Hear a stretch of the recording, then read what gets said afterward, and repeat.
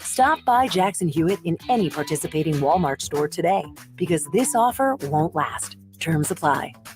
South Jersey's home of the Sports Bash with Mike Gill. Oh, I like that. Yeah, me too. WENJ HD Millville, Atlantic City. A town square media station serving all of South Jersey. This is 97.3 ESPN.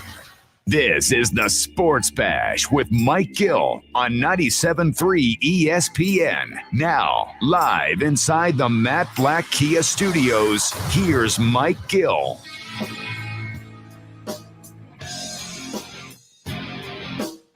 Josh Hennig live here on a Wednesday edition, hump day edition of the Sports Bash, filling in for Mike Gill here on 97.3 ESPN FM, the 97.3 ESPN mobile app, powered by First Bank of Sea Isle City. We have a busy show today ahead for you. More NFL news popping off that directly and indirectly involves the Eagles. Football at 4, Geoff Mosher will join the show at 4 p.m., but he put out a tweet with a report about an hour ago. We will get to Mike McGarry for the Press of Atlantic City. Nick Castellanos officially in a Phillies uniform, plus the Sixers hit the road to take on the Lakers. Yes, the two contenders for the scoring title play tonight. LeBron versus Embiid.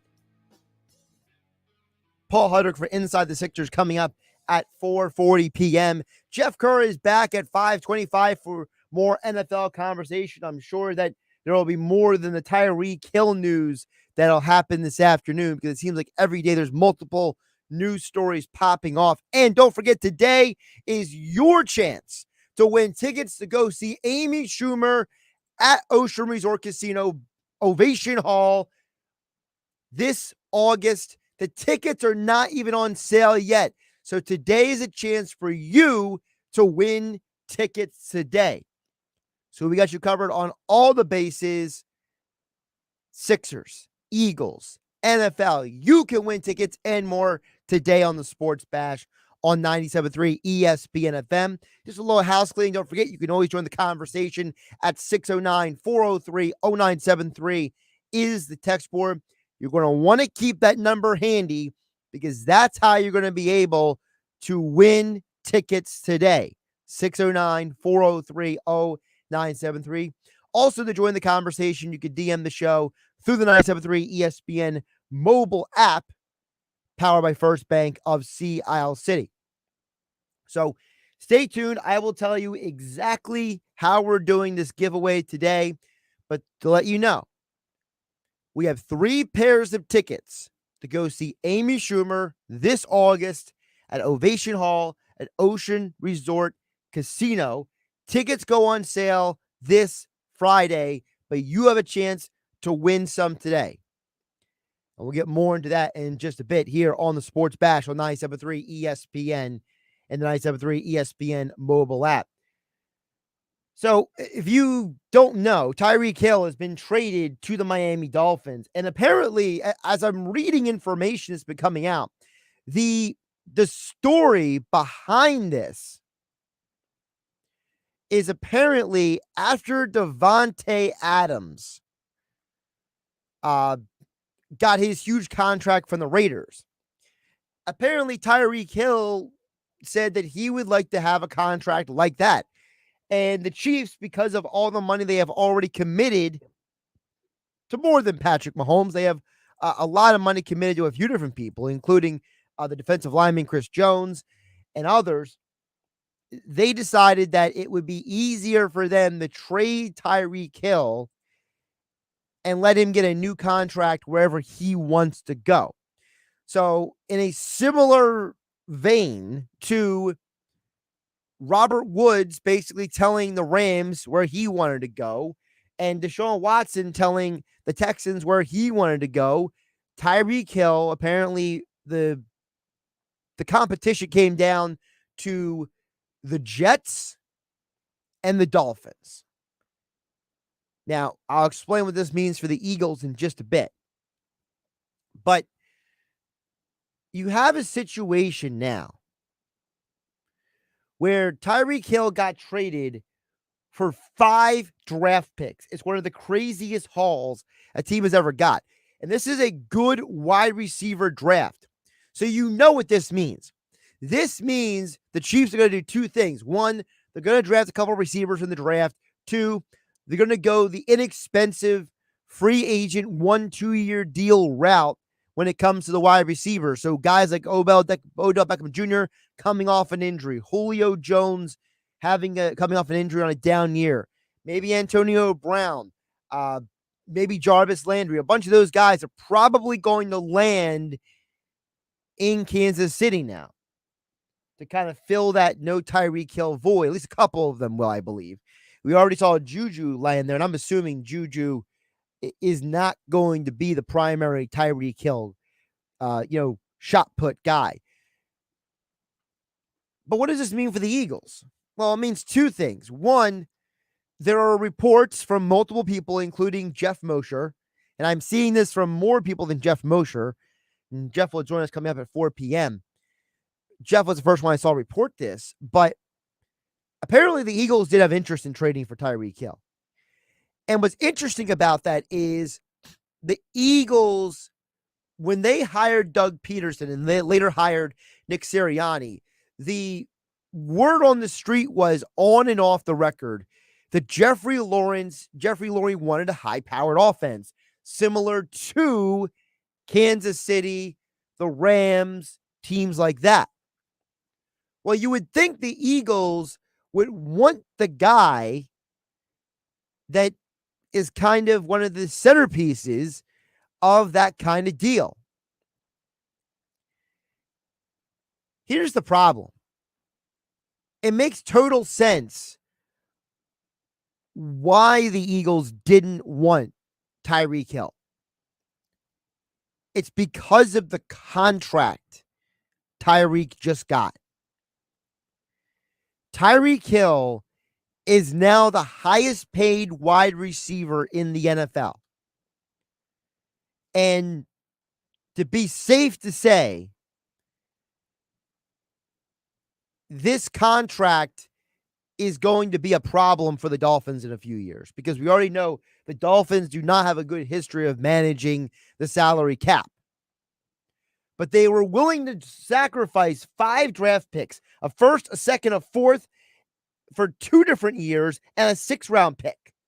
So in 2022, 1st round, 2nd round, 4th round, 6th round, and in 2023, 4th-round pick. That's a ton of draft capital, and you gave the dude the largest contract of any receiver in the NFL.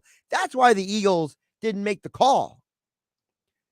This isn't about the Eagles, they should have gone after this guy. They should have done this. Because first of all, we don't even know if Tyreek wanted to come here. Apparently, Tyreek's choices came down to the Jets and the Dolphins. And I think it's fair to say that Miami having no state income tax probably played a part in it. And the other part that probably played in it is the Dolphins told him, we're going to give you a massive contract. And maybe a team like the Jets and plus the Eagles would not have done that. See, for better or worse, the Eagles are trying to avoid being one of these teams that handicaps the entire roster because of 1 or 2 guys. That's why they cut and re-signed Fletcher Cox, because his original contract was set to be a massive cap hit, a massive roster bonus that would have had to be paid. And now you don't have to pay all that money. So I don't think this is a problem for the Eagles. I think there's a bigger problem to be said, though. And that goes back to the conversation we were having yesterday with Jason Avant, with Geoff Mosher the day before, with Rob Motti. I'm noticing a pattern here. I'm noticing more and more people start circling back to the fact that Philadelphia is not a destination for players. There was a time that Philadelphia was a destination. There was a time that Philadelphia was the place to go. and not anymore. Now, it's turned into well, if I have to go there, I will. Or I like Nick Sirianni because I played for him. Or I like Jalen Hurts, so I guess I'll go there kind of attitude. And in a world where arguably the best receiver in the NFL last year, Cooper Kupp, is making about $6 to $7 million less than Davante Adams and Tyreek Hill, it feels like that wide receivers don't look at the Eagles as a place to get a big contract or to put up big numbers. Now, part of that might be because of the offense they ran last year. They got very heavy into the run game, and guys like Tyreek Hill and Robert Woods probably are not interested in being part-time blockers for an offense that may be a run-heavy offense. But in terms of money, do you really want to pay Tyreek Hill that much money and not be able to sign other guys, not be able to keep other guys on your team? And then if things don't work out with Tyreek Hill, you have this massive contract you're paying him, and you can't even do anything else. So it's a catch-22. On one hand, you want the Robert Woods, you want the Davante Adams, you want the Allen Robinsons, you want the Tyreek Hills. But when these guys either don't want to be a part-time blocker, which is apparently going to still be a staple of the Eagles offense because they signed Zach Pascal, and he's a very willing blocker, or you can't get the big money from the Eagles like you can get from Miami or Los Angeles because those teams have money they're willing to spend on the position more so than the Eagles. For better or for worse, this is the predicament you end up in. And it's not just the Eagles. Look what happened with Dallas. Dallas got rid of the most productive receiver they've had since the prime of Dez Bryant, since the 3-year run of Terrell Owens, since Michael Irvin. That's the list Amari Cooper's on in terms of productivity. You go through a 3-4 year period of most productive years in Cowboys wide receiver history in the last 40 years. The list is Michael Irvin, Terrell Owens, Dez Bryant, Amari Cooper. Dallas said, we don't want to pay that guy. We're going to move on from that contract. We're going to send him to Cleveland. That's Dallas. That's Jerry Jones, the irrational spender, basically turning around and saying, I don't know if I want to pay this guy. This is a philosophy shift in the NFL. Teams like the Eagles and the Cowboys would rather draft guys and cultivate in-house talent and try to get a hometown discount. Teams like Miami and Los Angeles are willing to go get a big name. And by the way, the Chiefs are part of that development too. Travis Kelce, Tyreek Hill, McCall Hardman. These are all guys that they developed. Now, I'm not saying that's the only way to do it, but apparently this is what they think is the best way, some of these teams. I don't know if it is or not, but that's the reality we're dealing with. We are dealing with a totally new world now where Philadelphia is no longer a destination like it was in the 2000s or even during the Doug Peterson era. When it was Chris Long and LeGarrette Blount and all those guys coming, and there's still time for Howie to maybe sign some more guys. But as I told you guys on Monday, signing Zach Pascal feels like a little bit of a letdown. And you heard former Eagles wide receiver Jason Avant say yesterday on Football at 4 that Zach Pascal is a situational guy. And I asked him, I said, he's now the most veteran receiver in that room. Can he actually fill the void of the veteran receiver to mentor the young guys? And Avant just came out and said, no. Just straight out. And Avant said, look, he's like, I like these Eagles receivers as people and as workers. He said, but this team needs more. And he explained, this team needs a certain style of receiver. And that fits into the other problem. Robert Woods, Tyreek Hill are more physically built like Devonta Smith and Quez Watkins and Jalen Reagor. You've heard me say it before.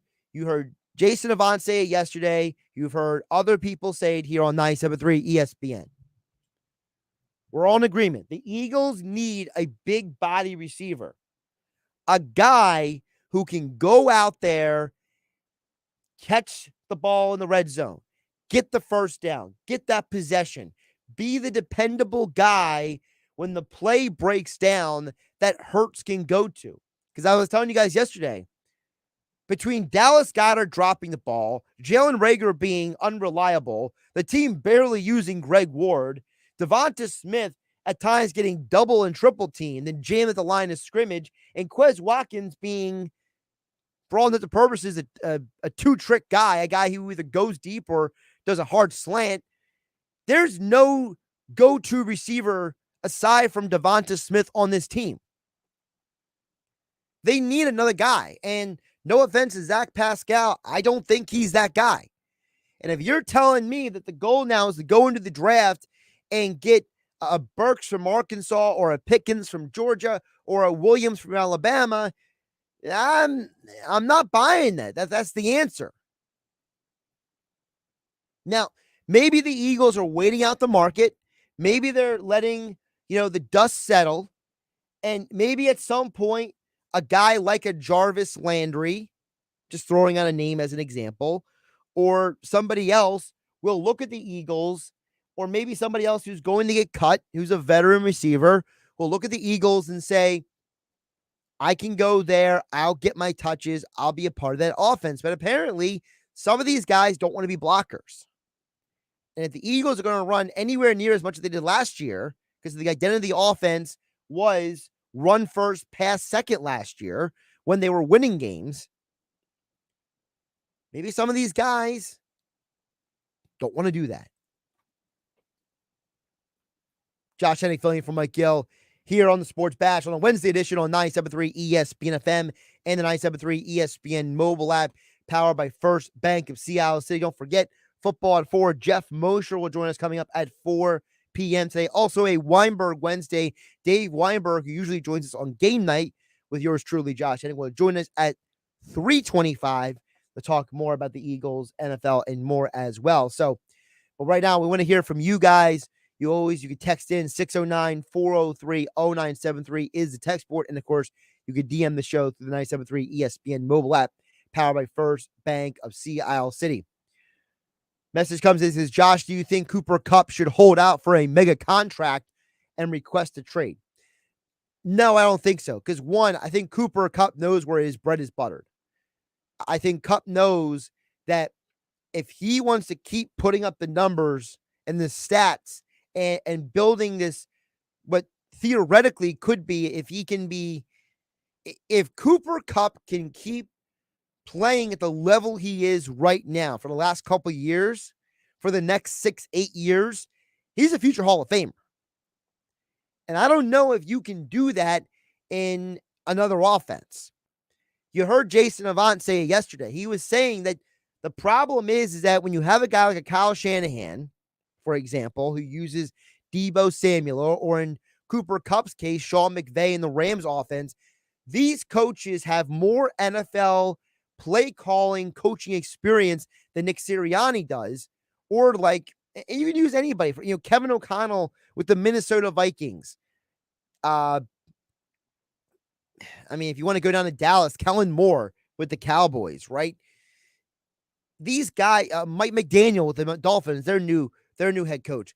These guys don't have the experience to put guys in a position to be successful as the Andy Reids, the Kyle Shanahans, the Sean McVays, and these other coaches do.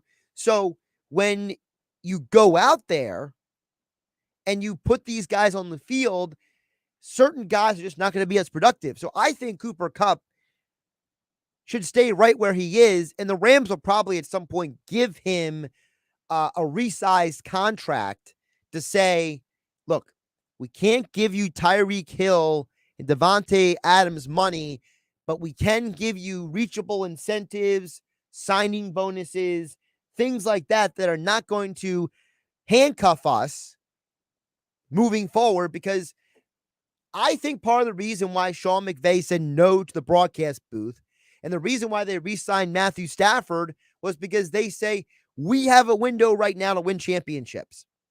And we're going to try to win as many championships, get as many rings, get to as many Super Bowls as possible while we have Aaron Donald on that D-line. Because the moment Donald retires or leaves the Rams, that team is going to have to hit a reload or a reset button. Because the moment he's not there, the defense is going to have to change. The offense is going to have to recalibrate. The offense is allowed to take risks because Donald allows them to take risks. He's arguably the best player on earth right now in football. You take him off of that team, they don't win the Super Bowl last year. They don't get to a Super Bowl a couple of years earlier and slow down Tom Brady for 3 or 4 quarters.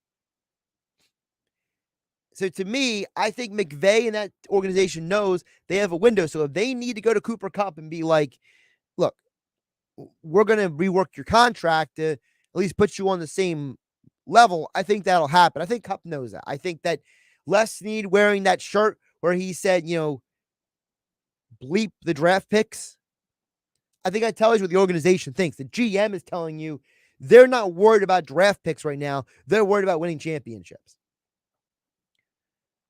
Another message coming in. Dan from EHT says, I think it's because the identity of the Eagles has changed. Hurts and the Eagles are a run-first team now. Hill would not be utilized to the best of his ability. Yeah, Dan EHT is right. And I think Hill knows that. The Eagles know that as well. I think the Eagles wanted Allen Robinson, and there's multiple people who reported that, and that Robinson considered the Eagles, but he went to the Rams because the Rams offered him more money.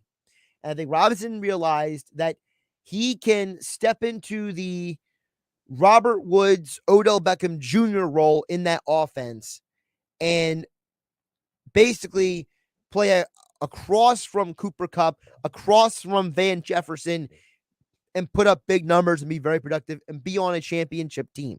The Eagles are a playoff team. They're not a championship team right now. The Eagles are not a player away from winning at any position. They're not a corner, safety, quarterback, running back, wide receiver, defensive end. They're not any one position away from being a championship team. They're a few players away. So for Robinson, I understand why he chose LA.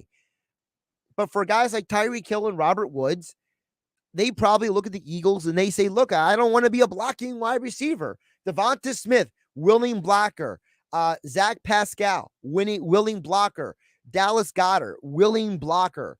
These guys are more than willing to get dirty with the other team and open up holes in the run game and deal with the side effects of having a mobile quarterback. Why was Russell Wilson so successful in Seattle? Not just because he's a future Hall of Famer, but because he had receivers like Tyler Lockett and Doug Baldwin, and then later DK Metcalf, who were willing to work in that offense and always kept looking back to the quarterback and be like, he's scrambling again. It's time to come back to the football. Some guys don't want to deal with that. Look at the Rams. The Rams offense is built around a stationary quarterback. Stafford, Goff. They're not real mobile guys. They only move they absolutely have to. Patrick Mahomes runs more than any Rams quarterback ever has. Even a team like the 49ers, they don't like their quarterback to be overly mobile. Now, that might change once they get Trey Lance under center, whenever that happens, because Lance is a guy who is going to escape the pocket more often than Garoppolo, Mullins, Beathard, fill-in-the-blank quarterback. So when you have a team that has a mobile quarterback, and then the next level is he's a quarterback who can legitimately run in the Jalen Hurts, Lamar Jackson type of category. Mitch Trubisky fits into that category. His best year with the Bears, he was a mobile quarterback. He had, 700 rushing yards that year. Certain wide receivers don't want to deal with that. Certain wide receivers want to look back at the quarterback and say, I'm going to run this route. You're going to put it on my hands. I'm going to get yards. I'm going to get touchdowns. Look at Davante Adams. He was playing with the best quarterback arguably in the NFL right now. But he said, I want to go play with my friend Derek Carr. Derek Carr is a lesser quarterback than Aaron Rodgers. But you know what Derek Carr does less than Aaron Rodgers? Holds the ball a little less. Runs a little less. Davante Adams, good friends with him. There's a lot of variables go into this stuff. All right, we'll get more of your messages throughout the show. Keep the text coming in. 609-403-0973 is the text board. You also can DM the show through the 97.3 ESPN mobile app. Thanks to First Bank of Seattle City. As I mentioned, keep the text number handy because today in the 3, 4, and 5 o'clock hours, I'm giving away a pair of tickets each hour to go see the award-winning comedian Amy Schumer. She's coming to Ovation Hall at Ocean Resort Casino Saturday, August 6th. Don't miss Amy Schumer at Ocean Resort Casino. Tickets are on sale this Friday at 10 a.m. at theoceanac.com. But today on the Sports Bash, you have a chance to win the tickets. I will tell you at the beginning of each hour to text in. At the end of each hour, we will announce one winner each hour for the tickets. So keep the text number handy. I'll let you know when to text in. You'll have a chance to win the tickets. One pair in the 3, one pair in the 4, one pair in the 5 o'clock hour today on the Sports Bash on 97.3 ESPN FM and the 97.3 ESPN mobile app, powered by First Bank of Seattle City. I'm Josh Hennig, filling in for Mike Gill here on the Sports Bash. From the first 4 to the final 4. Listen to the NCAA tournament on 97.3 ESPN. Buzzer beaters and bracketologists, leprechauns and green beer. One more nor'easter snowstorm. You know they're going to happen in March. You just don't know when. Oh, yeah, it's on at Matt Blatt Nissan. It's on at Matt Blatt Nissan. Every day, all month at Matt Blatt Nissan. New 2022 Titan trucks. $5,000 off. Plus, AJ, the trade man, will get you more for your trade. So you can drive a brand new Nissan with 0 down and pay 0% interest on every new Nissan in stock. Lease the all-new 2022 Nissan Frontier S 4x4 King Cab. Just $279 per month with 0 security deposit. Plus, with a Matt Blatt Nissan peace of mind, 4-day love it or leave it return policy. Only at MattBlattNissan.com.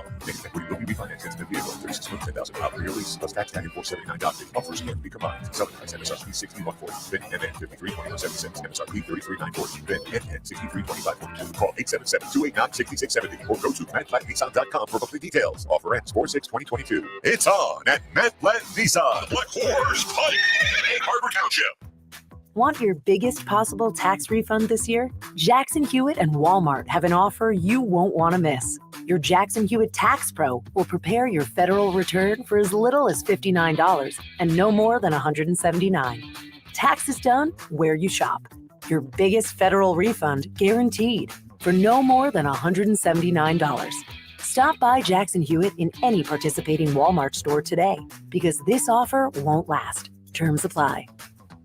Hey, Ray Magliozzi here. Have you ever cooked a really fine gourmet meal? Yeah, me neither. But I'm told it all comes down to the ingredients. And when I need ingredients to improve my car, the place I go is eBay Motors. Whether you roasted your last transmission, graded your current floor mats, or pureed your side view mirror on a lamppost, eBay Motors has the right parts at the right prices. 122 million of them. And by the way, if you recently fired up your grill, don't worry, eBay Motors has grills too. eBay Motors. Let's ride. When it matters, companies need more than just a delivery service. Cintas delivers full service and the reliability that comes with having a dedicated Cintas service rep who understands your business, which means they deliver confidence and peace of mind too. For uniforms, cleaning essentials, mats, first aid and safety supplies, and fire protection services, discover the personal attention you get with Cintas. Oh, I'm ready. Visit Cintas.com and get ready for the workday. Do you want the best for your car? Then fill up with premium at Circle K. Circle K Premium is our best fuel with double the cleaning detergent, protecting your engine from corrosion and damage so it can work at its best. And that, my friend, increases your mileage for more cha-ching in your pocket. Plus, when you fill up with premium at Circle K, you can save up to 20 cents per gallon. Offer valid Thursdays or Fridays at participating stores. For details, visit CircleK.com. Circle K. How convenient. Our Penny Days are back just in time for spring at JCPenney, and a new season brings spectacular savings. Stock up on essentials for your wardrobe and your home through Sunday. To show you how easy it is to file a claim with Geico, we hired a nature show host. In the native habitat of a suburban driveway, the poor victim of a broken windshield is left assessing his vehicle, utterly helpless. Well, not true. If he's got Geico, he can file a claim online, over the phone, or with his handy mobile app. But like a lone gazelle, he'll suddenly be left to fend for himself, awaiting his terrible fate. Nope. Geico will assign him a designated claims team to help him out, too. So the gazelle gets his car fixed and everything. Wow, nature is so cool. Geico. Great service without all the drama. Driving happy with Febreze car. You're driving home when, oh no, you hit the longest red light in town. What's this? You're smiling because your car smells amazing. You just installed a Febreze car vent clip. Ha ha! 5 weeks ago, with up to 40 days of consistent Febreze scent, those lights can stay red for as long as they'd like. Breathe happy, Febreze, la la la la la. With GMF financing, approved credit excludes Corvette. It's time for March markdowns at Bennett Chevrolet. All month long, Bennett's paying a minimum $8,000 for any trade. No joke. You'll get at least $8,000 for any old rundown rot box. Just get it here for a minimum $8,000 towards any pre-owned vehicle in stock. But this special offer is only during March markdowns. Got a good trade? Bring it to Bennett. Hey, if we're paying a minimum $8,000 for junk, imagine how much more you'll get for a good quality trade. Looking for new? There's no beating Bennett, because unlike other dealers, we're not selling over factory sticker. And there's 0% available financing. Plus, if you're stuck in a lease, bring it to Bennett. We can get you out early. Any make, any model. And remember, Bennett will buy yours even if you don't buy ours. Bring it in for a quick quote. No pressure or obligation. Just pure Bennett bliss. Because our non-commissioned sales staff is paid on your satisfaction, not how much you spend. Find new roads at Bennett Chevy, Egg Harbor Township, and BennettChevy.com. Now, back to the Sports Bash on 97.3 ESPN. Sports Bash being brought to you by AC Airport. Plan your spring break getaway now. Create memories that last a lifetime. Start with a nonstop flight from Atlantic City to Cancun, San Juan, and Miami. Book your low-cost flight today at spirit.com. Still to come on the show, Mike McGarry from the Press of Atlantic City joins us coming up at about 10 minutes from now. Dave Weinberg for a Weinberg Wednesday at 3:25 p.m. Football at 4 with Geoff Mosher, powered by the Inside the Birds podcast. Inside the Sixers with Paul Hudrick at 4:40 p.m. And Jeff Kerr from CBS Sports Talk NFL at 5:25. Of course, we'll check in with you guys at say at 609-403-0973 on the text board. And of course, you can DM the show through the 973 ESPN mobile app, powered by First Bank of Seattle. And of course, in the 3, 4, and 5 o'clock hours, we will be giving out pair of tickets to see Amy Schumer this August before the tickets go on sale. Ocean Resort, Ovation Hall. Tickets go on sale this Friday at 10 a.m. at theoceanac.com, but you will have 3 chances today to win tickets here, thanks to Ocean Resort and the Sports Bash on 97.3 ESPN. You know, I'm looking at some of the details right now about, this trade and seeing the Dolphins give up 5 draft picks is insane. The Dolphins are basically trying to be like the Rams here. They're trying to mortgage their future to win now. The problem for the Dolphins is I think the Dolphins don't understand they're not much different than the Eagles, except they didn't make the playoffs last year. They're not a player or 2 away from winning a championship. So they can go out and beef up their offensive line and overpay for Teron Armstead and bring in Tyreek Hill, but they're not the Rams. They're not a team that's shown they can get to the Super Bowl yet. They're not a team that's a player or 2 away. The Dolphins are making the postseason next year, but they're not winning the Super Bowl. I think that some of the Dolphins are trying to prove that it's like we got rid of Brian Flores so we could be winners, and it's like I'm almost hearing like the Mike Singletary thing from about 12 years ago or 14 years ago. I want winners, Dolphins trying to prove to everybody that they're serious about winning, and then when they don't win anything, you have a bunch of disgruntled guys making a lot of money. The NFL is a copycat league. Everybody sees the Bengals and the Rams. They're all trying to be like them. And it's like, I get it. Everybody sees something, they want to replicate it. The problem is that not everyone's situation is the same. Not everybody has a Sean McVay at head coach. Not everybody has a Joe Burrow at quarterback. Not everybody has an Aaron Donald at the defensive line. We're acting like this is a plug-and-play situation. This isn't basketball where any team that's got LeBron James might have a chance to make the postseason. Not every team that's got Kevin Durant or fill-in-the-blank player is going to have a chance to contend for a title in the Eastern Conference. No, this is the NFL. The NFL's got a ton of moving parts. Look at the Phillies. The Phillies have spent the amount of money on Schwarber and Castellanos that the Rockies are paying the Chris Bryant.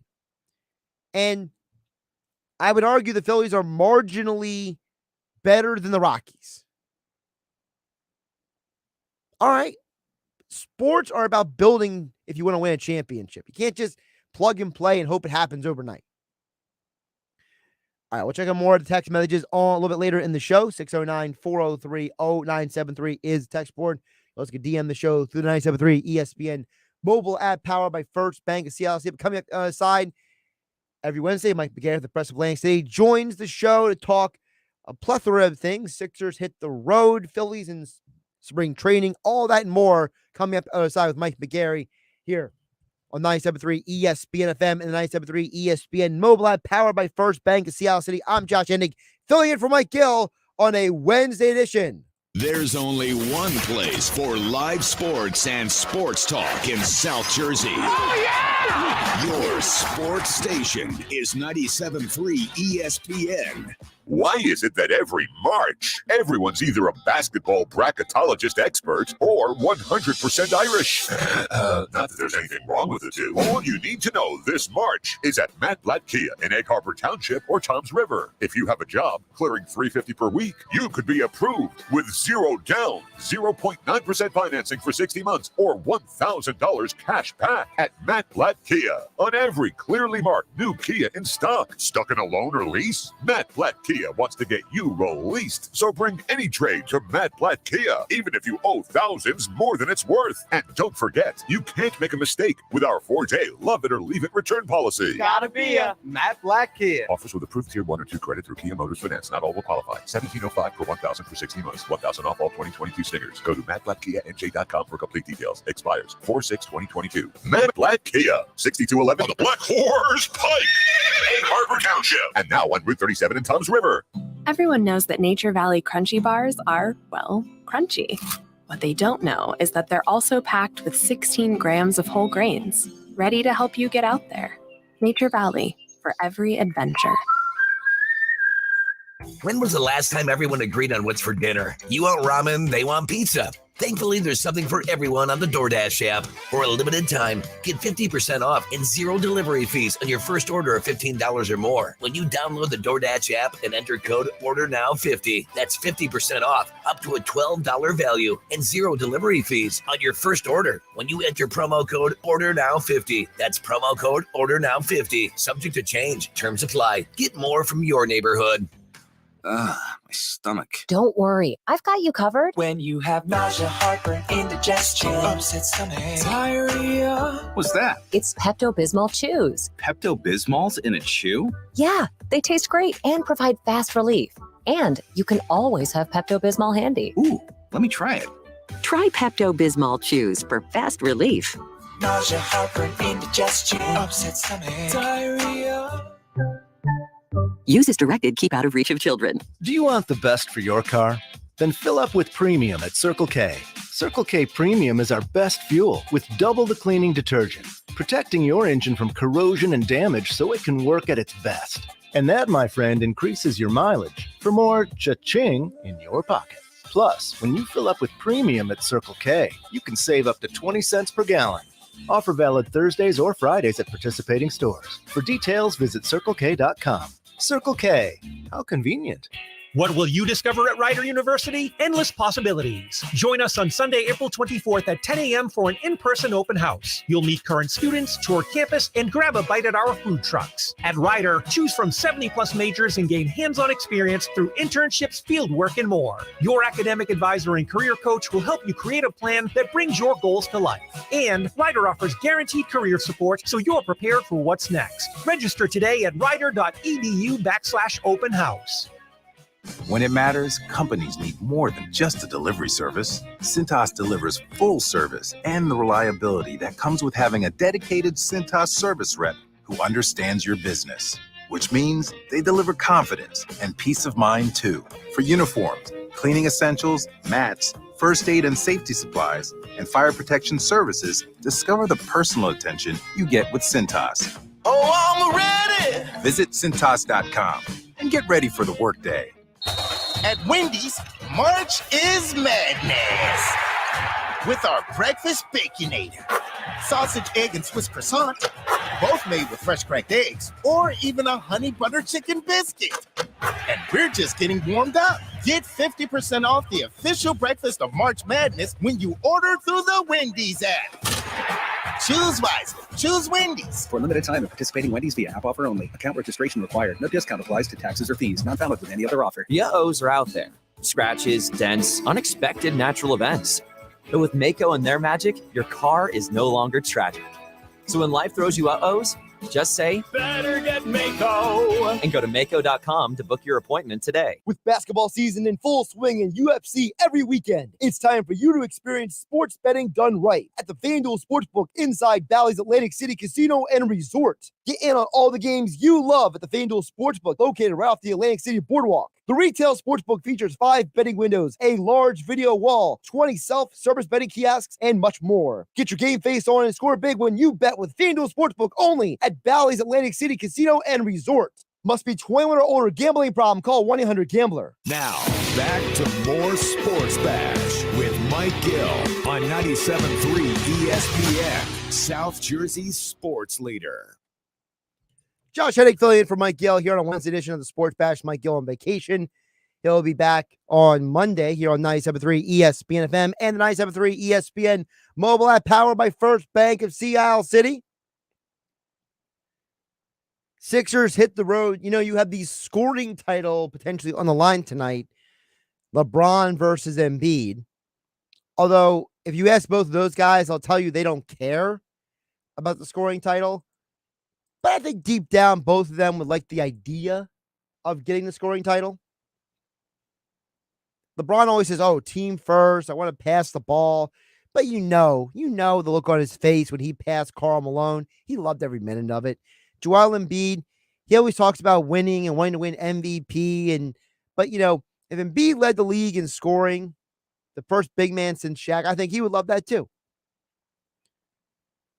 Mike McGarry of the Press of Atlantic City joins us right here on 97.3 ESPN FM and the 97.3 ESPN mobile app. Mike, how you doing today? Hey, Josh, I'm doing fine. How about yourself? I'm doing well. And, you know, what do you think about this? The people on the television are making a big deal about, Embiid versus LeBron for the scoring title. And I think both guys will dismiss it, but I think deep down, both of them would like the title. Yeah, I think they would too. I think they like it on their resume. LeBron at his age to lead the NBA in scoring would really be remarkable. And for Embiid, again, for a center to do it, like you said, it would be very unusual and would be a notch on his resume that, and let's face it, Embiid has done a lot of things, but that resume is pretty blank right now. There's a couple of all NBAs, a couple of all defensive teams, but there's no MVPs, there's no championships, there's no Eastern Conference final appearances. So, he's got a pretty light resume when you look at it, actually. So I think they would both like it. And, the rest of the stuff is just, it's a Wednesday night in the NBA, we're a day before the NBA kind of goes back into the clouds again for the weekend while March Madness emerges again. And I think you're looking at a way to pump up a Wednesday night game in the NBA, and this is as good as ever. We saw the Sixers have a 16-point lead With Embiid and Harden, they lost Sunday. Next day, Embiid and Harden sit. And Mike, I said it the next day. I was wrong. I thought the Sixers were going to get crushed by the Heat on Monday night. Instead, they find a way to win the game. I mean, even Doc Rivers said his coach was looking at him like he was nuts when he had Korkmaz, the first guy off the bench. But the combination of Korkmaz and Maxey and Shake Milton, they found a way to get it done. Yeah, one of the things I'm thinking about this week, in my must-win column that be online tomorrow and in the paper on Friday is touch on a couple of issues. And one of them, Josh, is I don't know what the NBA regular season means anymore. I mean, it's I don't want to say it's absolutely meaningless because obviously you have to win a certain amount of games to get into the playoffs. But, I think you get to a point where you just can't make any judgments on it. You don't know what's going to happen. Guys play, guys don't play. You would think absolutely right that the Sixers without Harden and Embiid would lose to Miami. They win that game and lose on Sunday night with Harden and Embiid. Does that mean the Sixers should bench Harden and Embiid and play Korkmaz all the time? Obviously not. So, and I think it's a little bit of an issue for the NBA. Is, I don't know what, already at 82 games, you're running into some, devaluing of your product a little bit too. It's almost at a point to me where you just can't make any judgments off this regular season. I mean, get me to the playoffs, and that's when we'll see what the real story is, because you don't know how these teams, I'm not sure everybody's at 100% trying to win every night. And even when they're not at 100%, they still might win. So I think it's a big problem. I can't make any judgments off the NBA regular season. I mean, wake me up when the playoffs start. Well, that's a huge problem right there, Mike, because you just said wake me up when the playoffs start. The NBA is a long season. I mean, you're talking about starting in October and finishing in the summer.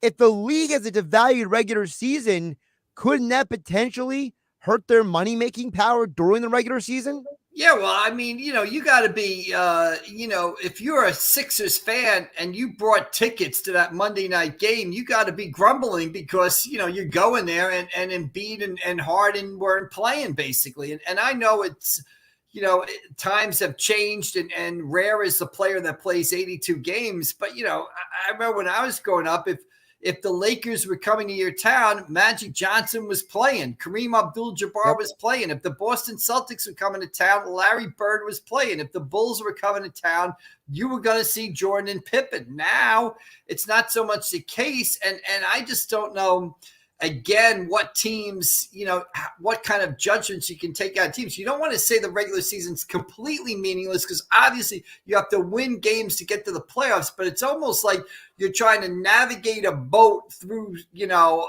choppy waters or run a race just to get to a point where you're about 2 miles from the finish line, and then you're in position to try to out-sprint everybody. I mean, I guess the idea is to try to win enough and arrive with everybody as healthy as they can in the playoffs to be ready for the playoffs. But I don't know if you can make any judgments on whether or not, how the Sixers are going to play in the playoffs based on how they played Sunday night, based on how they played Monday night, or based on how they played tonight. I don't think you can make any judgments at all until you actually get to the playoffs and see them play. Mike McGarry from the Press of Atlantic City joining us here on a Wednesday edition of the Sports Bash on 97.3 ESPN. Josh Hennig filling in for Mike Gill here. Mike, you mentioned about the NCAA tournament. Obviously, we're just about 28 hours away from the next round of games, and there's some local flavor in there. Obviously, St. Peter's up there in Jersey City going to Philadelphia. They won the MAC at Atlantic City. You have a lot of situations where people are going to be keeping an eye on the Blue Bloods, like your North Carolinas and stuff.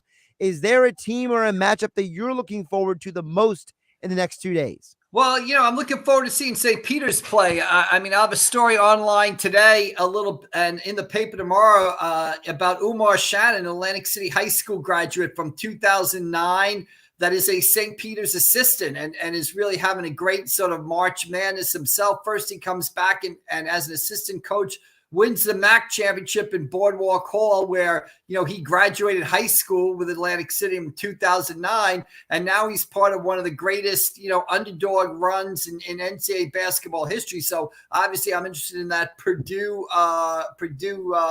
game on Friday night, and the whole East Regional. I think the other side of it is fascinating. You got two, like you said, blue bloods in North Carolina and UCLA facing off in the other half of the bracket, and then obviously Villanova, Arizona, Gonzaga. Like to see how those teams do this weekend. Villanova to me is especially fascinating because they seem to be able to walk the line between getting players who are talented, but players not so talented that they leave after 1 year and you're basically replacing the team every year. I think what you're seeing is that one and done model does not lead to a lot of tournament success. So Villanova has walked that line where they've got talented players, but they stay 3-4 years and they're able to win with that. And then, of course, Duke, let's see what happens with Coach K and his career basically this weekend. Yeah, I mean, listen, I've put it out there before, but I'll say it again. Coach K is a legend and all that stuff, but I can't wait for him to lose just so we can stop talking about, could this be the last game? This is the last year. This is like, we get it. It's the last one. I get it. Like, at some point, it is the last one, but I'll tell you what, that game with Michigan State was played at a pretty high level on a great Saturday game. Afternoon at 5:00. It was a tremendous game. So, I'm kind of interested in see what they do against Texas Tech and that sort of defense. And then I guess they're in the West with Gonzaga on the other side. So, and Gonzaga, of course, rallied against Memphis in that game where, again, as I said Monday, Larry Brown begging Penny Hardaway to call a timeout there on the bench and Penny ignoring him, and Arizona, Gonzaga able to rally. So I think you really got a fascinating, another 4 days of basketball coming up here with the storylines that we just hit on right there. Mike, people following you on Twitter at AC Press McGarry, they saw the video and the pictures over there at the Rutgers Pro Day. Bo Melton, Isaiah Pacheco getting ready for the NFL. Both of them had tremendous performances at the Combine, and it seemed like from everything I've seen from what you wrote and what everybody else said that it looks like that they basically kept the ball rolling in terms of getting themselves more and more interest from these NFL teams. Yeah, I was up in Piscataway yesterday for the Rutgers Pro Day, and like you said, great to see Bo and Isaiah Pacheco in action up there getting ready for the NFL draft. I don't know when they'll be drafted, but like you said, there are times in the 40 at the Combine. I think Bo was 4.34. I think Isaiah was 4.37. As Greg Schiano said yesterday, those times follow you the rest of your life, and those times are pretty fast. And I believe that both of them, I don't know where they're going to get drafted or if they're going to get drafted, but I believe both of them will be on NFL rosters next season. Greg Schiano said one thing about Bo Melton is he has the speed, and when he has the ball in his hands, he runs like a running back, even though he plays wide receiver. So that's in his benefit. He's also a versatile player. Think kick returner, punt returner type of guy, even though he didn't do that at Rutgers because he was their best wideout. And then, of course, Isaiah Pacheco, running back, you see a guy that, can carry the ball, can catch the football, and can also play on special teams. So I think, when the NFL season kicks off next September, both of those guys will be on, on NFL rosters. I don't know how they're going to get there, what round they're drafted in. Do they sign as free agents, etc.? But I think both of them are going to be playing in the NFL, that first Sunday when the season kicks off next September. The interesting thing, Mike, is that both of them needed the Combine in their pro day to help them because of the fact that, no offense to Rutgers, but aside from those two guys, the offense stinks up there. So, their quarterback situation at Rutgers has been a dumpster fire for the last few years. So you could argue that if anybody needed these pro days and these combines and these interviews in Indianapolis, it was guys like them who are talented, phenomenal athletes who are coming from a team whose offense basically makes Holy Spirits look like the best in the state. Yeah, I mean, I think what you hit on there, too, is the offensive line, especially in Pacheco's case, was rough. Tough to gain a lot of yards running when your offensive line is maybe not Big Ten caliber. And you could argue that of that Rutgers football team, the line play was the weakest when you compare it to the other Big Ten teams, especially the offensive line play. So, that's what the Combine's about, right? They were able to showcase their skills, and they took full advantage, and great for them. And they're just part of what's been a great sort of, year so far for local high school alumni. We had Clark Harris of Southern Regional go to the Super Bowl with the Cincinnati Bengals. He's the longtime Cincinnati long snapper. We've got Umar Shannon of Atlantic City, assistant coach, with St. Peter's on this run through the NCAA tournament, as we mentioned before. We've got Pacheco and Bo Melton sort of preparing for the NFL draft and creating a stir at the Combine. We've got Ashun Asuni last night of St. Bonaventure being the number one play on SportsCenter's top 10, making that block and getting St. Bonaventure to the NIT semifinals. So it so far has been a great sort of active season for a lot of alumni of local high schools. I guess we're putting a lot of pressure on Mike Trout and see what he can do this summer. He's Mike McGarry from the Press of Atlantic City. Follow him on Twitter at AC Press McGarry. Check out all of his sports coverage over at thepressofatlanticcity.com. Mike, appreciate you jumping on. We'll talk to you Friday. All right, we'll see you Friday, Josh. Thanks.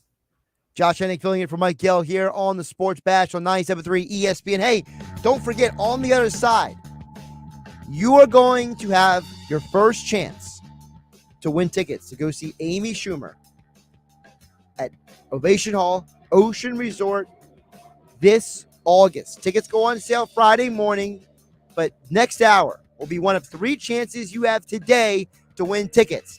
Keep it to the 97.3 ESPN FM, the 97.3 ESPN mobile app to find out more on the other side. It's Sixers basketball tonight on 97.3 ESPN with the voice of the 76ers, Tom McGinnis, calling all the exciting play-by-play action. It's good! Embiid pours in a 3, and the 76ers have gone in front by 3. The Sixers are in L.A. to face the Lakers. Coverage begins at 10 p.m. Philadelphia 76ers basketball on your radio home of the Sixers in South Jersey, 97.3 ESPN. Buzzer beaters and bracketologists, leprechauns and green beer. One more nor'easter snowstorm. You know they're going to happen in March. You just don't know when. Oh, yeah, it's on at Matt Blatt Nissan. It's on at Matt Blatt Nissan. Every day, all month at Matt Blatt Nissan. New 2022 Titan trucks. $5,000 off. Plus, AJ, the trade man, will get you more for your trade. So you can drive a brand new Nissan with 0 down and pay 0% interest on every new Nissan in stock. Lease the all-new 2022 Nissan Frontier S 4x4 King Cab. Just $279 per month with 0 security deposit. Plus, with a Matt Blatt Nissan Peace of Mind 4-day love it or leave it return policy. Only at MattBlattNissan.com. Next equity will be refinanced into the vehicle. 36 months, 10,000 miles per year lease. Plus tax tag and $479. Offers can be combined. Selling price MSRP 6140. Then NN 532176. MSRP 33940. Then NN 632542. Call 877-289-6670 or go to MattBlattNissan.com for complete details. Offer ends 4/6/2022. It's on at Matt Blatt Nissan. Black Horse Pike in Harbor Township. Driving happy with Febreze car. You're driving home when, oh no, you hit the longest red light in town. What's this? You're smiling because your car smells amazing. You just installed a Febreze car vent clip. Ha ha! 5 weeks ago, with up to 40 days of consistent Febreze scent, those lights can stay red for as long as they'd like. Breathe happy Febreze. La la la la la. Want your biggest possible tax refund this year? Jackson Hewitt and Walmart have an offer you won't want to miss. Your Jackson Hewitt Tax Pro will prepare your federal return for as little as $59 and no more than $179. Taxes done where you shop. Your biggest federal refund guaranteed for no more than $179. Stop by Jackson Hewitt in any participating Walmart store today because this offer won't last. Terms apply. If you suspect you have mold in your home, water damage in your basement or crawl space, or a foundation problem, call Perfect Basement. If you're selling your home, address the problems before your buyer discovers them. Perfect Basement provides free, no-pressure inspections for waterproofing, mold remediation, and foundation repair. They're family-owned in South Jersey, licensed and certified, and accredited by the Better Business Bureau. Visit perfectbasement.com and check out their exclusive price guarantee and great reviews. That's perfectbasement.com. Research shows people remember radio ads that remind them of the past. So to help you remember that Liberty Mutual Insurance Company customizes your home insurance so you only pay for what you need, here's an ad that'll really take you back. Back in my day, I heard a voice from the radio say, Liberty Mutual customizes my home insurance so I only pay for what I need. I'm getting on in years now, but heavens to Betsy, there are some things an old fella like me just never forgets. Only pay for what you need at libertymutual.com. Liberty, liberty, liberty, liberty. March is the best time to buy your new cowboy boots during Boot Trade Month at Cowtown Cowboy Outfitters. Cowtown Cowboy Outfitters has the largest selection of cowboy boots in the area. You won't believe their huge inventory, including the best cowboy boots like Ariat, Justin, Corral, Tony Lama, and more. Cowtown Cowboy Outfitters has cowboy boots for the entire family. All month long, save $25 on your purchase of boots when you trade in your old boots. Plus, each week you can win a free pair of boots. For more details, go to cowtowncowboy.com. Taco Bell presents a get-out-of-bedtime story. It's time to wake up from this amazing dream, even though you're jet skiing on lemonade. How extreme! And oh, look at that, you just won the lottery. Is that a castle? Take the keys, it's your property. What's better than swimming in space? Just wait for the big reveal. It's Taco Bell breakfast and it's actually real. So it's time to wake up and bid your dreams farewell, because toasted breakfast burritos are waiting for you, only at Taco Bell. At participating Taco Bell locations near you during breakfast hours only. Tyndall Auto Plaza has the area's largest selection of pre-owned vehicles of all makes and models, with over 170 pre-owned vehicles on their huge 100-acre lot. Everything from sporty coupes to SUVs to trucks. Tyndall offers the area's best buying experience, easy and hassle-free, with 60 years of customer satisfaction and community service. Discover why Tyndall customers are so loyal. Shop for your next pre-owned vehicle at Tyndall Auto Plaza, exit 10 of the Parkway, Stone Harbor Boulevard, or online at KindleAutoplaza.com. With all the sports we have, every time of the year is the best time of the year. And the crowd just buzzing with excitement. On 97.3 ESPN, WENJ, WENJ HD, Millville, Atlantic City, a Town Square media station. This is the Sports Bash with Mike Gill on 97.3 ESPN. Now, live inside the Matt Black Kia Studios, here's Mike Gill. Josh Hennig, affiliate for Mike Gill, Wednesday edition, second hour of the show, 97.3 ESPN FM and the 97.3 ESPN mobile app, powered by First Bank of Sea Isle City. Still to come, Dave Weinberg for a Weinberg Wednesday. Join us coming about 25 minutes from now here on 97.3 ESPN. Football for Geoff Mosher, powered by the Inside the Birds podcast, InsideTheBirds.com. Sixers talk with Paul Hudrick at 4:40 p.m. More NFL talk with Jeff Kerr from CBS Sports at 5:25. But right now, your first chance to win a pair of tickets to go see award-winning comedian, actor, director, producer Amy Schumer. She is coming to Ovation Hall at Ocean Resort Casino Saturday, August 6th. Amy Schumer will be bringing her latest comedy tour over there. You've probably seen her comedy skits on Netflix. You've seen her in movies like Trainwreck. If you're unless you hate LeBron, then you didn't see Trainwreck. But if you saw Trainwreck, you saw Amy Schumer in it. She's all over the place. This is a chance for you to see her tour. Tickets go on sale this Friday at 10 a.m. at theoceanac.com. But right now is your first chance to win tickets. Each hour, I'm going to give away a pair of tickets. So one pair this hour, one pair next hour, one pair the hour after that. So you have the number, 609-403-0973. Text in Amy Atlantic City with your name, and you have a chance to win a pair of tickets to go see Amy Schumer. Where tickets even go on sale. Tickets go on sale this Friday. This hour is your first chance to win. Text in to 609-403-0973. Amy Atlantic City with your name.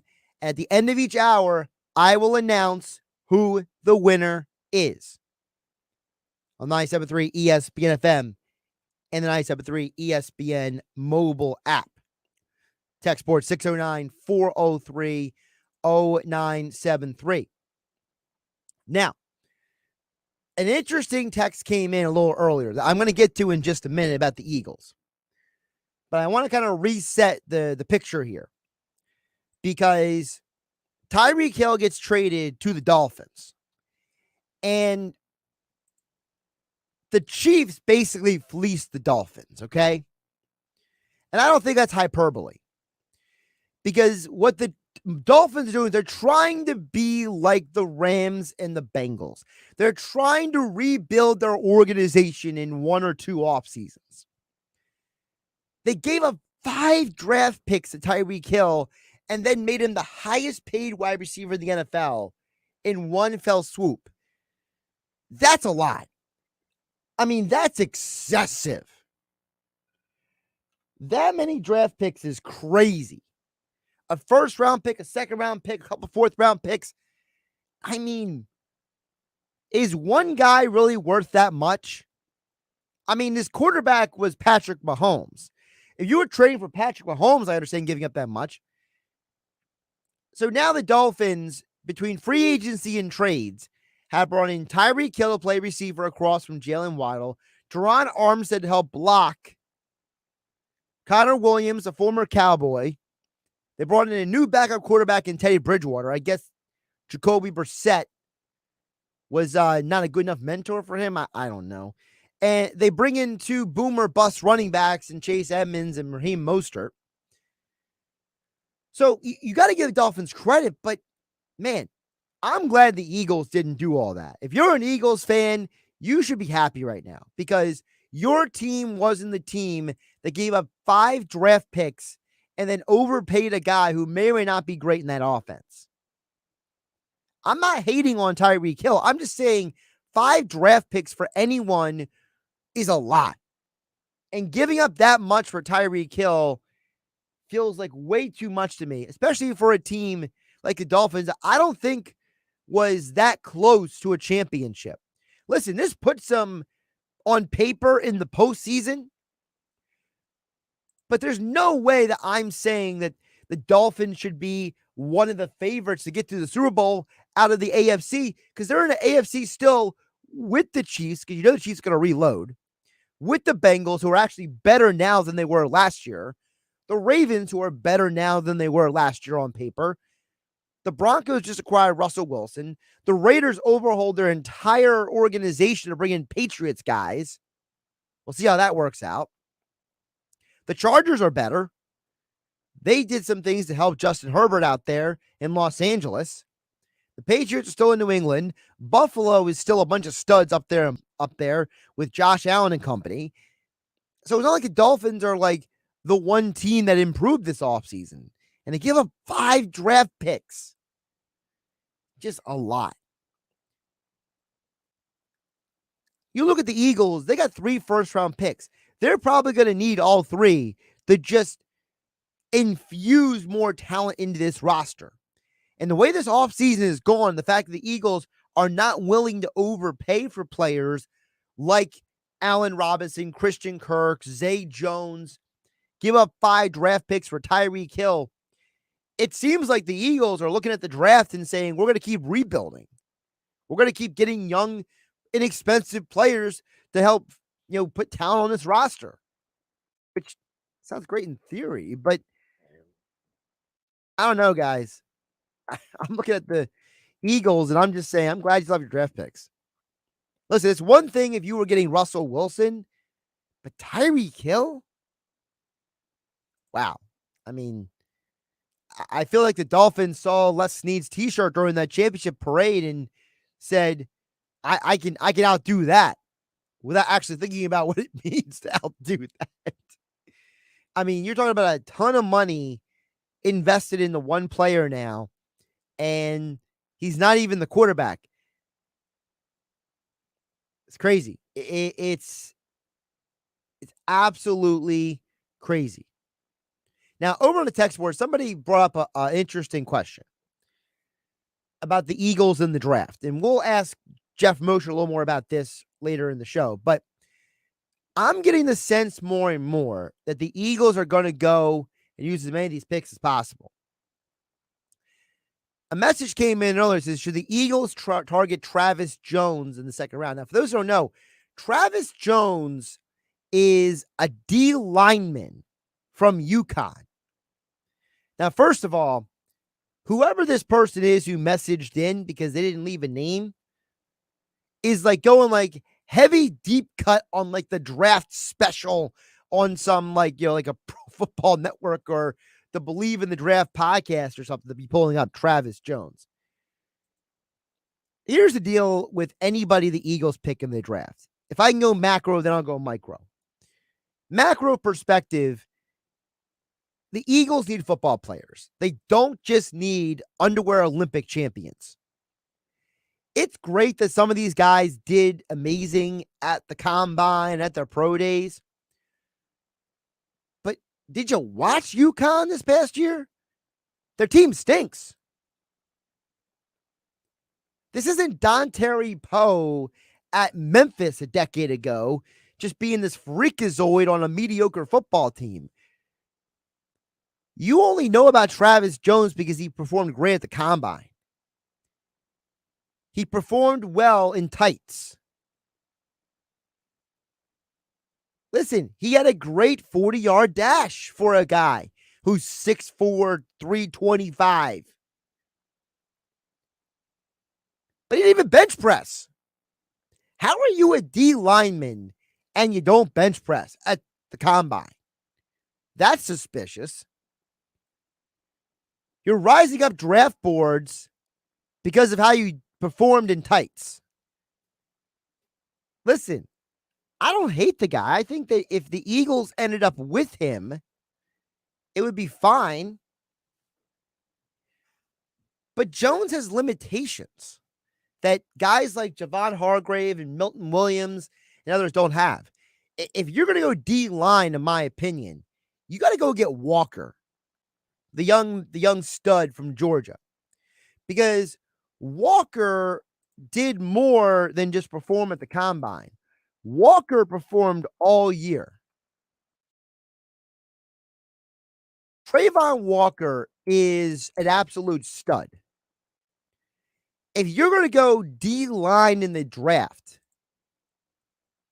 Travis Jones is not the first guy I'm thinking of. If you can get Trayvon Walker in the first round, he's your eventual replacement for Fletcher Cox. Hands down. First of all, Walker is bigger, height-wise, than Jones. He's more athletic than Jones.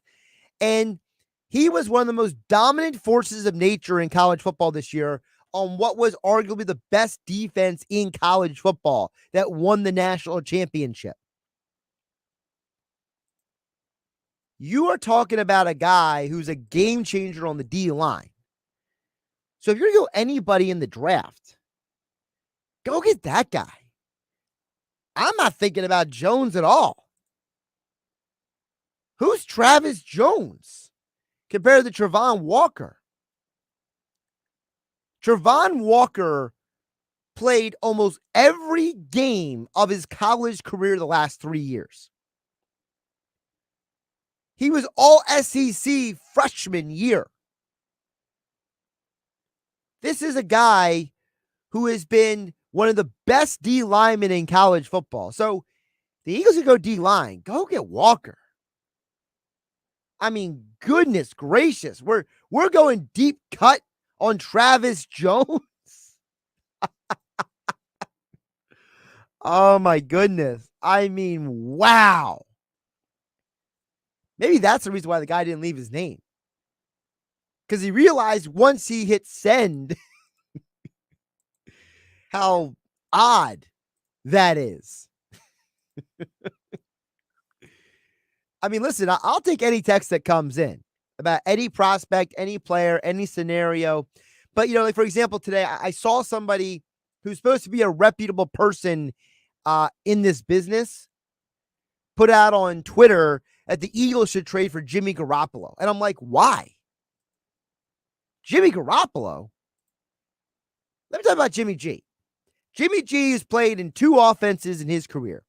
He played for the Patriots under the Belichick and McDaniel system, and he played for Kyle Shanahan in San Francisco. You know what both those offenses have in common? They're built around quarterbacks who stay in the pocket and work the ball to receivers in a system that gets their receivers open.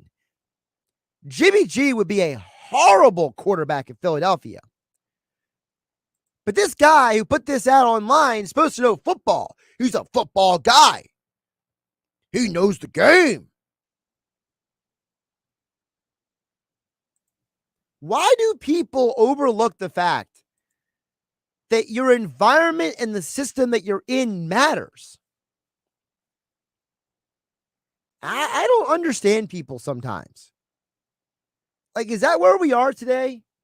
We just put out sensational tweets and sensational comments and sensational hot takes without any recompense or realization for how logical or illogical something is? You think Jimmy Garoppolo, a guy who has been throwing to Deebo Samuel and George Kittle in San Francisco, and before that was throwing to Julian Edelman and Gronk in New England, is going to come to Philadelphia? A guy who's been injured off and on his entire career and is going to be this significant upgrade over Jalen Hurts? Have you watched Kyle Shanahan's offense? It's nothing like Sirianni's. It's nothing that they're doing in New England. I've heard multiple people say this, not just Jason Avant yesterday on Football at 4.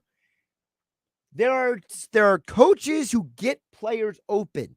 Their scheme is built around putting the ball in the playmaker's hands and getting guys open. Nick Sirianni said himself last year, he wants wide receivers who know how to get open. That's Sirianni's way of telling you he's depending on players to win him games, not his own scheme. And I'm supposed to sit here and be like, yeah, Jimmy G, let's bring him on in.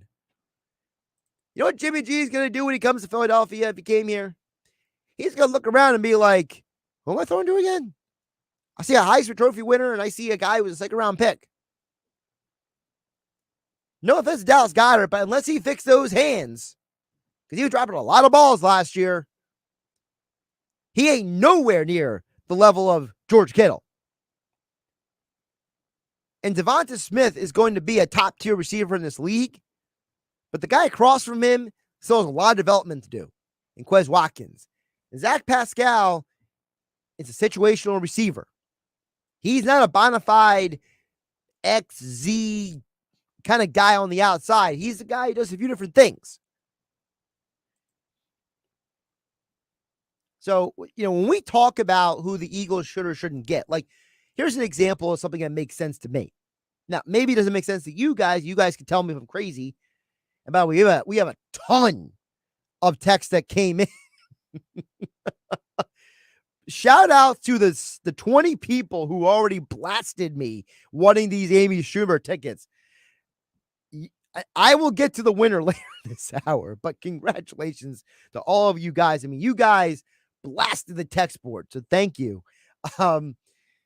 But you guys can chime in as well on the football stuff at 609-403-0973 and on the 973 ESPN mobile app powered by First Bank of Seattle City. To me, for example, a guy that we talked about earlier, Bo Melton. I think Bo Melton could be the guy who should replace Jalen Reagor on this roster. I think the Eagles should go into the preseason, try to amplify Reagor's potential a little bit, trade him to some other team to get like maybe like a 4th round pick, and then draft Bo Melton to be a new receiver for depth and maybe be a slot guy, because I trust Bo Melton's hands more than I trust Reagor's hands. And I trust Bo Melton to go out there and be a go-getter right now more than I trust Reagor. Reagor's got talent. And I've heard multiple people say that if you put Reagor on a team like Kansas City or San Francisco, they'd find ways to get him the ball and make him productive, because he's not doing it in Sirianni's system, and he didn't do it with Doug Peterson. So that's a guy that you want to go deep cut in the draft. Okay, Bo Melton. That'd be a great story too. Local guy, South Jersey, now on the Eagles. Guys like him and Corey Clement, they're great stories. I'm all for that. Travis Jones. I mean, that guy literally messaged in Travis Jones. Over on the text board at 609-403-0973, Phil chimes in and says, Juju better bring his A game. Replacing Tyreek Hill is going to be tough, and I wholeheartedly agree, and I'm glad the Eagles stayed away. Too much capital apart for Tyreek Hill. Andy likely will be able to trade up for a receiver now. That's from Phil. Yeah, Phil, I think Andy Reid is smiling right now. I think he realizes that he's going to be able to go in the draft and get whoever he wants. He might walk out of that draft with 3 receivers, honestly. I mean, with the draft capital that they got and the number of receivers that everyone likes in this draft, there's a possibility that Andy Reid in the first few rounds walks out of that draft with 2 receivers. And one of them may be the Alabama kid coming off the injury, Jamison Williams. I can see Andy Reid getting Williams in the first round, so that way you have the extra year of control of him under a contract, and the second round going getting someone like Dotson from Penn State. And then they're probably going to sign somebody. There's talk they're going to sign Marquez Valdez-Scantling to be a receiver. There's rumors that OBJ might be interested in going to Kansas City. There's rumors that Jarvis Landry might go to Kansas City. Kansas City's going to be fine. Tyreek Hill leaving is all right. It's not the end of the day. They're going to be just as fine. But again, if you are the person who's supposed to know football and you're getting up on Twitter and saying the Eagles should have traded for Tyreek Hill because they had the draft capital and they had the money to spend, then you really think the Eagles are a player away from winning a championship. You're nuts. There's nobody in their right mind who thinks the Eagles are a Tyreek Hill away from getting to the Super Bowl.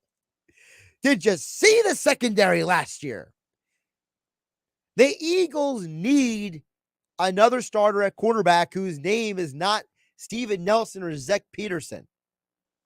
They need a safety who's not Marcus Epps. No offense to Epps. I think he played solid last year, but he ain't great. He's good. He's not great. They need more than Hassan Reddick. They need a lot on that defensive side. The Eagles were very, very, very fortunate to get to the postseason last year. And they can thank Mike Glennon and Trevor Siemian and those guys because it put them in a position to run the gauntlet. Phil's right. I'm glad, too, the Eagles didn't trade all that for Tyreek Hill. That would have been crazy. Josh Hennig here on 97.3 ESPN FM, the 97.3 ESPN mobile app powered by First Bank of Seattle State. I have a ton of texts to whittle through. I will announce the ticket winners a little bit later this hour, but coming up next, a Weinberg Wednesday. Dave Weinberg joins me next to talk more about the Eagles, the NFL, and more here on 97.3 ESPN FM and the 97.3 ESPN mobile app. It's free thanks to First Bank of Seattle City. Sports. The first touchdown of DeVonta Smith's NFL career. Scores. The catch, the shot, the three, swish. Updates. Oh, big save by Carter Hart. Hear about it as it happens and when it happens on 97.3 ESPN. Power Penny days are back just in time for spring at JCPenney, and a new season brings spectacular savings. Stock up on essentials for your wardrobe and your home through Sunday. Why is it that every March, everyone's either a basketball bracketologist expert or 100% Irish? Not that there's anything wrong with the two. All you need to know this March is at Matt Blatt Kia in Egg Harbor Township or Toms River. If you have a job clearing $350 per week, you could be approved with 0 down, 0.9% financing for 60 months, or $1,000 cash back at Matt Blatt Kia on every clearly marked new Kia in stock. Stuck in a loan or lease? Matt Blatt Kia wants to get you released. So bring any trade to Matt Blatt Kia, even if you owe thousands more than it's worth. And don't forget, you can't make a mistake with our 4-day love it or leave it return policy. Gotta be a Matt Blatt Kia. Offers with approved Tier 1 or 2 credit through Kia Motors Finance. Not all will qualify. $1,705 per $1,000 for 60 months. $1,000 off all 2022 stickers. Go to mattblattkianj.com for complete details. Expires 4/6/2022. Matt Blatt Kia. 6211 on the Black Horse Pike. Egg Harbor Township. And now on Route 37 in Tom's River. That's the sound of your KFC chicken sandwich order. That's what happens next. Your chicken is Kentucky Fried to order. And that's the sound of your chicken being put on a brioche bun. Brioche buns don't make a lot of noise. Then we add sauce and pickles and serve your sandwich to you piping hot. Order the KFC chicken sandwich. It's Kentucky Fried to order on the KFC app or at KFC.com. At participating locations, prices may vary. How do you make the most of your mow? Tony and Melissa do it on a John Deere Z530M Z-Track mower. Jump out of the house, a cup of coffee, and I'm at work. You're riding around, it's like going on a go-kart. And for Rodney, he uses his John Deere X350 lawn tractor to turn his yard into a happy place. It's a great place to do Tai Chi. I work on my mind, body, and well-being. There are millions of ways to make the most of your mow. Learn how to make the most of yours at Deere.com. Nothing runs like a Deere. You know when you're getting a good deal and when you're getting ripped off. And big brand razors are not a good deal. In fact, Big Razor spends millions on marketing to make you believe they've got something special. They don't, but you've been paying for it anyway. Harry's was founded to cut the crap and give you a square deal, a quality shave at a fair price. And to back it up, they've got a no-risk offer for you. Go to harrys.com and get their starter set. It includes a 5-blade razor, weighted handle, foaming shave gel with aloe, and a travel cover. It's a $13 value, all for just $3 when you use promo code 4060 at checkout. It's 100% satisfaction guaranteed. If you don't love it, no biggie. If you do, then refill blades start as low as $2, so there's no gotcha. Remember, harrys.com and enter promo code 4060 at checkout. That's promo code 4060 at checkout. Research shows people remember radio ads that remind them of the past. So to help you remember that Liberty Mutual Insurance Company customizes your home insurance so you only pay for what you need, here's an ad that'll really take you back. Back in my day, I heard a voice from the radio say, Liberty Mutual customizes my home insurance so I only pay for what I need. I'm getting on in years now, but heavens to Betsy, there are some things an old fella like me just never forgets. Only pay for what you need at libertymutual.com. Liberty, liberty, liberty, liberty. With basketball season in full swing and UFC every weekend, it's time for you to experience sports betting done right at the FanDuel Sportsbook inside Bally's Atlantic City Casino and Resort. Get in on all the games you love at the FanDuel Sportsbook, located right off the Atlantic City Boardwalk. The retail sportsbook features 5 betting windows, a large video wall, 20 self-service betting kiosks, and much more. Get your game face on and score big when you bet with FanDuel Sportsbook only at Bally's Atlantic City Casino and Resort.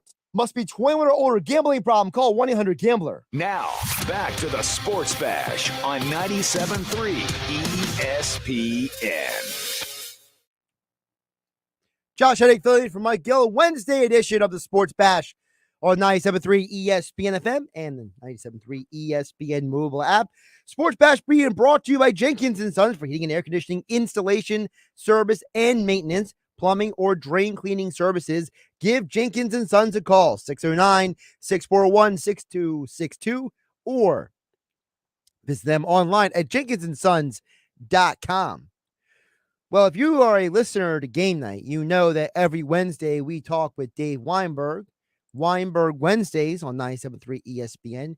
And Dave was kind enough to join us now 3 hours earlier than usual. Dave, I appreciate you jumping on and maybe not getting an extra round of golf in, or maybe postponing your bike ride or whatever you're planning to do today. How you doing? No, I'm doing well, Josh. I got my swimming in early, so I'm good. Oh, yeah, swimming today. All right. Well, yeah. Today was swimming day. Well, I was trying to remember what day of the week it was. You know, it's hard for me to keep track of your schedule, okay? That's okay. It's hard for me to keep track sometimes. So, Dave, one of the things I want to talk to you about today is I heard a comment from multiple people now. I talked to Jason Avant yesterday, and Geoff Mosher the same thing on Monday, that Philadelphia used to be a destination. People wanted to come to Philadelphia. They wanted to play for Andy Reid. They wanted to, the Asante Samuels of the world and guys like that. Philadelphia is no longer a destination. And Dave, there's one person I'm pointing the finger at. Because the last time I checked in 2017, Chris Long came here in free agency. LeGarrette Blount came here in free agency. There's one person I'm blaming right now. It's the owner, because the owner said, I'm going to have instability at the head coach position, and I'm going to hire a guy that half the world has no idea who he is, and then we're going to trade the quarterback, and we're going to have Jalen Hurts be the guy. The person to blame here is the owner, because the owner apparently thinks it's okay to look like you're a mess. That's a little harsh, but I guess you're not wrong. I mean, I tend to think it's more of like a strategic thing with them more than I don't know. I think maybe they're just choosing to build through the draft more than free agency. I mean, they've added pieces here and there, but not. They definitely haven't made the huge impact that you would expect in some past seasons. But I don't know that I don't know if it's like players necessarily don't want to come here, if that's what you're getting at. I think it must be. I think they just got better offers from other teams, and for whatever reason, Jeffrey wasn't willing to match them or surpass them. Now that's right or wrong. That's another conversation, I guess. But I don't know that it's necessarily like Philadelphia per se that they just don't want to come here. That's possible, but yeah. Well, I think in certain cases, like I understand them not getting a player. Like Tyreek Hill was acquired for 5 draft picks. Right. And he was made the highest paid receiver in the NFL. If the Eagles would have done that, I'd be ripping them, Dave, because Tyreek Hill does not turn them into a champion. They need those draft picks. They need to refuel this roster. Right. You can't give Tyreek Hill that largest contract in the NFL. I mean, that's just craziness. But, so I understand a situation like that. But, when you hear a story, for example, like Robert Woods saying he'd rather go to Tennessee than Philadelphia, it's a little weird. You know what I mean? Yeah, I got you there. I mean, I don't quite understand it. I guess maybe he just thinks Tennessee has a better shot at winning things. I mean, Philadelphia is a few players away, and so maybe he just thinks the Titans are a better opportunity. There's a lot of players out there though that they just go where the money goes. I don't think they have necessarily that kind of preference as to what city they play in. I mean, I'm sure there's some guys that would rather play West Coast, East Coast. But, I mean, if you're comparing Philly to Tennessee, I think Philadelphia is a much bigger media market. Yeah. So more opportunities off the field, I think, would be coming to the Eagles. But I guess he had his reasons for whatever they are. The other thing, Dave, that's interesting is that, I've been pounding the table for them to get a veteran receiver. Yeah, me too. And they signed Zach Pascal. Yeah, and I'm just ridiculous. I'm underwhelmed. I'm underwhelmed, Dave. I mean, okay, the guy's a willing blocker, and he knows Nick Sirianni in his 2 best years of his career when Sirianni was offensive coordinator. But when Zach Pascal is the veteran in your wide receiver room, like Jason Avant said, that's not a leader. That's just a situational guy in there. Yeah, I mean that's Greg Ward basically. I mean I don't understand why you a better version of Greg Ward. Right. I mean slightly better. Yeah. It's kind of like Sirianni wanted his guy, I guess. The way Doug Peterson brought in Chase Daniel, although that didn't work out too well. But every guy has their so-called pet player, the guy that they really trust. But Pascal doesn't move the needle for me either. I mean, I just don't see where he comes in and takes over that wide receiver room and provides that veteran leadership that you really need there, that you're lacking. You're right. He's a situational player. He's a nice receiver, good special teamer. I understand. So, but that's not the impact that I was hoping that they would make either. Dave Weinberg joining us for a Weinberg Wednesday here on 97.3 ESPN FM and the 97.3 ESPN mobile app powered by First Bank of Seattle City. Of course, Dave writes for 97.3 ESPN.com extra point columns. You can follow him on Twitter at Dave Weinberg 19. Now, Dave, the other story that came out over the weekend with the Eagles, I got to hear what you have to think about this, because when I first saw this, I first thought of you because you and I have had tons of conversations about Jalen Hurts. Mm-hmm.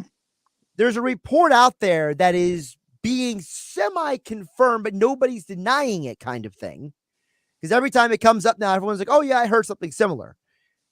Supposedly, the reason why Deshaun Watson didn't want to come to Philadelphia was because they didn't want to take Jalen Hurts' job, because him and Hurts apparently are friendly, and they both have the same quarterback coach. What is your reaction to this idea that Deshaun Watson's like, I don't want to go to Philadelphia because I don't want to take Jalen Hurts' job? I find that really hard to believe. I mean, if he thought that Philly was the best opportunity, I don't think he'd have any qualms about that. Excuse me.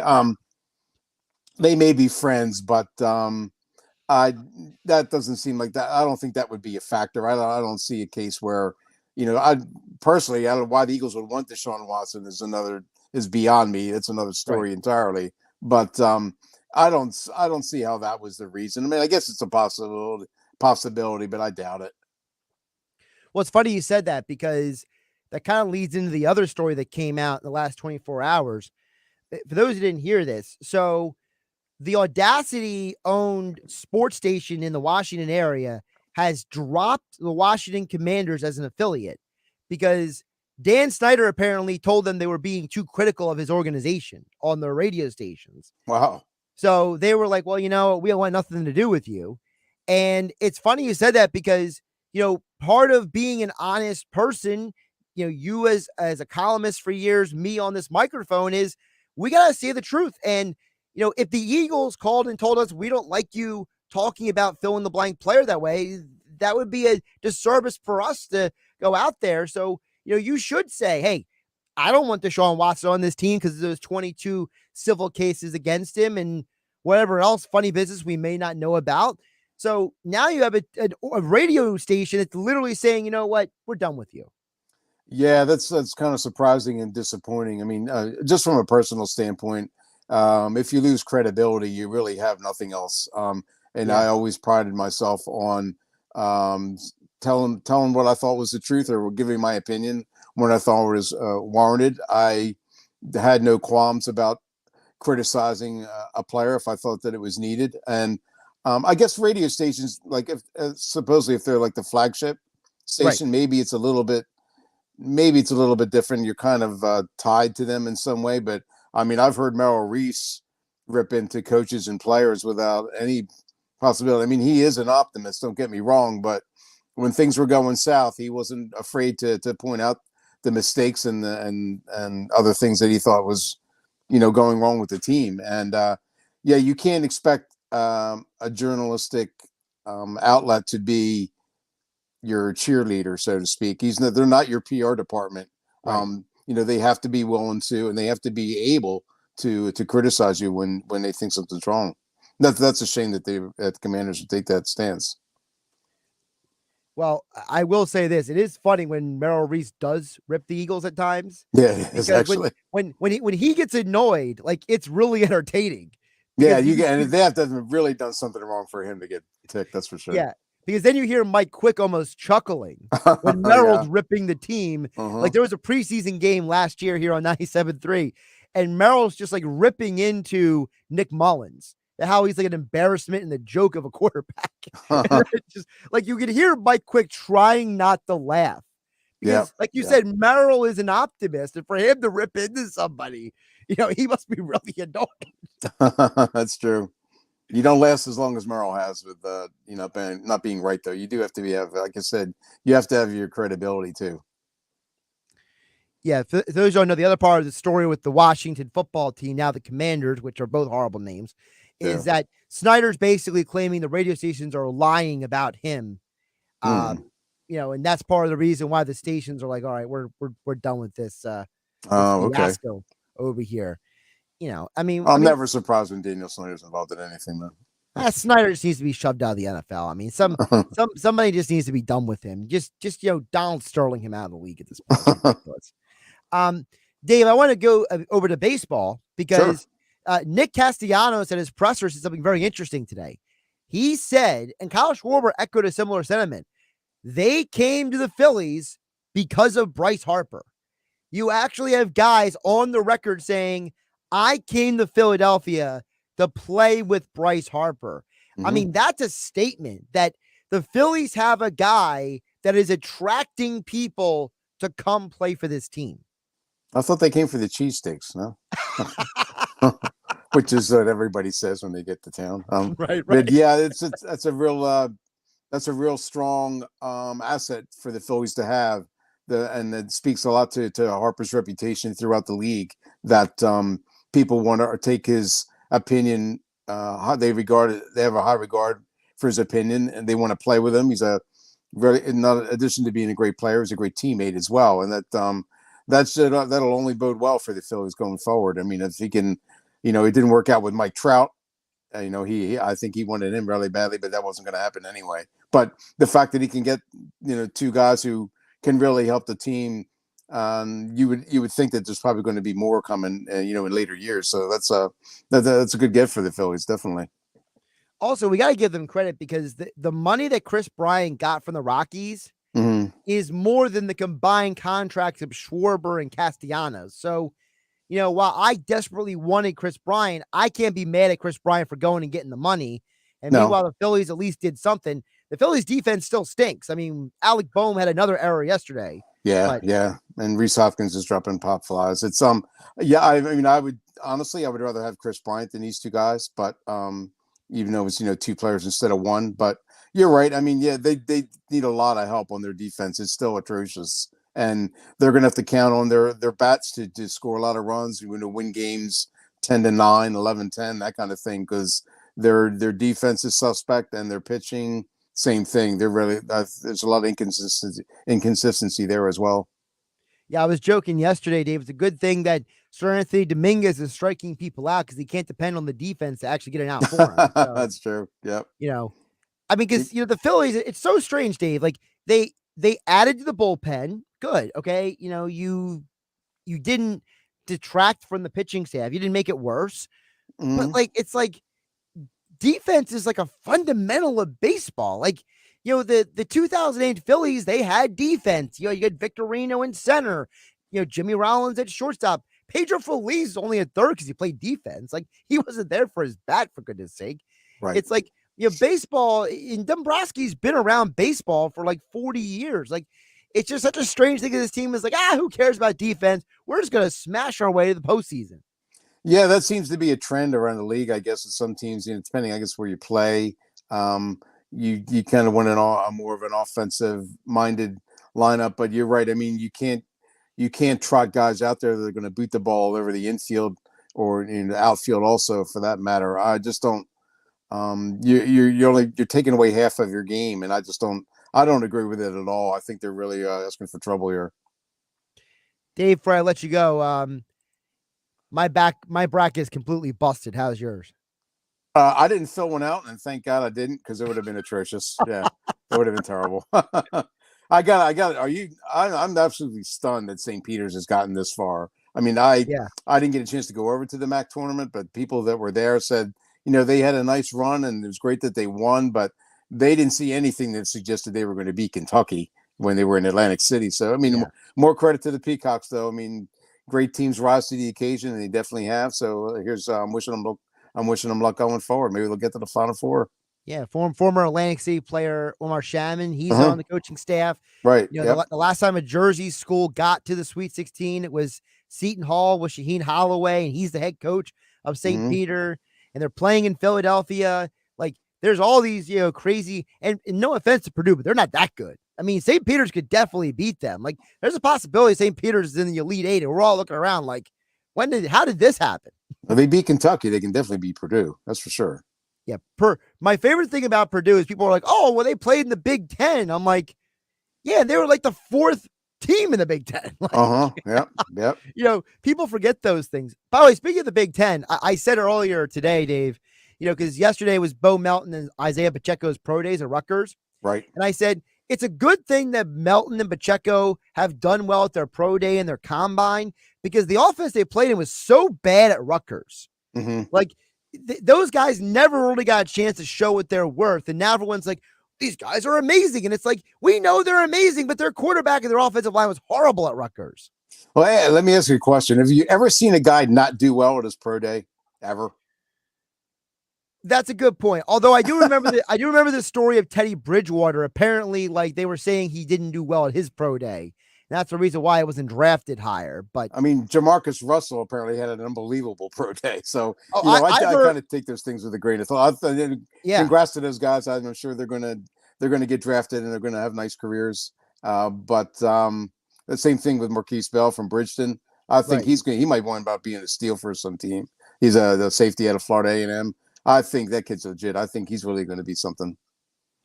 But you're right. Bell is a freak athlete. Oh yeah, definitely. He always has been. Yep. Absolutely. Well, Melton is too, yeah. And Pacheco, he was a great baseball player too. Really quick, of the three we just mentioned, Bell, Melton, and Pacheco, which guy would be the best if the Eagles landed them?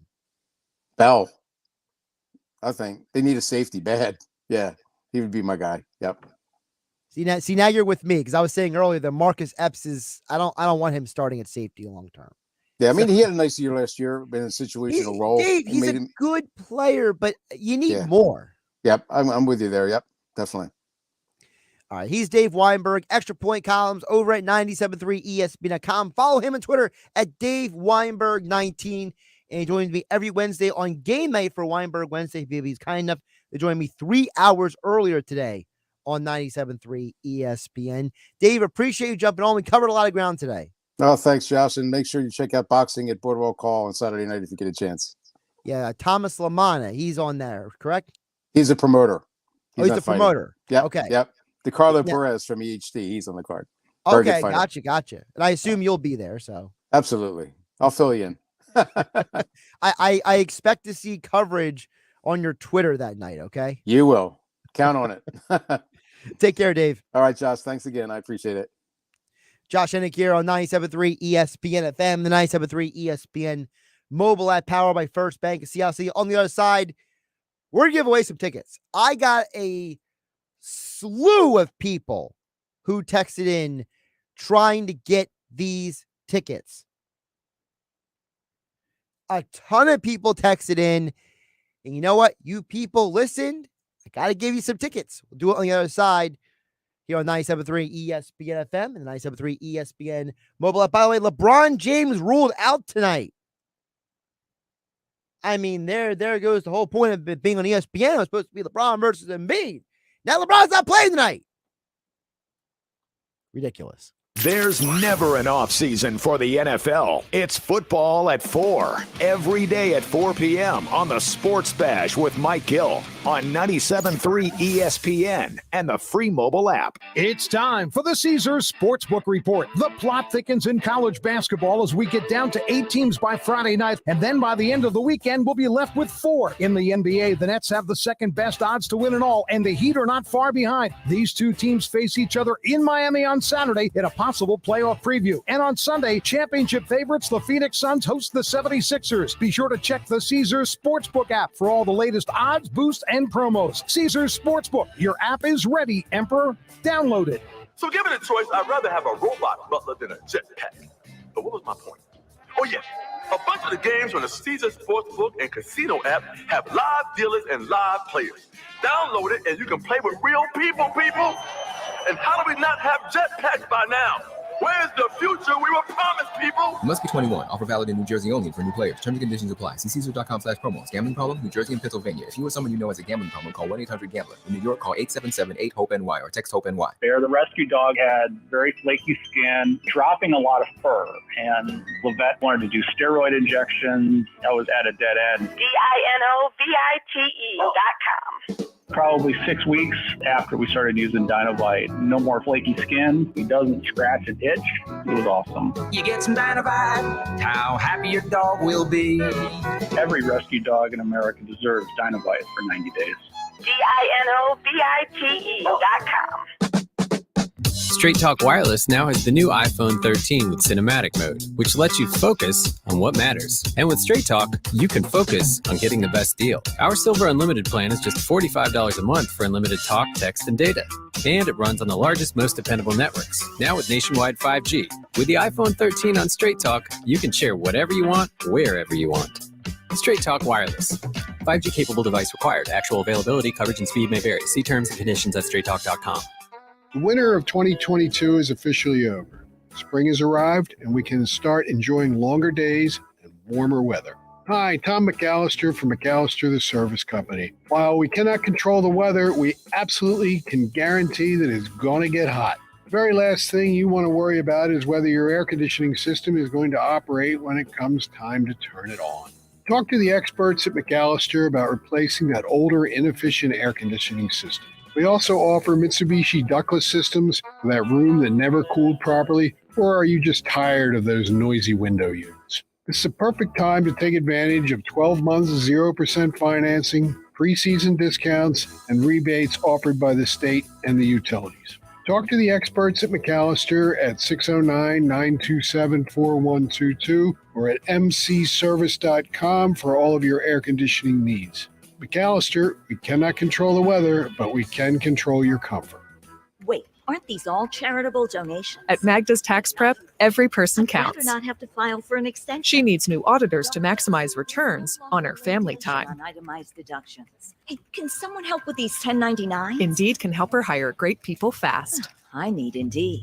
Indeed you do. Our hiring platform instantly connects you with quality candidates whose resumes on Indeed match your job description. Visit Indeed.com/credit and get $75 towards your first sponsored job. Terms and conditions apply.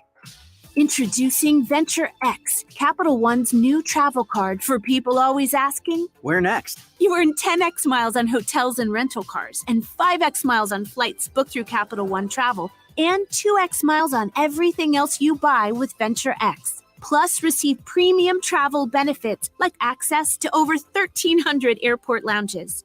The Venture X card from Capital One. What's in your wallet? Terms apply. See CapitalOne.com for details.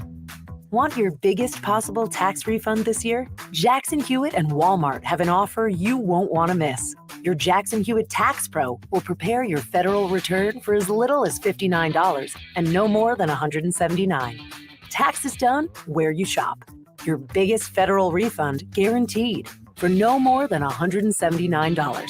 Stop by Jackson Hewitt in any participating Walmart store today because this offer won't last. Terms apply. Buzzer beaters and bracketologists, leprechauns and green beer. One more nor'easter snowstorm. You know they're going to happen in March. You just don't know when. Oh, yeah, it's on at Matt Blatt Nissan. It's on at Matt Blatt Nissan. Every day, all month at Matt Blatt Nissan. New 2022 Titan trucks. $5,000 off. Plus, AJ, the trade man, will get you more for your trade. So you can drive a brand new Nissan with 0 down and pay 0% interest on every new Nissan in stock. Lease the all-new 2022 Nissan Frontier S 4x4 King Cab. Just $279 per month with 0 security deposit. Plus, with a Matt Blatt Nissan Peace of Mind 4-day love it or leave it return policy. Only at MattBlattNissan.com. Equity will be refinanced in the vehicle 36 months, 10,000 miles per year lease. Plus tax tag and $479. Offers can be combined. Southern price MSRP 6140. Then NN 53.77 MSRP 33.940. Then NN 63.2542. Call 877-289-6670 or go to MattBlattNissan.com for monthly details. Offer ends 4/6/2022. It's on at Matt Blatt Nissan. Black Horse Pike in Harbor Township. Now, back to more Sports Bash with Mike Gill on 97.3 ESPN, South Jersey's sports leader. Sports Bash being brought to you by AC Airport. Plan your spring break getaway now. Great memories that last a lifetime. Start with nonstop flights from Atlantic City to Cancun, San Juan, and Miami. Book your low-cost flight today at Spirit.com. You know, it's a shame I only have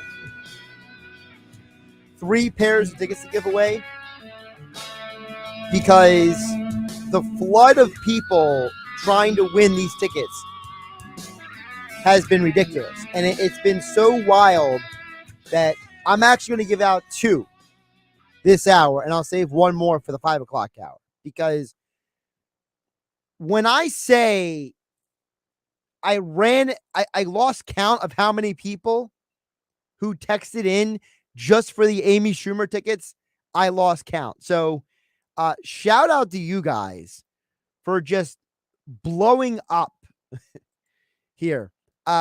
Your winners are Mark from Northfield, as well as, now Chris hasn't given me his city yet, but I'm just going to say Chris B.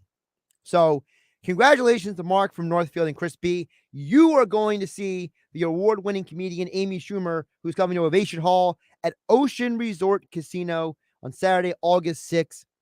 Amy Schumer at Ocean Resort this summer. Tickets go on sale this Friday at 10 a.m. at the oceanac.com. We gave out 2 winners this hour. I'm going to give out 1 more pair in the 5 o'clock hour. So we got a lot still to come here on 97.3 ESPN. Thanks to everybody texted in. You'll have 1 more chance. So if you didn't win this hour, Congratulations to Chris B.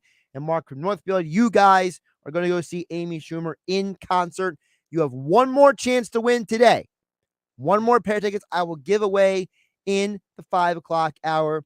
If you don't want the tickets go on sale this Friday at 10 a.m. Go to theoceanac.com to go see the award-winning comedian, producer, actor, director Amy Schumer. She's coming to Ovation Hall at Ocean Casino Resort Saturday, August 6th. I also have more texts to get to because a lot of you guys, by the way, I think Chris is from Rio Grande. I think it just popped up on my thing. So shout out to Chris as well. I also have a couple texts to get to about some of the other things we're talking about here. But I'll get to those texts on the other side because we're running out of real estate here on the Sports Bash on 97.3 ESPN. On the other side, so here's the game plan for the rest of the show.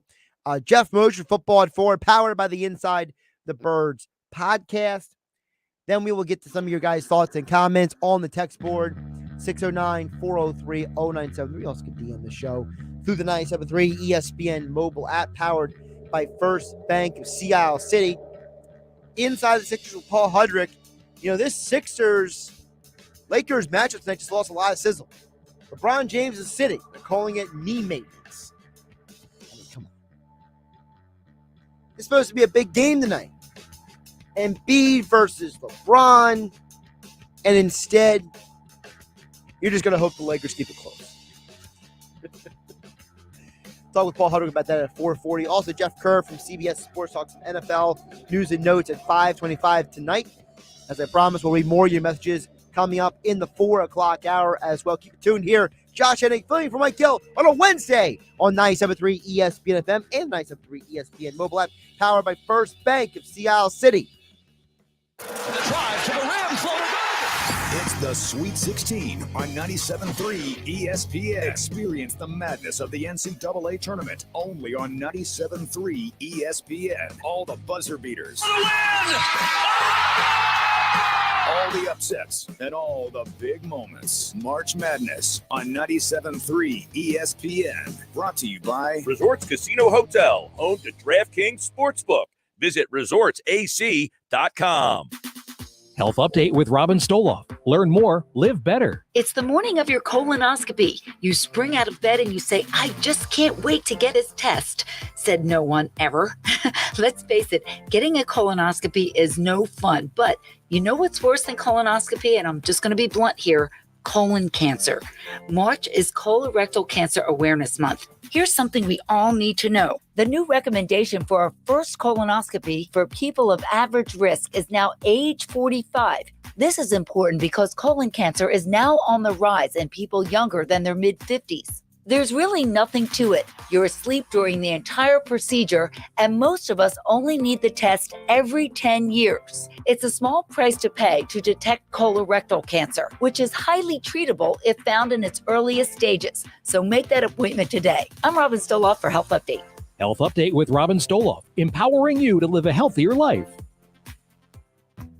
Want your biggest possible tax refund this year? Jackson Hewitt and Walmart have an offer you won't want to miss. Your Jackson Hewitt Tax Pro will prepare your federal return for as little as $59 and no more than $179. Taxes done where you shop.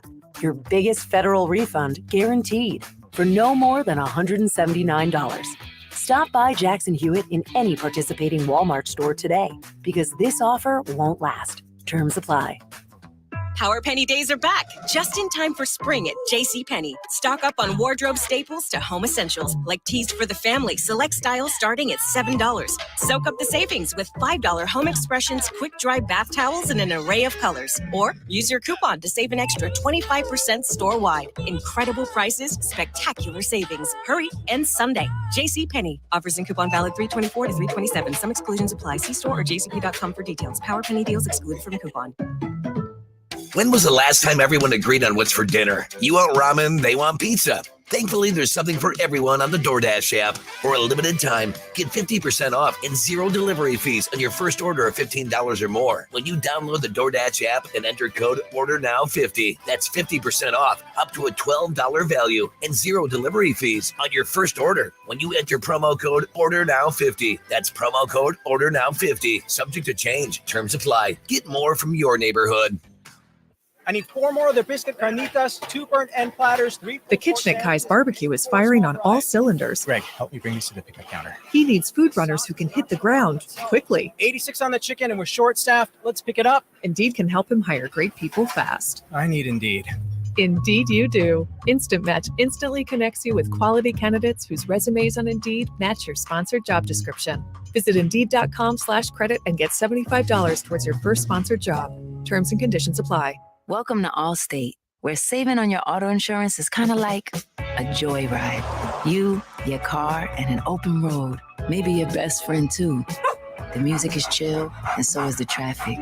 You and your friend both look over at each other, and then he puts his head back out the window. Allstate. Here, better protection costs a whole lot less. You're in good hands with Allstate. Click, call, or visit allstate.com to save today. Allstate and affiliates offer products and services subject to availability, terms, and conditions.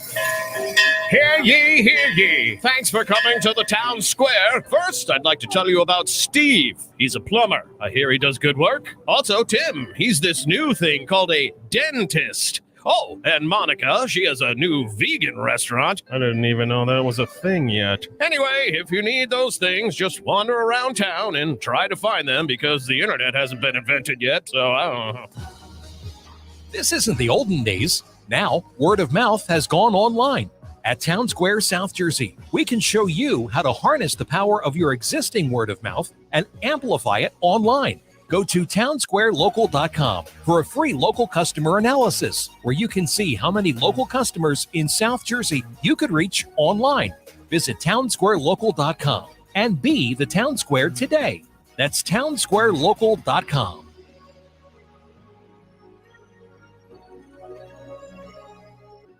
South Jersey's play-by-play home for the Eagles, Touchdown! Sixers, It's good! and Flyers. Oh, big save by Carter Hart. 97.3 ESPN, WENJ, WENJ HD, Millville, Atlantic City, a Town Square media station.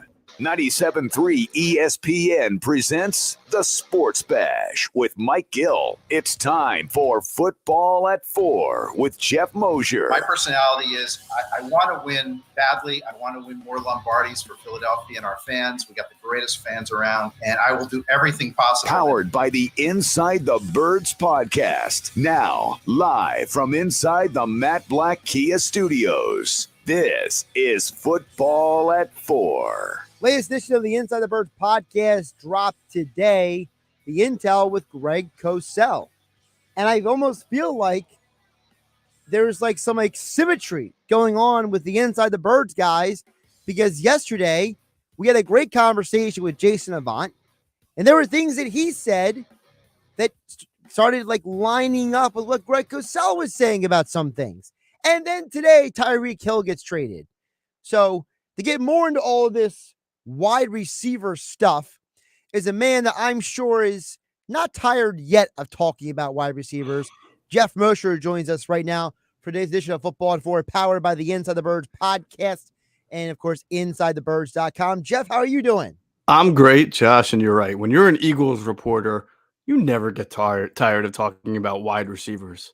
Never. I mean, going back to the days of where they don't have enough because they had James Thrash and Todd Pinkston and they needed more, and then they go out and get Terrell Owens, and we all remember what happened after a year and a half of that.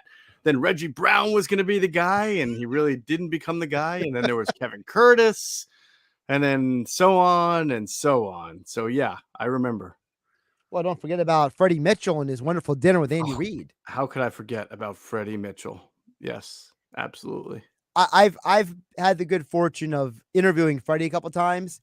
I got to say, for someone who didn't do that much in Philadelphia, he's actually a great dude to talk to. I got to give him credit for that. He's it's a colorful conversation. You know, it's always a colorful conversation with Freddie, man. He's all over the place, and he's very funny to talk to. I agree. Yeah, I mean, if you want the nuts and bolts, you talk to Jason Avant. You want the X's, you talk to him. You want Freddie Mitchell quizzing me why I played safety when I played football when I was younger. Talk to Freddie Mitchell. Yeah, you get good stories with Freddie. You want the funny stories behind the scenes, you talk to Freddie. If you want the X's and O's breakdown, right? Not that Freddie can't do that, but Jason definitely is great for that. Absolutely. Well, Jeff, let's get into this wide receiver stuff. Obviously, the big news today: Tyreek Hill traded for a first-round pick, a second-round pick, 2 fourth-round picks, and a 6th-round pick. And now he's the highest paid receiver in the NFL. And you were the first person I saw reported saying that league sources are telling you the Eagles were not interested in trading for Tyreek Hill. And Jeff, I got to say, I'm kind of glad they didn't, because trading all of that capital and making him the highest paid player in the league, that would have been something I probably would have criticized the Eagles for. Yeah, I think this is a polarizing kind of topic. I think there are some people that would have loved the idea of it. I think there are some that would have said that the Eagles had the ammunition this year to bring that kind of a player in with all the draft picks they have, and that they certainly can figure out a way to spend the money. And I think people would also say that the Dolphins have probably tried to support their young quarterback with firepower better than the Eagles have so far. I think that there are legitimate arguments to that, but I also believe that there are very legitimate arguments to, do you spend that kind of draft capital and that kind of money on a guy who has some off the field history, who, had such an amazing year last year and such a great offense, but you wonder if he could be that. Look, he's a game changer no matter where he is, but how is he going to fit in with your scheme? Are his best days now behind him because he's been a dominant receiver for 6 or 7 years? Is he worth paying that top of the line wide receiver money, which is not what the Eagles have really ever done at that position, and even with Terrell Owens they didn't, right? So I think so you wonder like their philosophy. I think there are fair arguments to on both sides of it. And at the end of the day, he's not going to be an Eagle, but the Eagles will continue to search for the right type of wide receiver complement for what they need and what they have with Devontae Smith. The Zach Pascal signing, as we talked about the other day, Josh, good signing, gives him a nice, big, strong slot receiver. In many ways, he gives you what J.J. Arcega-Whiteside gives you as a run block, or as a big body who can help you in the run game, but he's also going to catch more balls and make more receiving production than Arcega-Whiteside was giving you from the slot. But we know the Eagles were in on a trade for Calvin Ridley until everything went down with Calvin. We know that they were competitive for Allen Robinson, but didn't get him. And so we know that they're still looking for that outside receiver complement to Devontae Smith. And one of the things that Jason Avant said yesterday to me when I was talking to him, Jeff, was he said the Eagles don't need another small receiver. They need a big body guy. And he described Pascal as a situational guy, a guy who's a willing blocker. But he said, when I asked Avant, I said, listen, the Eagles need a veteran. Is Pascal the veteran they need in that wide receiver room? He just came out and said, no, there was no hemming and hawing from Jason. He was like, look, they need more. And I think it's interesting that Jason was very explicit when he was saying to me, they need a certain kind of receiver in this offense across from Devonta Smith. They don't need another guy who's similar to some of these other guys. They need, Josh, a productive receiver who, in my opinion, that fills that X position that would allow them to move Devonta Smith around and get favorable matchups. And I think that guy, it would be very beneficial if that guy was a veteran. I understand Jason's point that Zach Pascal, I mean, we're not talking about a guy who's made Pro Bowls. We're not talking about a guy who's considered among the best. I mean, he's a veteran, but he only caught 30 some odd balls last year. It's not like he's going to come in and teach some of these guys a thing or two. Now he's apparently he's a great guy, and that's good high character, and that's important. Sure. But they sort of have a high character guy who's been in the league for a few years already with Greg Ward. What they need is a productive receiver who can come in and be a learn from example guy by how he acts in the locker room and how he helps the young guys, but also how they can watch him produce on the field and learn from what he brings to the offense. I don't know that Zach Pascal is going to teach anybody, great route running, great technique, great thing, real playmaking skills of that regard. Geoff Mosher from the Inside the Birds podcast at InsideTheBirds.com, joining us here on a Wednesday edition of Football at 4 here on 97.3 ESPN. Of course, you can follow Geoff on Twitter at Geoff Mosher NFL.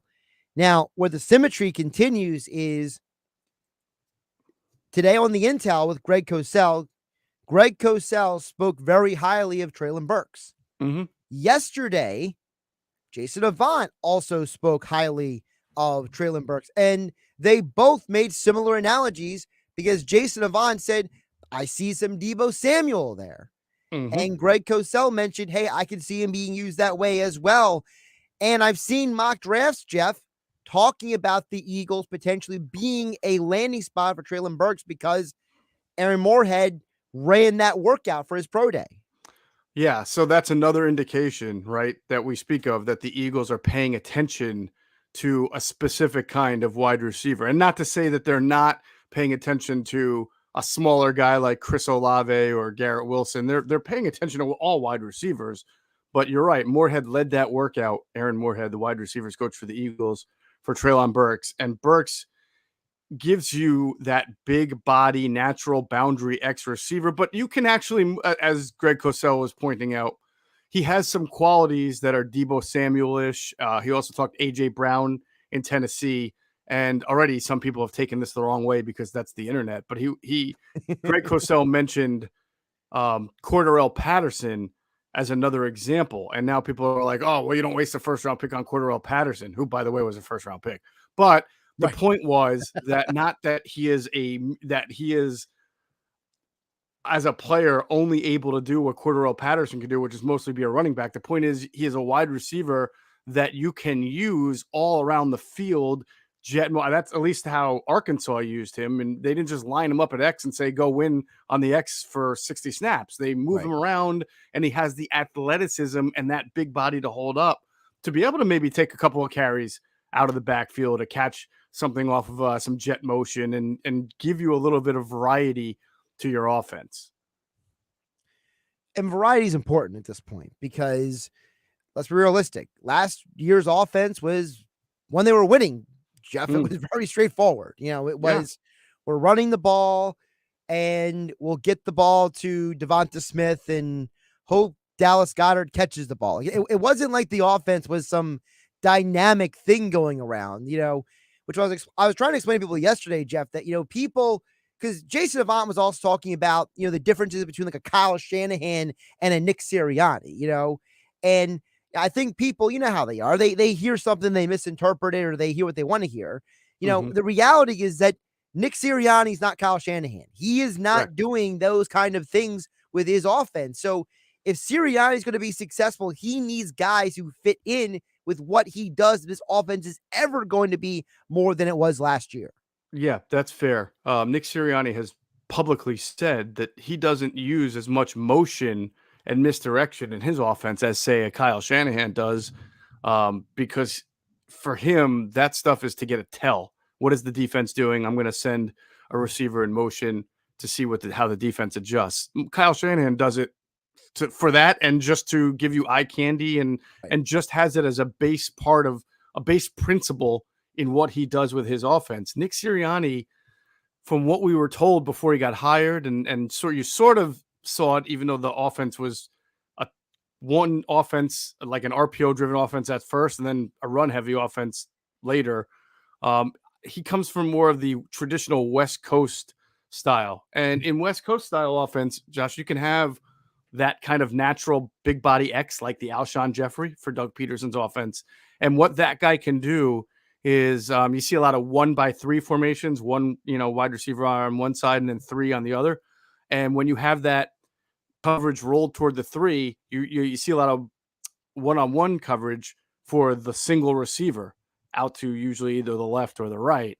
And that usually entails running a deep dig, a slant, or a cross. That Alshon Jeffrey really ran only like 2 or 3. I don't want to say only 2 or 3 routes, but he specialized in 2 or 3 routes, maybe 4 for the Eagles. The deep dig, the deep post, and then occasionally the sideline route there. So that is kind of the backbone type X position. It's always evolving. It changes, but you see that a lot of from an X receiver in a West Coast offense. And you can find some guys still available or in the draft that can fill that position. I'm not just bringing up this other name because he's a Penn State guy, but I'm bringing him up because of what Greg Cosell said on the Inside the Birds podcast platform. Jahan Dotson is a guy that I like. I know you like because he went to Penn State, but Greg Cosell had some very high things to say about him. And I had said the other day, Jeff, boy, if the Eagles walk out of this draft with a couple of defensive guys in the first round and Dotson in the second round, that's a pretty darn good first couple rounds right there. Say it again. With who in Dotson? I missed the first name you gave. For example, in the first round, they get let's say 2 defensive guys, maybe Walker from Georgia and fill in the blank other player, maybe like a cornerback in the first round. And then they get Dotson in the second round.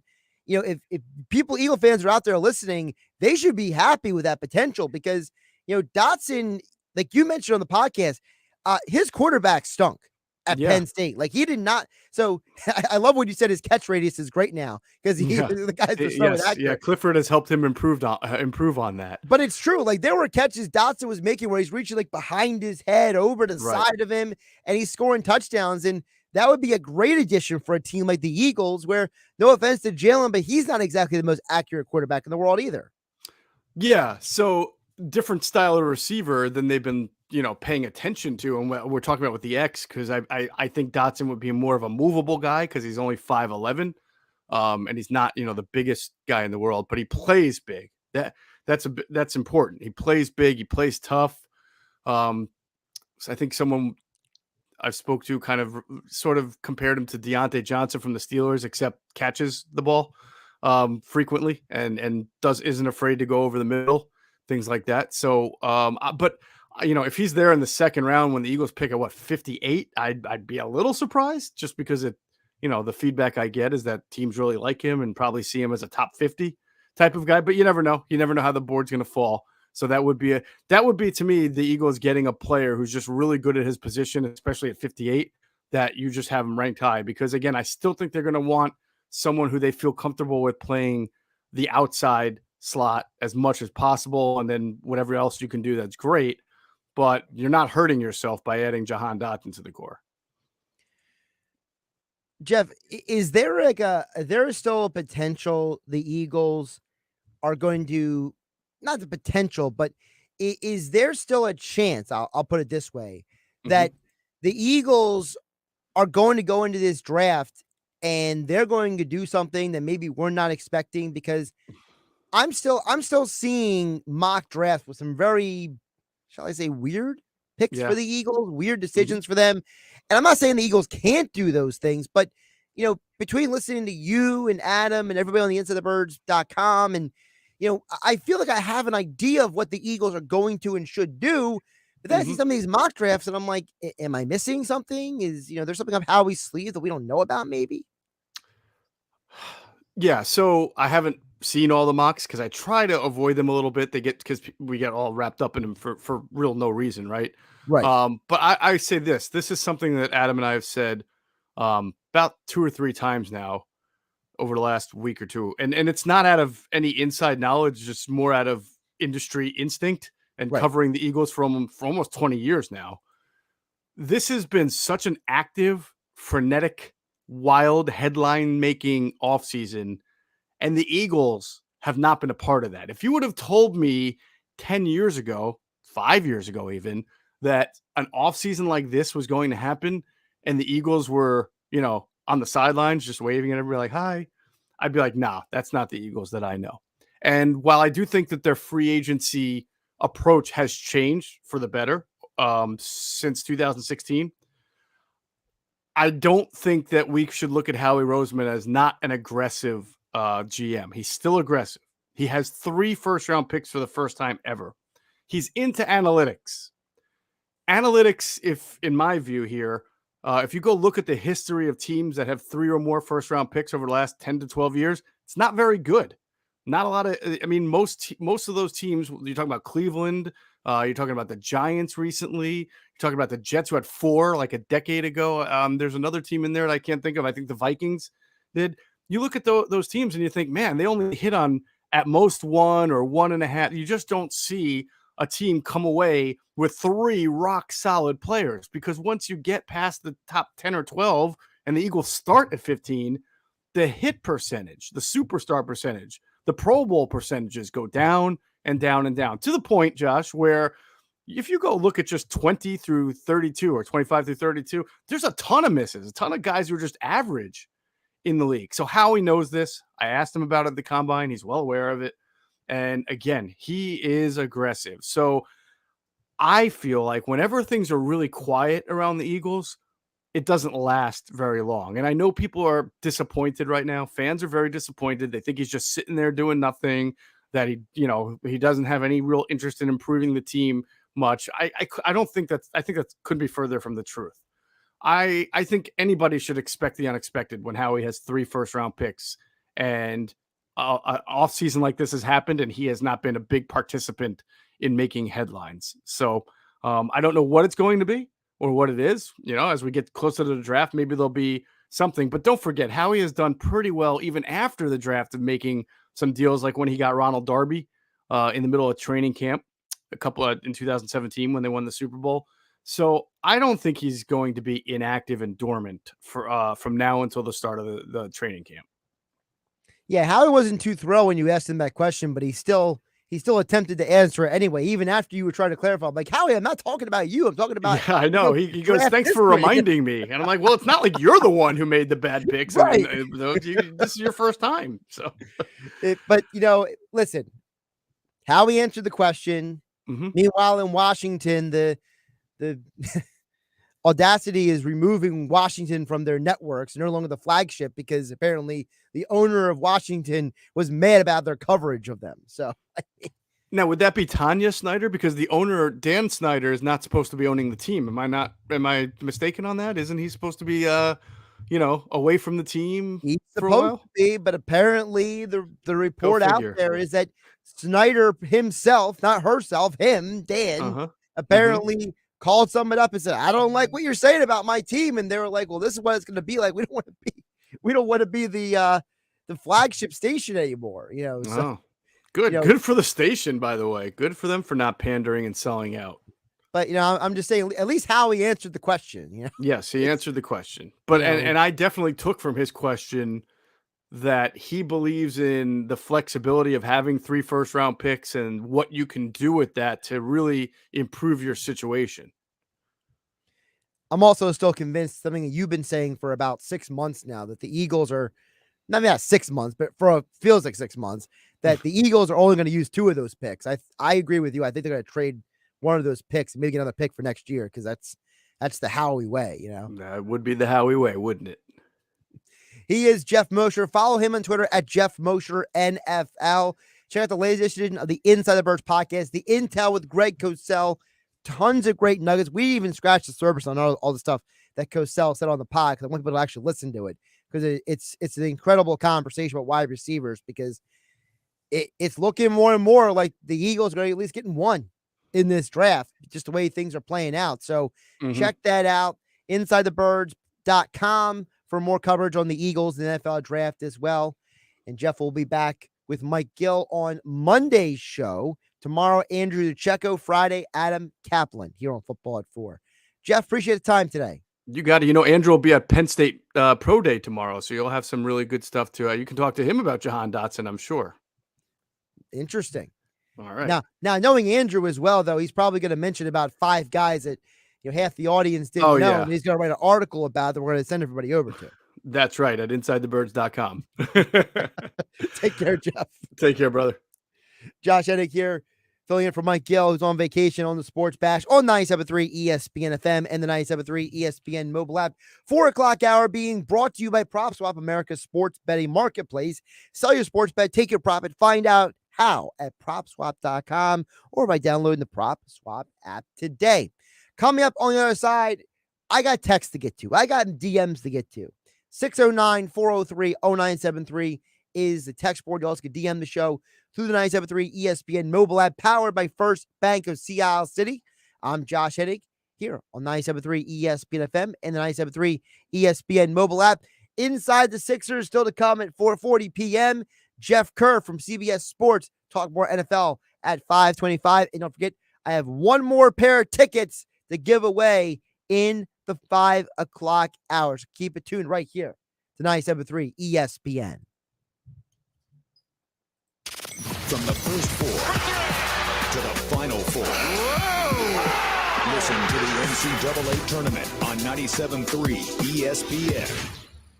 Why is it that every March, everyone's either a basketball bracketologist expert or 100% Irish?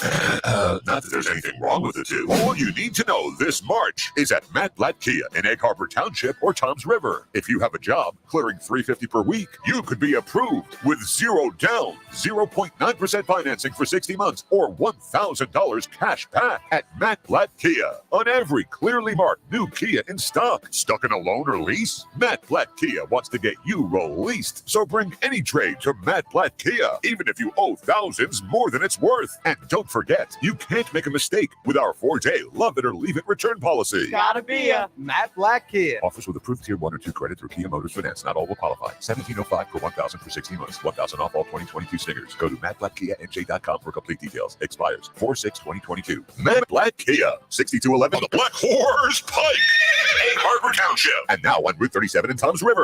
Everyone knows that Nature Valley Crunchy Bars are, well, crunchy. What they don't know is that they're also packed with 16 grams of whole grains, ready to help you get out there.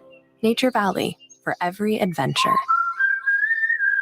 We're out of the brand name, but we do have the generic version of Serene's Pharmacy can't keep up with allergy season. Who's next in line? They need certified technicians to alleviate the headache. Ma'am, I'm so sorry for the wait. We'll have your prescription filled soon.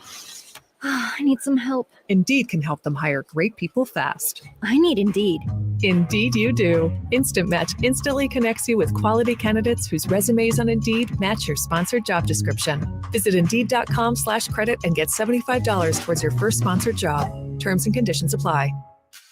If you suspect you have mold in your home, water damage in your basement or crawl space, or a foundation problem, call Perfect Basement. If you're selling your home, address the problems before your buyer discovers them. Perfect Basement provides free, no-pressure inspections for waterproofing, mold remediation, and foundation repair. They're family-owned in South Jersey, licensed and certified, and accredited by the Better Business Bureau. Visit perfectbasement.com and check out their exclusive price guarantee and great reviews. That's perfectbasement.com. Hi, my name is Takia, and a little thing that I love about the Smokehouse Barbecue Bacon Sandwich is when I take a bite, it's the perfect blend from the bacon to the cheese. It's perfection. Hey, I'm Katora, and a little thing I love about the Chick-fil-A mac and cheese is it kind of melts in your mouth, so you know it's creamy, cheesy, and delicious. This gooey mac makes me cheese every time. Order dinner delivered on the Chick-fil-A app today. Delivery fee and other restrictions apply. Real guests paid for their testimonials. You may be into punk rock, soft rock, or classic rock, R&B, hip-hop, or house, country, techno, or techno-country. But no matter what kind of music you listen to, here's something else you should hear. Please consider getting vaccinated. Talk to your pharmacist today about Comirnaty, COVID-19 vaccine mRNA. This message brought to you by BioNTech and Pfizer. O'Reilly. Improve visibility and save money at O'Reilly Auto Parts. Replace your old wiper blades with a new pair of Rain-X Advantage wiper blades and save $10 now at O'Reilly. Our professional parts people will even install them for free. See better and drive safer with new wiper blades from O'Reilly Auto Parts, in-store or online at O'ReillyAuto.com. O'Reilly Auto Parts. This is the Town Square, New Jersey Info and Weather Network. With South Jersey information you need to know, I'm Vin Avenue. A South Jersey driver is accused of intentionally running down another man on a road in Paulsboro and killing him. Governor Murphy's proposed $49 billion state budget is getting a thumbs down from the New Jersey Society of CPAs. And even with last week's interest rate hike by the Federal Reserve, the Jersey housing market remains red hot. Get more South Jersey information right now on our app. Chief Meteorologist Dan Zarrow has your forecast. Next. Have you wanted to speak a new language but thought it'd be too difficult or take too much time? Then try Babbel. In just 15 minutes a day, Babbel teaches you conversations that you will actually use. With 14 languages and lesson topics like travel, business, relationships, and more, you'll learn what matters most to you. Babbel. Language for life. Learn a new language with ease. Go to Babbel.com to try for free. That's BABBEL.com.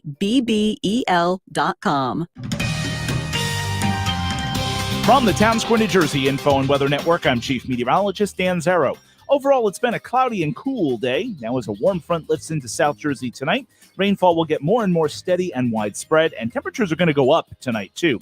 Pockets of steady rain likely, breezy, low of 48. Tomorrow will be wet, periods of rain heavy at times. Tapering tomorrow night, high of 62. Maybe a shower Friday morning, then breaks the sun. Nice day, high of 61.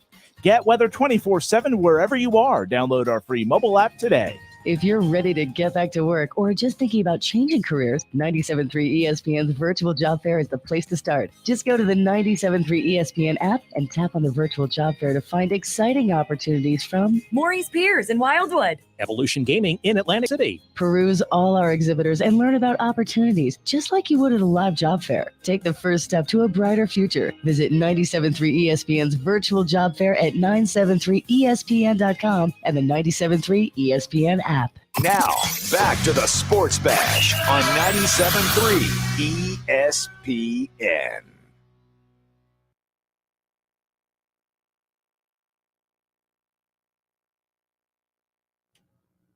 Josh Hennig back here on the Sports Bash, 97.3 ESPN FM and the 97.3 ESPN mobile app powered by First Bank CLC. We'll get to some of your text messages now over at 609-403-0973 and your DMs through the 97.3 ESPN mobile app. Thanks to First Bank CLC. Don't forget, you will have one more shot at a pair of tickets. We gave away 2 in the 3 o'clock hour. I'm going to give one more away in the 4 o'clock hour to go see award-winning comedian Amy Schumer.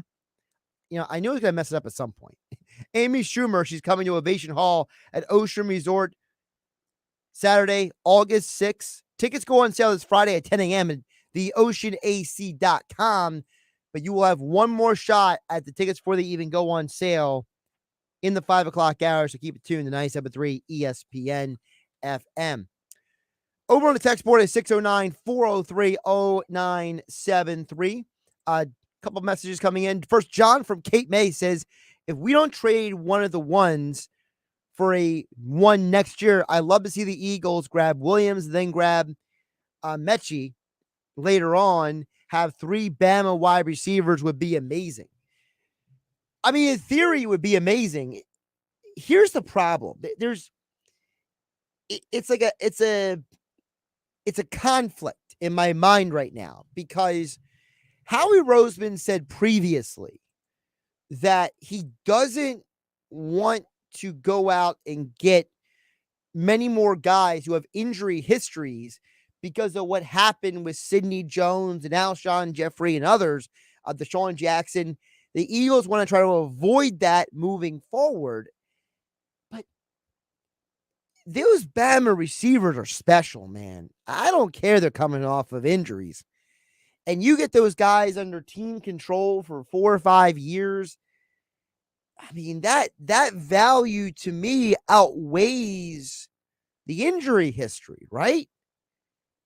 You know, I'm just saying, it's something that's been going through my mind because Jason Avant was very dead set yesterday saying that he would love to get Williams for the Eagles. He think he'd be great. And there's a part of me that says, you know, I know what Howie Roseman said. I know the Eagles' recent track record, but I also look at these guys and I'm like, these are can't miss guys. I mean, it feels like every year Alabama is sending just dudes to the league. I mean, you got one of them, and John from KMA is right. Maybe you try to get more than one. Maybe you just keep plucking guys from Bama until they don't work out anymore. Another text coming in over at 609-403-0973. Texter says, Josh, how about the personal life for these players? Would you rather live in Nashville, New Orleans, or Denver? instead of Philadelphia, quality of life. Remember, you're a young man, or maybe you have a young family. You want safety and you want lots of stuff to do. Well, the only problem I have with that comment, and I think it's a valid point when it comes to things like, for example, Tyreek Hill's in Florida instead of New Jersey. And in Florida, there's no income tax, right? I think those things matter. Also, a guy like Robert Woods, maybe Woods, rather be somewhere that's less city-like. Maybe he's like, look, I've already played in Buffalo and I've played in Los Angeles, and I want to go a place a little more quiet, right? So that I understand the quality of life where people would like to live is definitely part of the conversation. If you have a family, if you don't have a family, things like that. The thing with Philadelphia is most of the guys who are on the Eagles don't even live in the city. A lot of them live in New Jersey. A lot of them live outside of Philadelphia. So, if you're looking for stuff to do, or you're looking for different places to live and stuff like that, you can do a lot worse than Philadelphia Eagles. But I do think for a guy like Robert Woods, like I said, he played in Buffalo, then he played in Los Angeles. And maybe there's a part of him that looks around and says, I want to go somewhere a little quieter. So, maybe people's personal lives do play into it. I'm not disagreeing with that. I just think that, don't undersell the value of a place like Philadelphia. Part of the reason why Davante Adams went to the Raiders, for example, wasn't about quality of life. It's like he grew up being a Raiders fan. He was a diehard Raiders fan. And his best friend from college, Derek Carr, is the quarterback of the Raiders. So for him, it was the easy decision to leave Aaron Rodgers and go to the Raiders. So listen, I totally get it. There are way more things going on with these guys than we factor in sometimes. But I'm not going to dismiss Philadelphia. But the guy who texted in earlier about Travis Jones, his name is Kevin. He goes, Travis Jones had 4.5 sacks last year. By the way, Kirby Joseph in the third round or Lewis Cine in the first. I love Lewis Cine. I think that dude's a stud. I would love to see him in the Eagles uniform. Here's the problem, Kevin. Travis Jones had 4.5 sacks for UConn last year. Fletcher Cox had 3.5 sacks for the Eagles last year. I don't get too high or too low on the sacks category. Another message coming in says, how much do the Cowboys seriously stink after getting a 5th-round pick for Amari Cooper, and Hill just went for all of those picks? Cowboys front office is inept. They really are inept. I think the Cowboys take a huge step back this year. I think they're doing a disservice to Dak Prescott right now. I think that offense is not going to be as good as it was last year. I think Mike McCarthy, if he doesn't get fired halfway through the year, he will be fired at the end of the year for sure. I think the Cowboys are just a dumpster fire. Absolute dumpster fire of an organization. I mean, Jerry Jones kept a guy on his staff in this guy Dalrymple, who now is being accused of basically being a pervert and a creeper. The dude was looking upskirt Jerry Jones' own daughter. And Jerry kept that guy on the staff because he's been with us forever. Like, what kind of father are you? Don't even talk about the Cowboys inept front office. The owner of the team kept a guy on the organization for years after the guy was caught looking up Jerry Jones' skirt, Jerry Jones' daughter's skirt. That's all you need to know about the Cowboys. They trade Amari Cooper for a 5th-round pick. They keep Michael Gallup instead of Cooper. Either Gallup can't stay healthy. They give Ezekiel Elliott a stupid amount of money. They lose Cooper. They lose Connor Williams. They dump La'el Collins. But I'm supposed to believe in the Cowboys? That's a great joke. All right, we'll get back to the Sixers coming up next. Sixers hit the road, first of a 3-game road trip tonight in LA versus the Lakers, but no LeBron tonight. Sixers win? We'll ask Paul Hudrick next here on 97.3 ESPN FM and the 97.3 ESPN mobile app, powered by First Bank of Seattle City. There's only one place for live sports and sports talk in South Jersey. Oh, yeah! Your sports station is 97.3 ESPN. Buzzer beaters and bracketologists, leprechauns and green beer. One more nor'easter snowstorm. You know they're going to happen in March. You just don't know when. Oh, yeah, it's on at Matt Blatt Nissan. It's on at Matt Blatt Nissan. Every day, all month at Matt Blatt Nissan. New 2022 Titan trucks. $5,000 off. Plus, AJ, the trade man, will get you more for your trade. So you can drive a brand new Nissan with zero down and pay 0% interest on every new Nissan in stock. Lease the all-new 2022 Nissan Frontier S 4x4 King Cab. Just $279 per month with zero security deposit. Plus, with a Matt Blatt Nissan peace of mind, 4-day love it or leave it return policy. Only at MattBlattNissan.com. Equity will be refinanced into the vehicle. 36 months, 10,000 miles per year lease. Plus tax tag and $479. Offers can be combined. Selling price MSRP $61.40. Then NN $53.21.76. MSRP $33.940. Then NN $63.25.42. Call 877-289-6670 or go to MattBlattNissan.com for complete details. Offer ends 4/6/2022. It's on at Matt Blatt Nissan. Black Horse Pike in Harbor Township.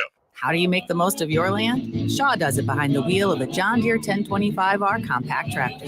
Shaw stands for skilled hands at work. And he lives up to the name as he uses his versatile tractor to make the earth take the shape that I wanted to take. And the Allens fire up their John Deere 3032E compact tractor to grow about 9 acres of flowers. Because the beauty of having land is deciding how to make it yours. There are millions of ways to make the most of your land. Learn how to make the most of yours at Deere.com. Nothing runs like a Deere.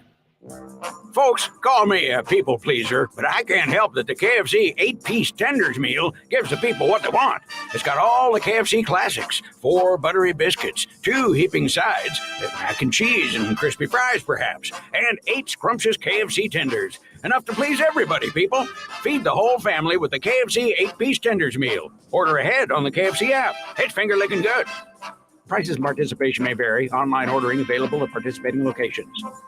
The number of people doing business online has skyrocketed since the pandemic hit last year. So it has never been more important than now to make sure your business can be found online. Town Square can help you find more local customers with premium website services to help you grow your business faster when you visit mylocalcustomers.com.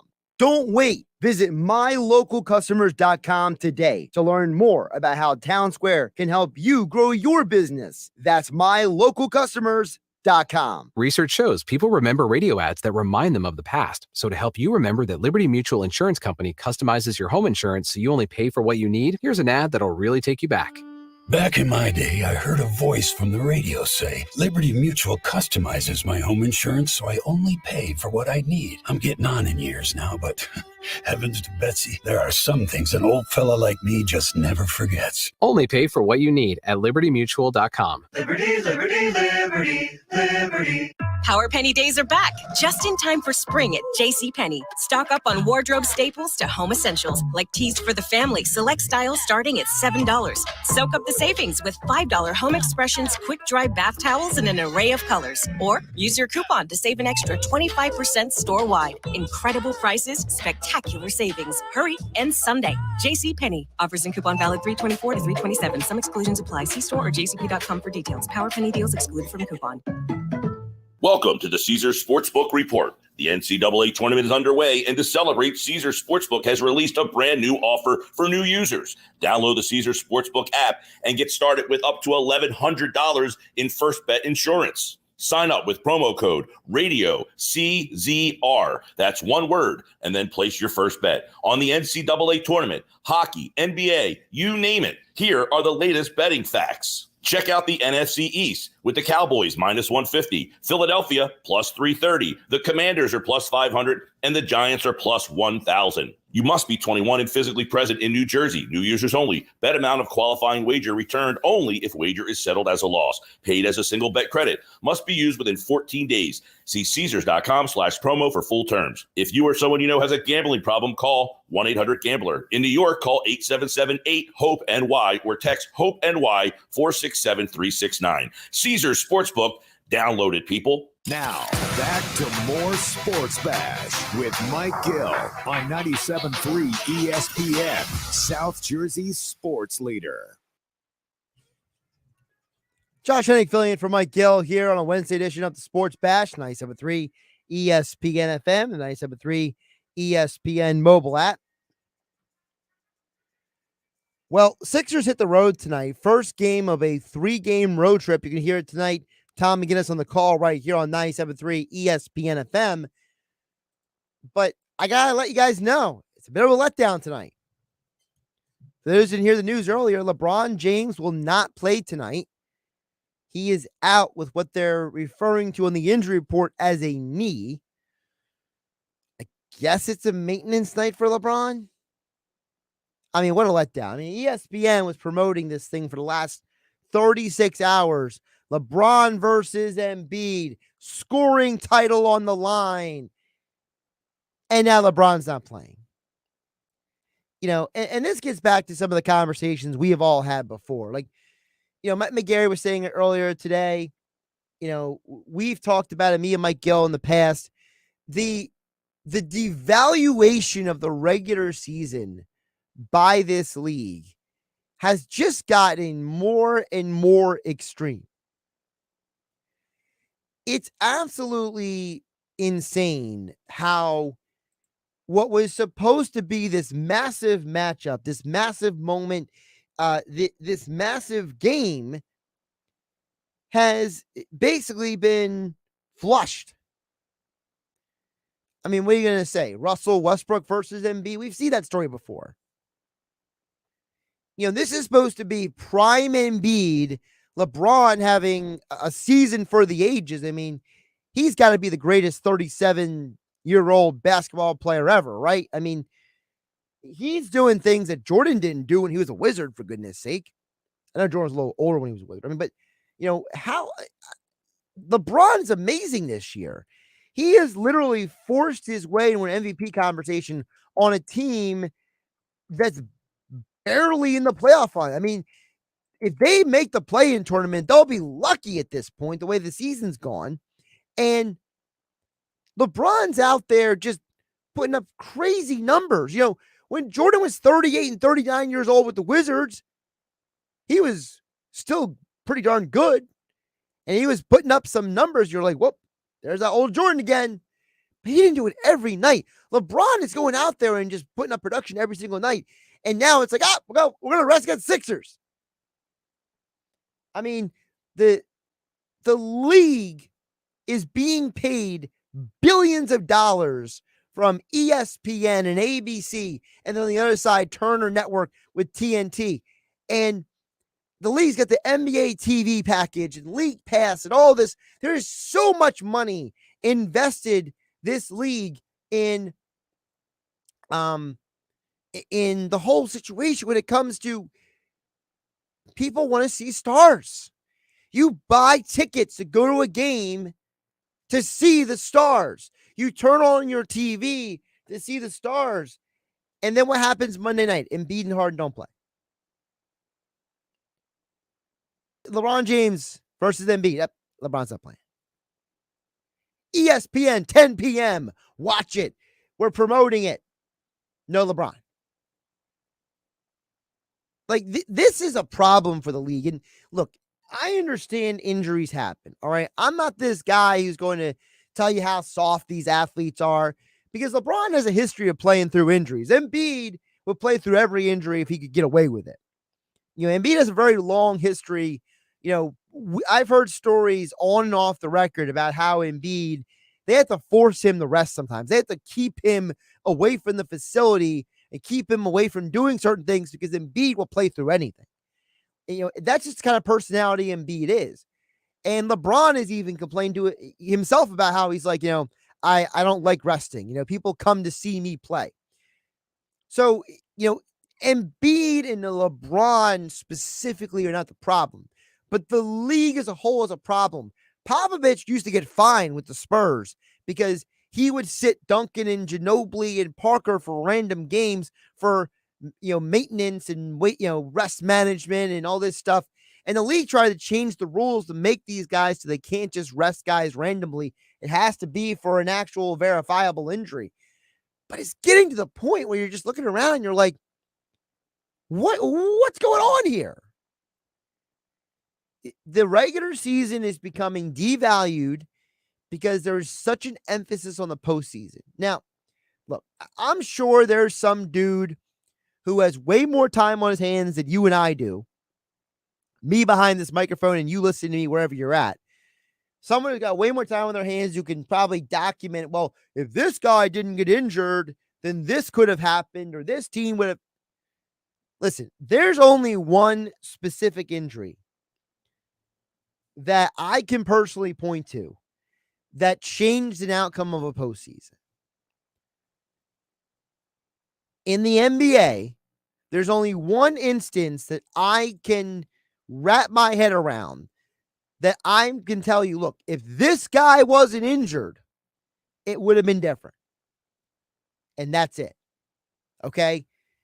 I understand there's somebody who's 45 to 60 years old right now shaking their fist saying, you know, if Isaiah wasn't at that busted up ankle, the Lakers couldn't have not won that championship and the Pistons would have had 3 rings and blah, blah. Listen, the Lakers was still prime Showtime at that point. That's not the example. The example is Doc Rivers' Celtics team, the second time versus the Lakers, lost. In that Game 7, Kendrick Perkins couldn't play. And they had nobody to stop Andrew Bynum, who went nuts for those final games with Perkins on the floor. And Perkins was trying to come back from his injury. He couldn't get on the floor. They had no answer for Bynum in the post. At that point, Garnett wasn't the same guy anymore. Glenn Davis wasn't good enough. And Bynum and Gasol just dominated the post. Lakers win in 7. That's the only scenario that I can think of where an injury overtly changed a postseason outcome. So this idea that you got to rest guys for the postseason and, you know, guys get injured, and I just have trouble buying this idea because, for example, people talk about Kevin Durant. Well, you know, if Durant's foot wasn't on the line and if James Harden wasn't playing on one leg, they would have beat the Bucks. And my response is always, well, Kyrie was injured too. And let's be realistic. Durant's foot was on the line because of how the Bucks were playing defense against him. Durant had to step into that shot to get it off properly. So, you know, and there's no guarantee that the Nets win the championship anyway. Because what if Durant gets injured in the next round? What if Kyrie never comes back? What if Harden gets injured again and can't play? You know, what if the Suns win the NBA championship? You know what I mean? The Suns were competitive with the Bucks. It wasn't like the Bucks swept them. So, you know, this whole thing about resting guys and injuries and everything, it's very frustrating. And I got to tell you guys, I'm very frustrated that LeBron isn't playing tonight because I feel like we're all being let down.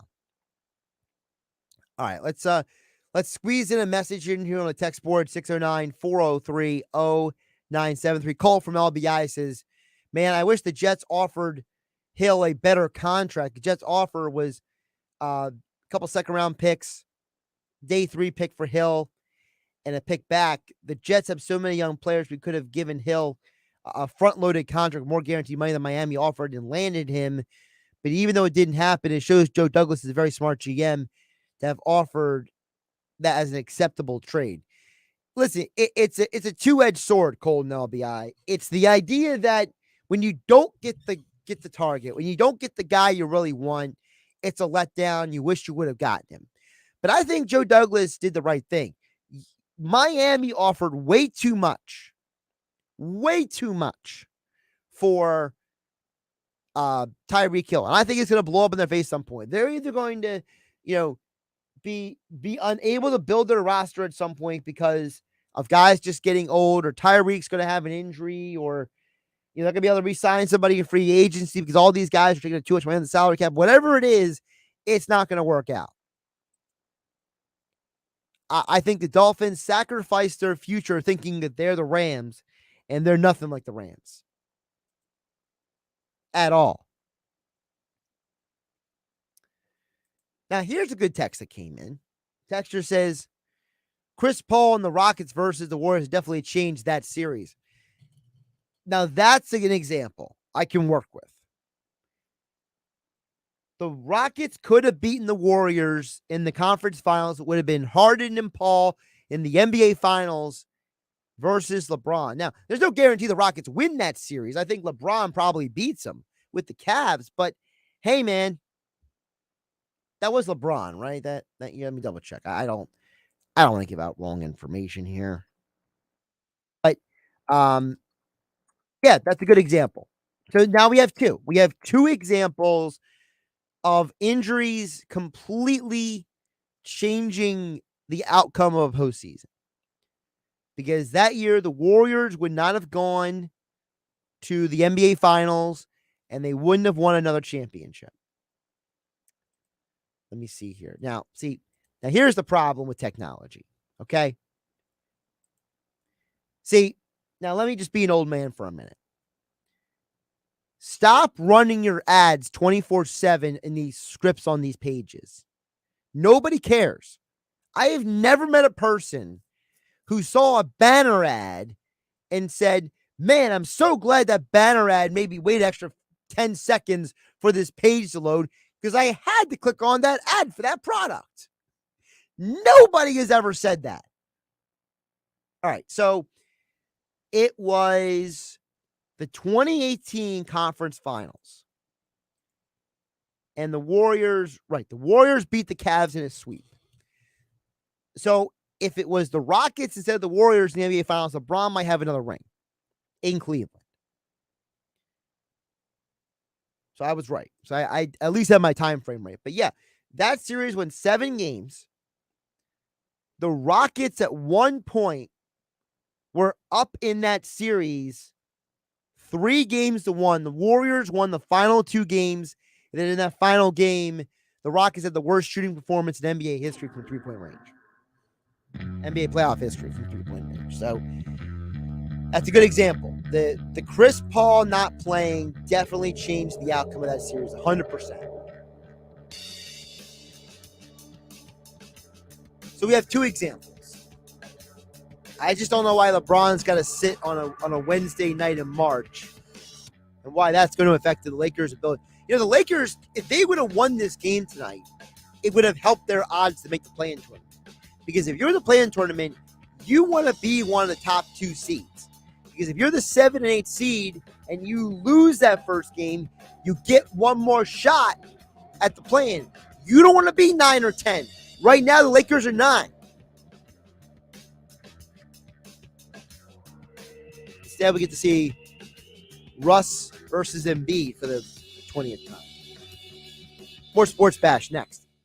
It's Sixers basketball tonight on 97.3 ESPN with the voice of the 76ers, Tom McGinnis, calling all the exciting play-by-play action. It's good! Embiid pours in a 3, and the 76ers have gone in front by 3. The Sixers are in L.A. to face the Lakers. Coverage begins at 10 p.m. Philadelphia 76ers basketball on your radio home of the Sixers in South Jersey, 97.3 ESPN. With GMF financing, approved credit excludes Corvette. It's time for March markdowns at Bennett Chevrolet. All month long, Bennett's paying a minimum $8,000 for any trade. No joke. You'll get at least $8,000 for any old rundown rot box. Just get it here for a minimum $8,000 towards any pre-owned vehicle in stock. But this special offer is only during March markdowns. Got a good trade? Bring it to Bennett. Hey, if we're paying a minimum $8,000 for junk, imagine how much more you'll get for a good quality trade. Looking for new? There's no beating Bennett. Because unlike other dealers, we're not selling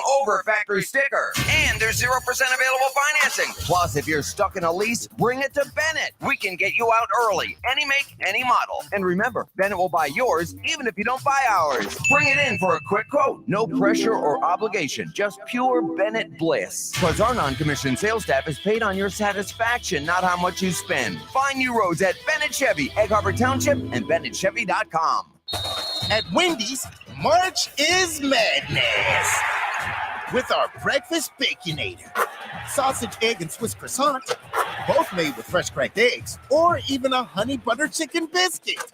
And we're just getting warmed up. Get 50% off the official breakfast of March Madness when you order through the Wendy's app. Choose wisely. Choose Wendy's. For a limited time at participating Wendy's via app offer only. Account registration required. No discount applies to taxes or fees. Not valid with any other offer. Hey, Pete, how's business? It's great. Foot traffic's still way down, but more people are finding me online. Nice. How'd you pull that off? Well, the first thing I did was go to mylocalcustomers.com to see exactly how many searches there were for businesses like mine. So I guess there were a lot? Yeah, there were hundreds of local searches every month. So after I saw that, they helped me position my business online to get in front of those customers.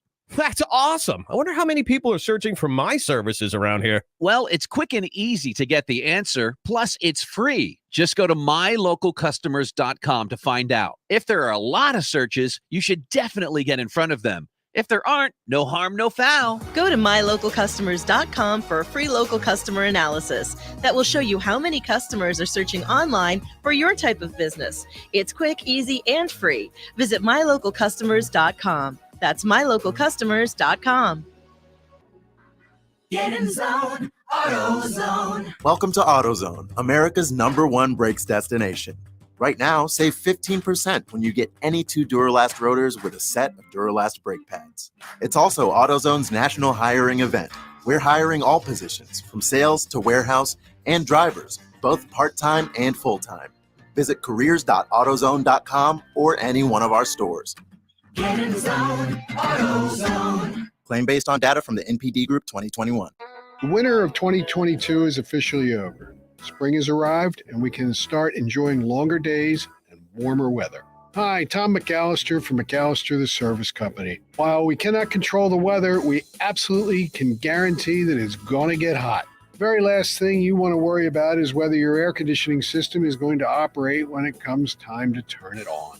Talk to the experts at McAllister about replacing that older, inefficient air conditioning system. We also offer Mitsubishi ductless systems for that room that never cooled properly, or are you just tired of those noisy window units? This is a perfect time to take advantage of 12 months 0% financing, preseason discounts, and rebates offered by the state and the utilities. Talk to the experts at McAllister at 609-927-4122 or at mcservice.com for all of your air conditioning needs. McAllister, we cannot control the weather, but we can control your comfort. Research shows people remember radio ads that remind them of the past. So to help you remember that Liberty Mutual Insurance Company customizes your home insurance so you only pay for what you need, here's an ad that'll really take you back. Back in my day, I heard a voice from the radio say, Liberty Mutual customizes my home insurance so I only pay for what I need. I'm getting on in years now, but heavens to Betsy, there are some things an old fella like me just never forgets. Only pay for what you need at libertymutual.com. Liberty, liberty, liberty, liberty. With basketball season in full swing and UFC every weekend, it's time for you to experience sports betting done right at the FanDuel Sportsbook inside Bally's Atlantic City Casino and Resort. Get in on all the games you love at the FanDuel Sportsbook located right off the Atlantic City Boardwalk. The retail sportsbook features 5 betting windows, a large video wall, 20 self-service betting kiosks, and much more. Get your game face on and score big when you bet with FanDuel Sportsbook only at Bally's Atlantic City Casino and Resort. Must be 21 or older. Gambling problem? Call 1-800-GAMBLER. The radio home of Joel Embiid, James Harden, and the 76ers. Alley-oop Embiid jam. WENJ HD, Millville, Atlantic City. We are 97.3 ESPN, a Town Square media station. This is the Sports Bash with Mike Gill on 97.3 ESPN. Now, live inside the Matt Black Kia Studios, here's Mike Gill. Josh Hennig filling in for Mike Gill. Final hour of the Sports Bash here on 97.3 ESPN FM, the 97.3 ESPN mobile app. It's also the final chance for you to win tickets before they go on sale. Yes, Amy Schumer is returning to Atlantic City. The award-winning comedian is coming to Ovation Hall at Ocean Resort Casino on Saturday, August 6th. You've seen her shows in primetime. You've seen them on Netflix. You've seen her in movies like Trainwreck. I hate LeBron, but you've seen Trainwreck. Tickets go on sale Friday at 10 a.m. at theoceanac.com. But this is the final chance for you to win tickets to go see Amy Schumer in Atlantic City. I have one pair left. We will pick and name the winner at the end of the hour. All you have to do, if you didn't win tickets yet, we already have 2 winners of the tickets. We got Mark and we got Chris. They already won the 3 o'clock hour. All you have to do is text in to 609-403-0973. Text in Amy Atlantic City with your name, and you have a chance to win the final pair of tickets. Now, I'm hoping that some of you guys who texted in the 3 o'clock hour text in now, because we had a flood of texts. Honestly, I lost count. It was getting to be so many. So I gave away 2 instead of 3, 2 instead of 1 in the 3 o'clock hour. We only have 3 to give away. I wish I had more to give away. This is your final chance. All you got to do is text in Amy Atlantic City with your name, and you have a chance to win tickets to go see the award-winning comedian Amy Schumer, who's coming to Ovation Hall at Ocean Casino Resort in Atlantic City on Saturday, August 6th. Tickets go on sale this Friday at 10 a.m. at theoceanac.com. But you have one more chance to win this hour. I'll check in on the text board for all of that in just a bit here on 97.3 ESPN FM. Still to come on the show, Paul Hudrick, being a responsible adult, unlike some of us. I'm kidding. Daddy duty. So he'll join us at 5:10. Talk Sixers. No LeBron tonight. Embiid and team are out on the West Coast for their road trip. Embiid's playing, but LeBron isn't playing. So great. Just great. What else do we have to reset the table with here? Tyreek Hill goes to the Dolphins for 5 draft picks. I told you guys earlier, I'm glad the Eagles were not that team because I would have ripped them. This organization is not a Tyreek Hill away from winning a championship or getting to a Super Bowl. Listen, if the Dolphins would have sacrificed 5 picks, let them. If they want to pay Tyreek Hill and make him the highest paid wide receiver in the NFL, let them do that. I don't want the Eagles doing that. It's ridiculous. Listen, if an Allen Robinson or a Tyreek Hill or a Robert Woods would have come to Philadelphia, I would have been happy. I would have liked that. But I'm not going to overpay Allen Robinson to come to Philadelphia. I'm not overpaying to get Tyreek Hill away from Kansas City. There's still a chance the Eagles can shop at the discount bin. It's still possible the Eagles land a veteran receiver, like, say, a Jarvis Landry or somebody else for this team because, well, they're running out of spaces for these receivers. These receivers, there's only so many places they can go. There's only so many places that these guys can land and go to.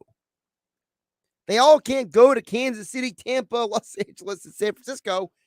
Odell Beckham Jr., Julio Jones, Jarvis Landry, Marquez Valdez, Scantling. All these guys don't all have homes to go to. So, as far as I'm concerned, Philadelphia is still in the hunt for a receiver.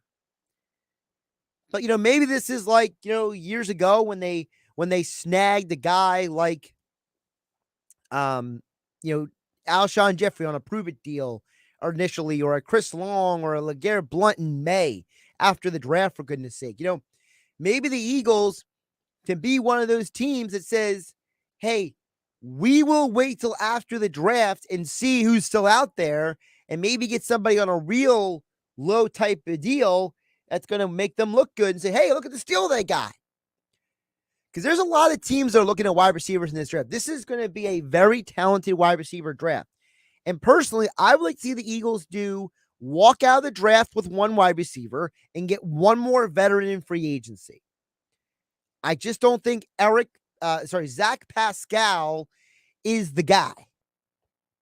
I just don't. I don't hate Zach Pascal. He seems like a nice guy. Everything I've heard and read, he's a great locker room dude. But you need guys in that locker room to show the young guys how to be the best version of themselves. And Zach Pascal is not going to be that guy. That guy is not him. I want a dude in that locker room who can say, I've been a Pro Bowler. I've been one of the top 10, 15, 20 receivers. I would even take T.Y. Hilton at this point. Just to get a dude in the locker room who can look at Devonta Smith, look at Quez Watkins, look at Jalen Reagor, look at Pascal in the eye and say, this is how you go about your business. This is how you be great. This is how you maximize your potential. I don't even want T.Y. Hilton. I just want somebody. I don't like it when young players don't have enough mentors. I think one of the greatest things about the 2017 Eagles that was so beneficial, one of the things that's been great about the Patriots run with Brady and Belichick, one of the things that I think is undervalued for the Giants and their 2 championships is you need to have that blend of youth and veterans. You need the young players who are going to grow into the stars, and you need the veterans who are going to show them and teach them and instruct them in things that maybe no one's going to think of unless they've lived it and experienced it before. So that's my position on the Eagles this offseason. And we'll dig deeper into the NFL coming up with Jeff Kerr from CBS Sports, NFL writer, about 20 minutes from now here on 97.3 ESPN. As I mentioned earlier, of course, we will announce the winner of the final pair of Amy Schumer tickets coming to Ovation Hall and Ocean Resort Casino in Atlantic City a little bit later this hour. We'll be talking with Sixers with Paul Hudrick from Liberty Ballers in just a couple of minutes here on 97.3 ESPN. Of course, Sports Bash being brought to you by AC Airport. Plan your spring break getaway now. Create memories that last a lifetime. Start with nonstop flights from Atlantic City to Cancun, San Juan, and Miami. Book your low-cost flight today at Spirit.com. And I can tell you from personal experience, that nonstop flight to Florida, it's nice. There's nothing better than a nonstop flight. You know, I'm not someone who does a lot of traveling for a few different reasons, but there's nothing better than a nonstop flight. The worst thing in the world is a layover. You got to make sure your luggage gets to the next plane. It's a disaster. Just get on the plane, put your headphones on, listen to a podcast or a book or some music, close your eyes, 2 hours, boom, you're in Florida. Nothing like it. All right, enough about me and my travel itinerary. Sixers are traveling. They're on the West Coast, but no LeBron tonight. Paul Hudrick joins us right now from Liberty Ballers for Inside the Sixers here on 97.3 ESPN. Paul, how you doing today? I'm doing great, Josh. How are you, man? I'm doing pretty good. I'm a little disappointed we had no LeBron tonight. I had 36 hours of ESPN television promoting scoring champion battle, LeBron versus Embiid. And it's like, and LeBron's not playing. And it's like, I'm not denying that LeBron has some issue. He's 37 years old, for goodness sake. You know, for all I know, he may be more banged up he's letting on. And Embiid has a history of wanting to play through injuries too. You know, guys like LeBron and Embiid are not the guy who's trying to rest management every 5 seconds. But Paul, at some point, though, these guys got to work with the league and start playing some of these games, because you can't have 10 o'clock ESPN TV, Sixers, Lakers, and it's Embiid and the Sixers and no AD, no LeBron, and it's the 20th time I've seen Russ and Embiid argue. Right. I hear you.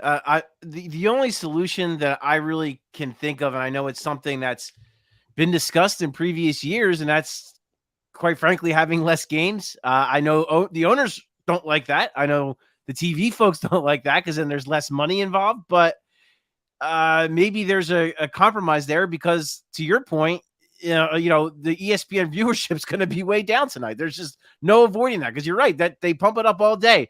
LeBron versus Embiid. And I think everyone was very excited for that. Even like if you're a Sixers fan, right, and you follow, you try to watch every game. You can't watch every game. The only reason you would stay up to watch a 10 o'clock Sixers game is because you think you're going to get to see LeBron on the other side. And then when that doesn't happen, it's disappointing. And I do think LeBron is dealing with something, because they list him as questionable like every night. That's like a thing they do. They've done for the past however many weeks or months. And so for him to be out tonight, there has to be a legitimate issue. Like, he has to be dealing with something. AD is obviously, he's got a mid-foot sprain. He's been dealing with something. He's been banged up really for the better part of the last 2 years. AD has been banged up. So True. Yeah, I mean, it's disappointing. I don't know the solution other than that, other than perhaps shortening the season, which, again, the people who stand to lose money won't be running to do that. But at the same time, the compromise is, well, when you get these marquee matchups, it's more likely you'll actually get the marquee matchup if you're not asking these players to play 82 games every year. Well, the other thing is these back-to-backs are killer, Paul. I mean, Sixers have 2 more back-to-backs coming up. I double-checked the schedule the other day twice. I'm like, am I seeing this right? They have 2 more back-to-backs coming up. Like, to me, there's got to be a way to do this schedule and not have so many back-to-backs. Like, I don't know what the answer to that is because like you said, the TV networks, they spend billions of dollars for this stuff. And then the regional networks spend a lot of money for this stuff. And then the league, once the players want to get paid, right? So I understand there's a lot of money on the line, but maybe the solution is just, maybe someone just needs to sit down and be like, guys, can we just eliminate back-to-backs? Like, maybe that's the answer.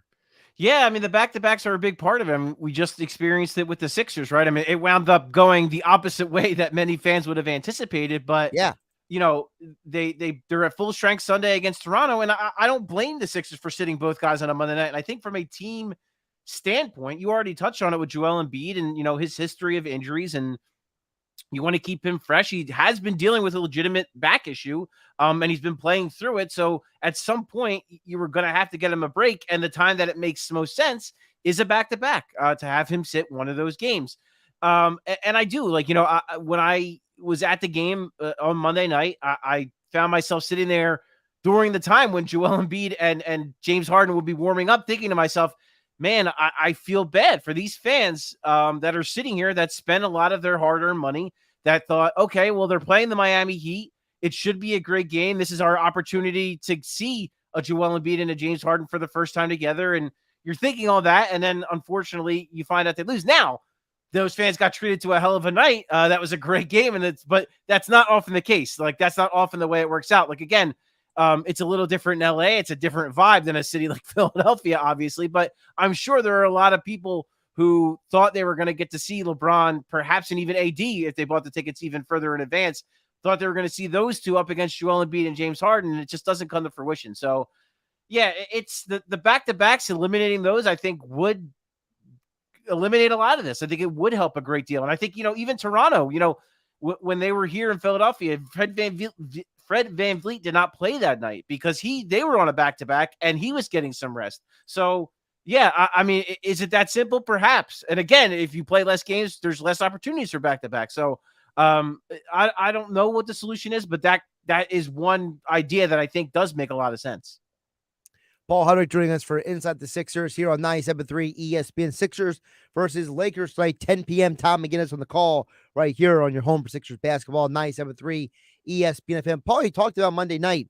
I mean, I've said multiple times I was wrong. I thought the Heat were going to come in here and just crush the Sixers on Monday night. I mean, I even was giving out, bet picks. I was like, take Bam on the over on the rebounds. Well, the Sixers out-rebounded the Heat. I still don't understand how that happened. The Sixers outshot them from three-point range. And even Doc Rivers said, my coaches looked at me like I was nuts because I brought in Furkan first off the bench. Whatever Doc did that night worked. So do we take anything from that game? Is there anything to be gleaned from that game, especially after they blew a 16-point lead the night before? It's that it shows you in an 82-game schedule in the NBA, and it's kind of touching on what we've already touched on, that a lot of these games, it matters to all of us, right? As viewers, like every game we watch, we want to be good. We want to be competitive. We want the team to play hard and all that. But it's just not the reality. These guys are human. For whatever reason, some nights you're not going to have it. Some nights you're going to really have it. You're going to be really juiced up. And again, it's the dichotomy of that with the Sixers, because when you look at that Heat team, Josh, there's no sane person that follows the NBA that would have thought the Sixers would win that game. The Miami Heat have the best record in the Eastern Conference. They were coming in at relatively full strength, had all of their star players in the lineup. So for you to think that they were going to not beat the Sixers coming off a back-to-back with no Joel Embiid and no James Harden. Like, if you would have told me, like, you were nuts to think that. So yeah, it's just one of those things. If like asking me what to glean from it, I would just say it's that. It's when they are engaged and when they play hard, you see the difference. Because I think the Heat certainly, for all the talk about Heat culture, I think they definitely did not have their feet on the gas that night. I think Jimmy Butler, for as good as he is, I thought he kind of cruised. Like, his numbers looked good, but I didn't think he really kind of made his impact on the game. I would say similar things about Bam Adebayo and Kyle Lowry. I don't think that they looked like they were, and that's not even to knock them, because the night before, Joel Embiid and James Harden didn't look like they were ready for that Toronto game. So it's the reality of a long season of playing those 82 games, and those nights are going to happen for both teams. I will say this. It was good to see Tyrese Maxey kind of do his thing in the fourth quarter and really put the team on his back late.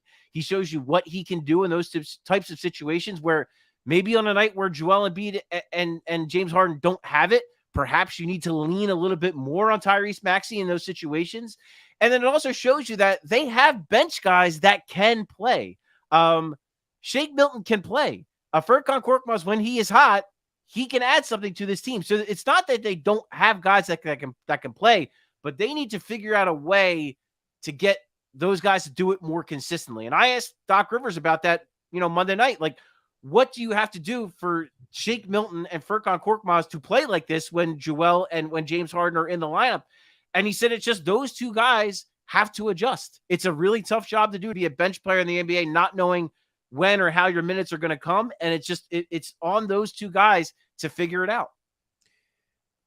If I can play devil's advocate just a little bit here, what I would have, now, if I had a conversation with Doc Rivers, my response to him, to that answer would have been, well, Doc, you're the one who says you want James to be more assertive. And part of James being more assertive is him not passing the ball, not him being as much of a facilitator. Doesn't James need to also look for Maxey or Shake Milton a little more, or maybe James go to those guys like, when I'm doing this, I need you to be here on the floor. I need you to do this to help me do what I do. Because to me, Maxey, Milton, these guys don't have the experience that Harden does. And if Harden's going to be the quote-unquote point guard, don't I also need my quote-unquote point guard to help those guys be the best of themselves?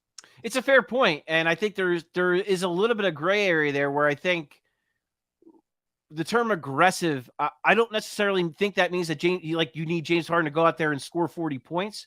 What I think that more means is you need him to attack, and then I think because he is so naturally good and he's such a good facilitator, that aggressiveness will lead to open shots for guys like Shake and for guys like Furk. So I think when Doc says that, I think that's what he means. Like, if he just kind of trusts his instincts to score, he'll figure it out. Now, when we talked to James before, he said it's a balance, and he is still trying to figure that out, which is fair. He hasn't played that many games with these guys yet. So it's a matter of him finding out, okay, to your point, Josh, like, when is a good time to get Furk involved? When is a good time for me to let Shake cook a little bit and handle the ball and let him touch it and let him feel good about himself and get him that confidence? And that's honestly, that's kind of like, if I got to ask James Harden a question, that would be it. It's, how do you, as the veteran, as the guy who is the point guard of this team, who's running the show, how do you make sure that Shake gets those opportunities and that he can give you a little bit of what we saw the other night? Because the reality is, part of it is just opportunity, right? Like, they just have the ball more because James isn't there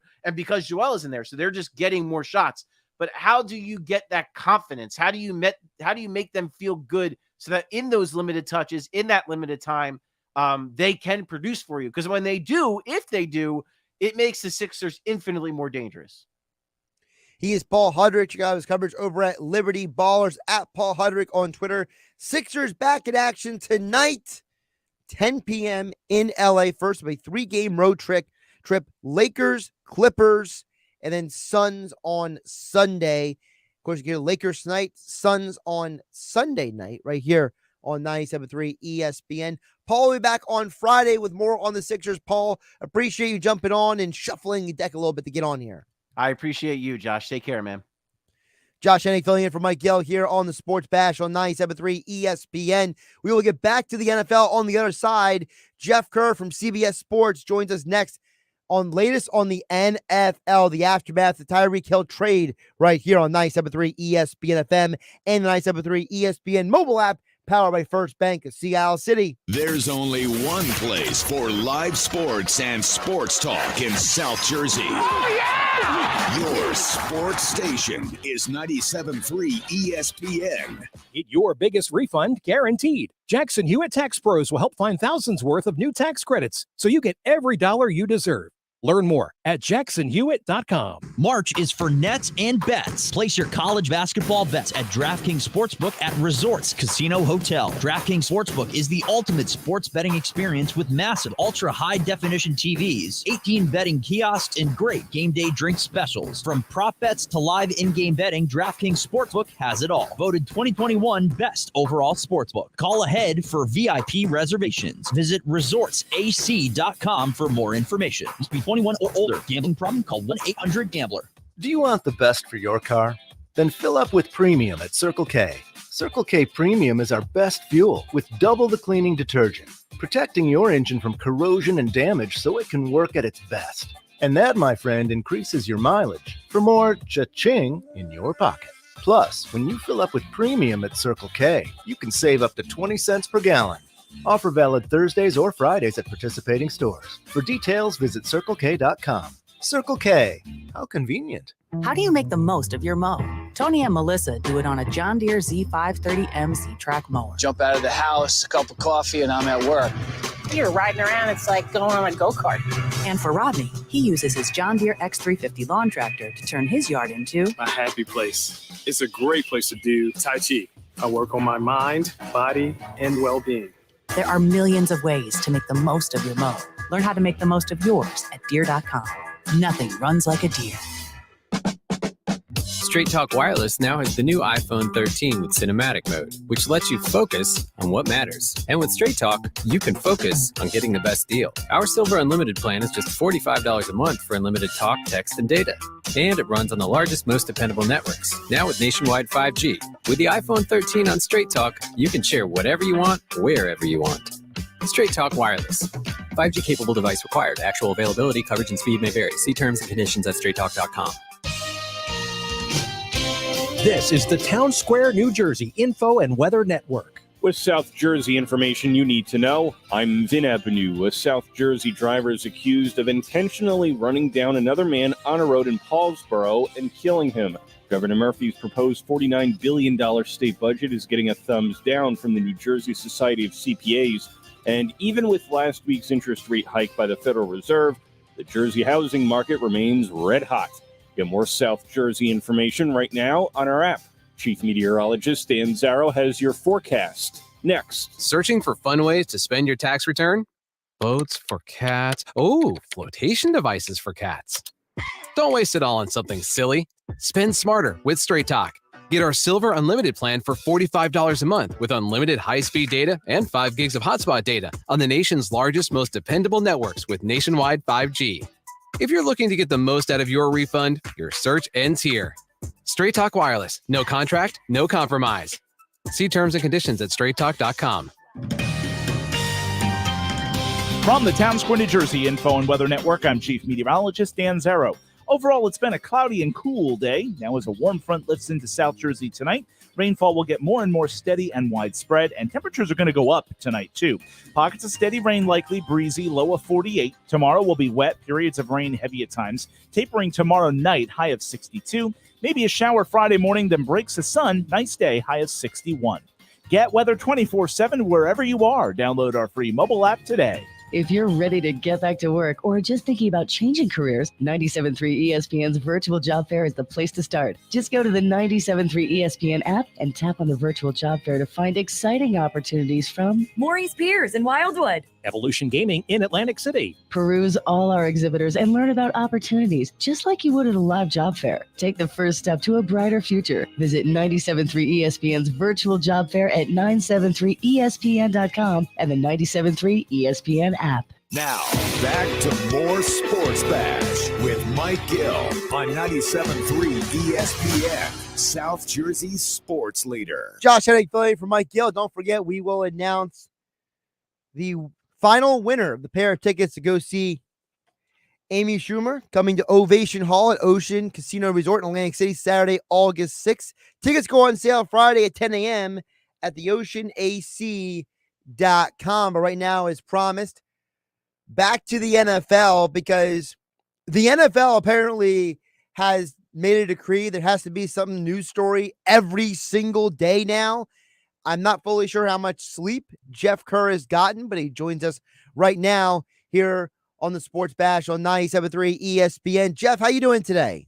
Well, Josh, I was able to get some sleep because I took vacation a little bit last week. So I was able to get away from the madness of the NFL for a couple of days. But lo and behold, someone told me during my vacation Tyreek Hill was going to get traded. I would have said, yeah, right. I wouldn't have believed it. Well, which is more unbelievable? The fact that he was traded or the fact that he was traded for 5 draft picks?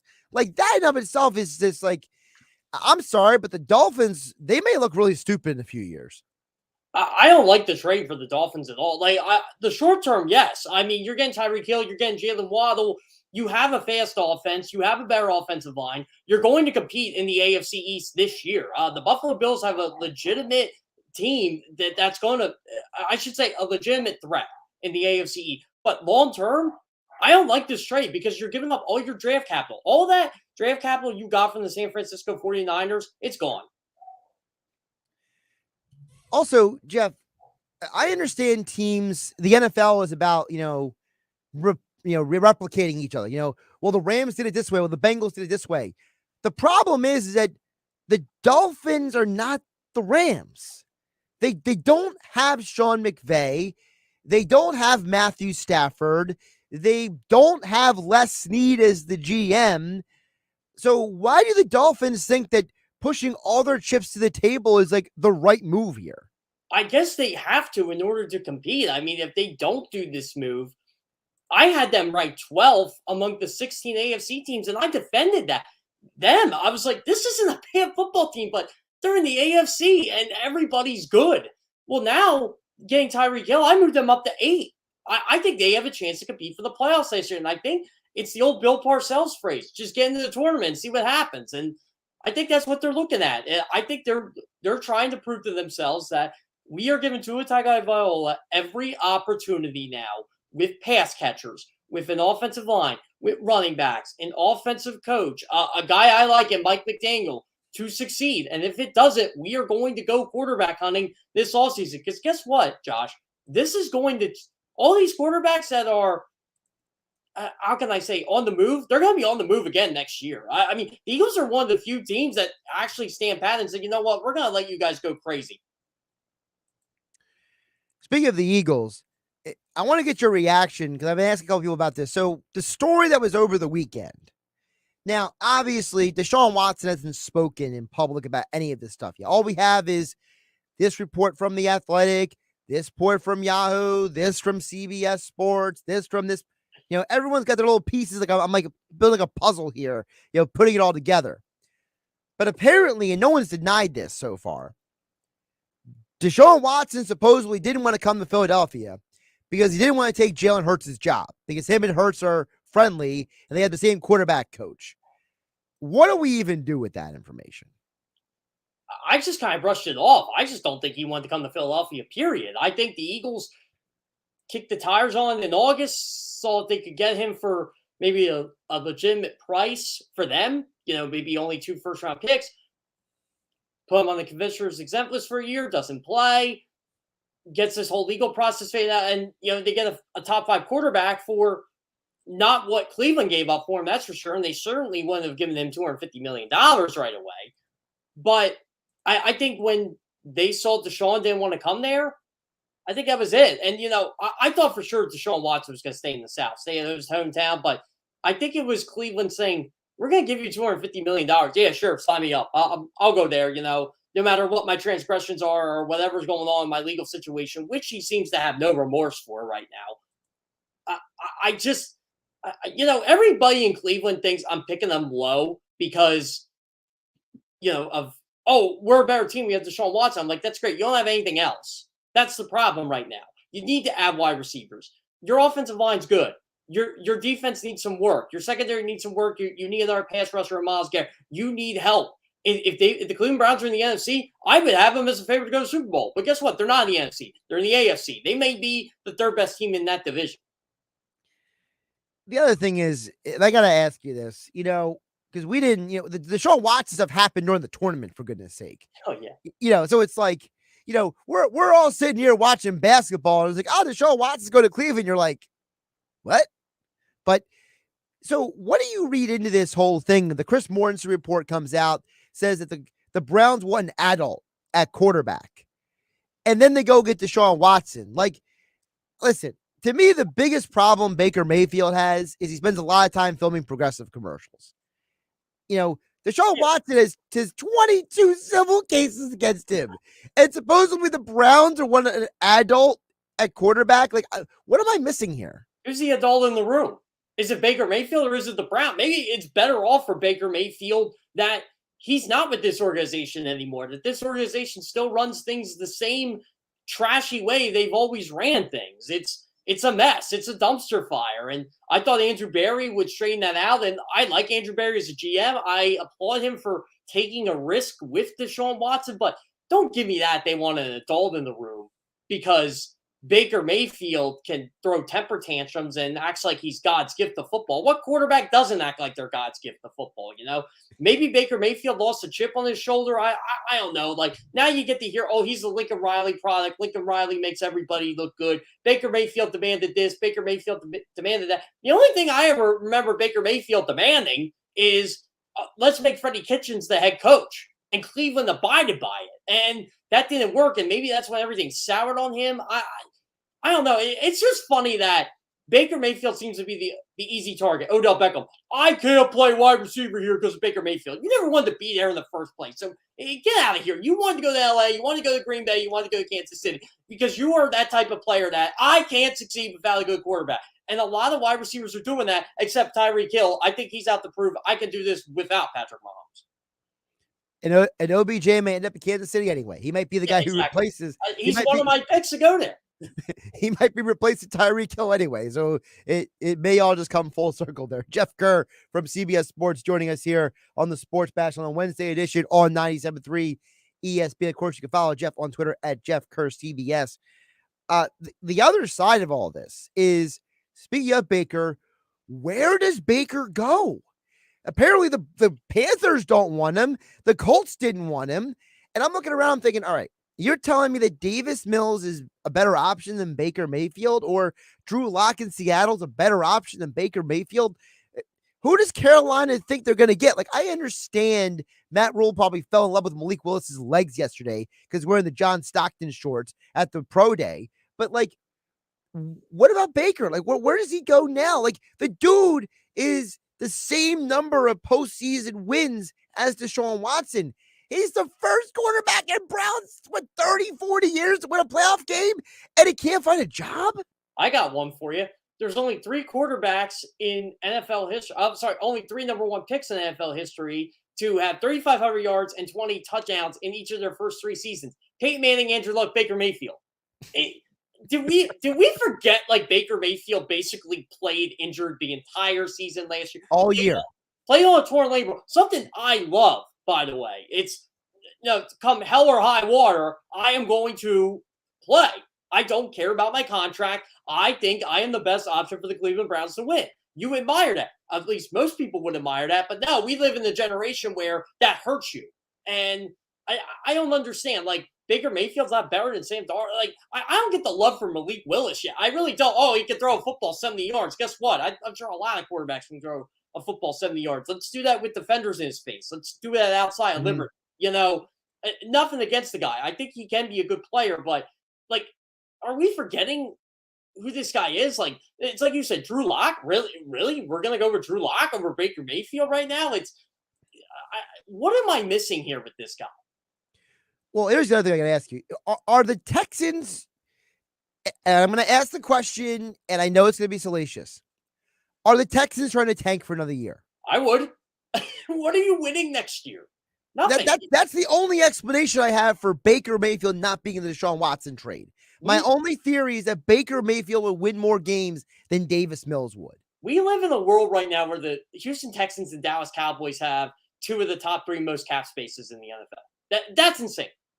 And the Texans, it's going to significantly increase next year. So I agree. I think Texans got to tank. They have to. Like, find out what you got on Davis Mills. You had the worst roster in the league. Somehow they won 4 games last year. I apologize to every Texans fan in America because I am going 1-16.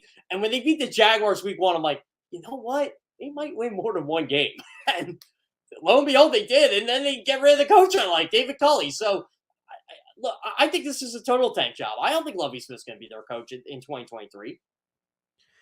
And then we go through the whole thing again next year about how, the black coach got fired. Yeah, here we and go. League, and Goodell's had to talk about it again, the state of the league. And I mean, I don't. If you're Brian Flores, why would you want that job? Jeff, I don't know what's worse at this point. If the Texans do it again next year, 1 year, fire the coach, or is that worse? Or Daniel Snyder losing his flagship station because he wanted the radio station to stop criticizing his football team and him. I don't know what's worse.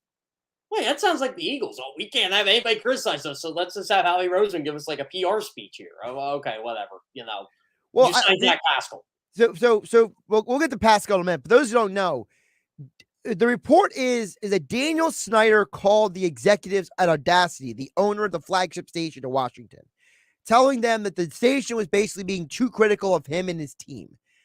Audacity, the parent company, the radio station, the solution is to just say, well, we're not the flagship station anymore. Take your team's network elsewhere. Like, what a weird situation that is. I've never heard of a team just being like, take your team off our station then.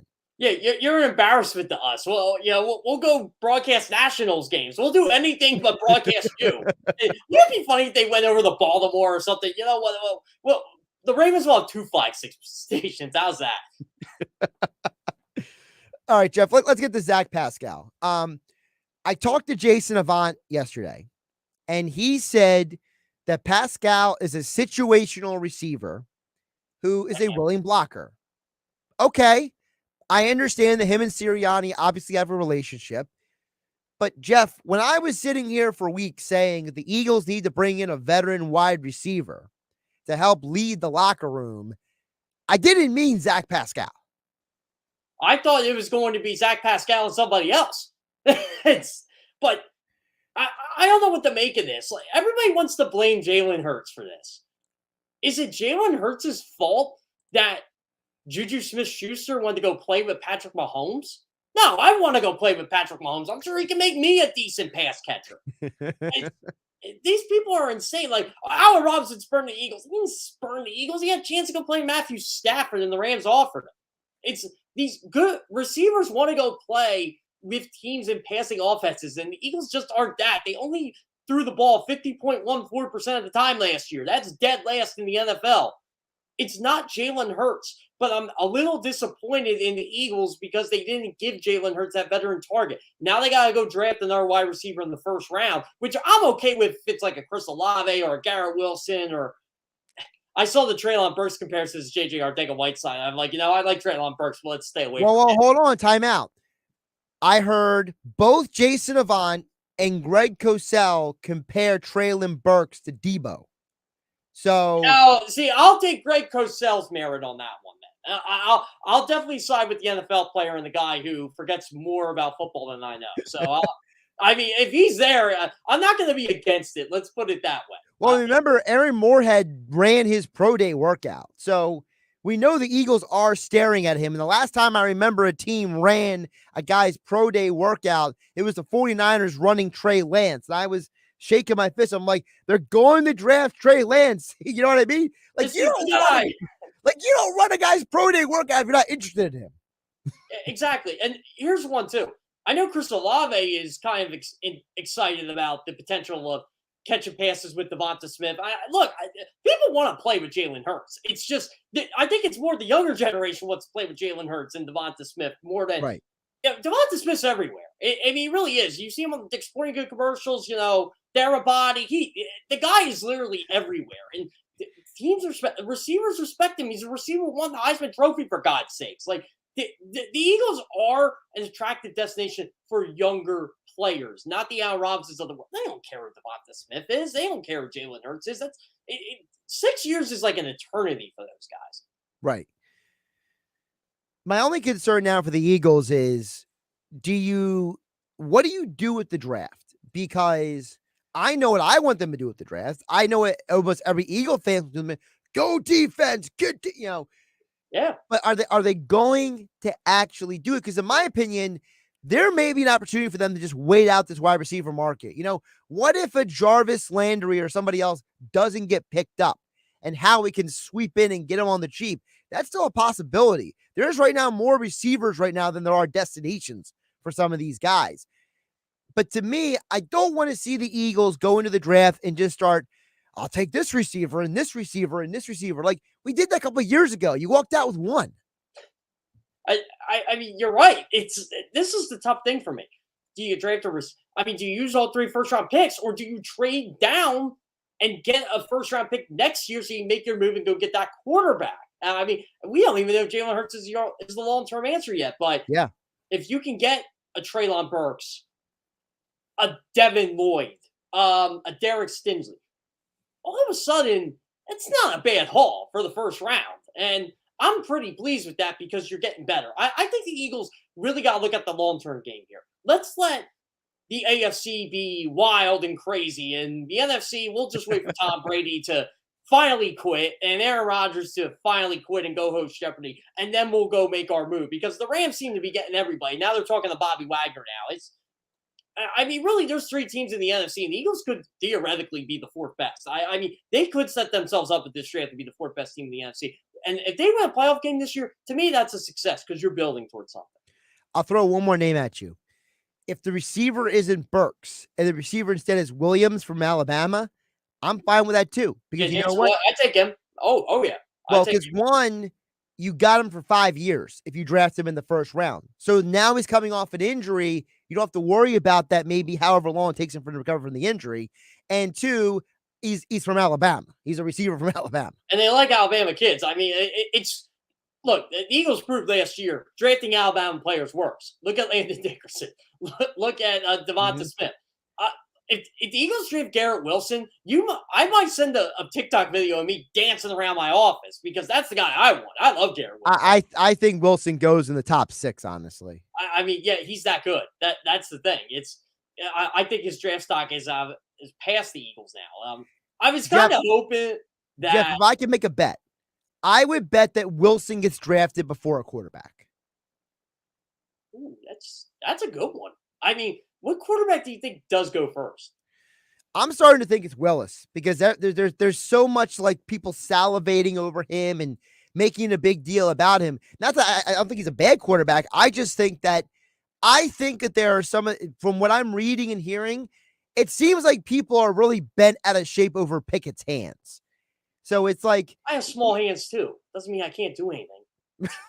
I don't know. I'm not a quarterback though. Here's my problem. My problem with Pickett isn't his hands. My problem is that he was an average quarterback for 3 years. Then all of a sudden he came back and played his 5th year and he was a monster. That's my problem with Pickett. The problem he's older than Hurts. Right. So it's like, to me, if you're going to criticize Pickett, criticize him for the fact that he's a guy who just showed up one year and had a good year. To me, the problem for Willis is that he's just not NFL ready. I think maybe Trey Lance may be more NFL ready right now than Willis is. This is what scares me about these quarterbacks, especially Pickett and Willis. If they're both there at 15, do the Eagles strike? I hope not. I'm hoping they're gone. I'm hoping they're both off the board. I'm actually hoping that if they are there at 15, the Eagles can get a haul off of somebody for a trade. Well, they could. Well, yeah, that too. But I know Howie Roseman's thinking here. I got my franchise quarterback at 15. I think Pickett and Will. I think Pickett's going to be the best one personally. I've been saying that since October. I think Matt Corral will be. Matt Corral I like too, but it seems like he's going to fall, and I don't understand. I guess it's because of the injury. It is. Yeah, I don't know why that should be so significant, but hey, man, listen, Patrick Mahomes was the first quarterback in his draft, so. Exactly. So this is how topsy-turvy I am with quarterbacks and getting them right. The year Mahomes was drafted, I said, well, he'll be the best quarterback in that draft. And I sound like a genius. And then I said, Tua was going to be better than Burrow and Herbert. But I did defend myself and say all three are going to be all pros someday. So I'm right on two of them. All right, before I let you go, Jeff, one quarterback I want to ask you about. What is going on with Jimmy G? Why is he not been traded? Why don't people like him? I don't get why people don't like him. I thought he was getting traded. Didn't he say bye to the media and everything? Yeah, he did. And, you know what? I don't think the 49ers actually put him up for sale. I think they look at it as, well, we have him. We own. I mean, if we get an offer for him, we'll get rid of him. But it seems like the franchise that values him the most is the franchise he's on. Like, Kyle Shanahan loves him. John Lynch loves him. The team loves him. Everybody gravitates toward this guy. But everybody thinks he's a product of the system. And he might be. But you can't argue with the results. Like, he's good on the road. He wins games for you. He doesn't make those crucial. Does he have those bad moments? Yeah, he does. But I feel like he is the puppet of Mina Kimes. Like, Mina Kimes wants to prove that Jimmy Garoppolo is a bad quarterback, and she'll do whatever she can to prove he's a bad quarterback. And she's right on a lot of her points. But it just seems like he's the whipping boy. And I don't understand it. If Jimmy G was traded to Seattle, Mina would like him. And she probably would. you know what? She'd be like, why him? I feel like she would double down on that. I mean, you think she would double down? I don't know what quarterback she really likes. Like, I know she likes Mahomes and guys like that, but everybody does. Like, but it seems like if you're not a top 5 quarterback, you suck. What? So, Brian, I'll let you go. Which is more intense, Mina Kimes' dislike for Jimmy G or Dan Orlovsky's love for Carson Wentz? Dan Orlovsky's love for Carson Wentz.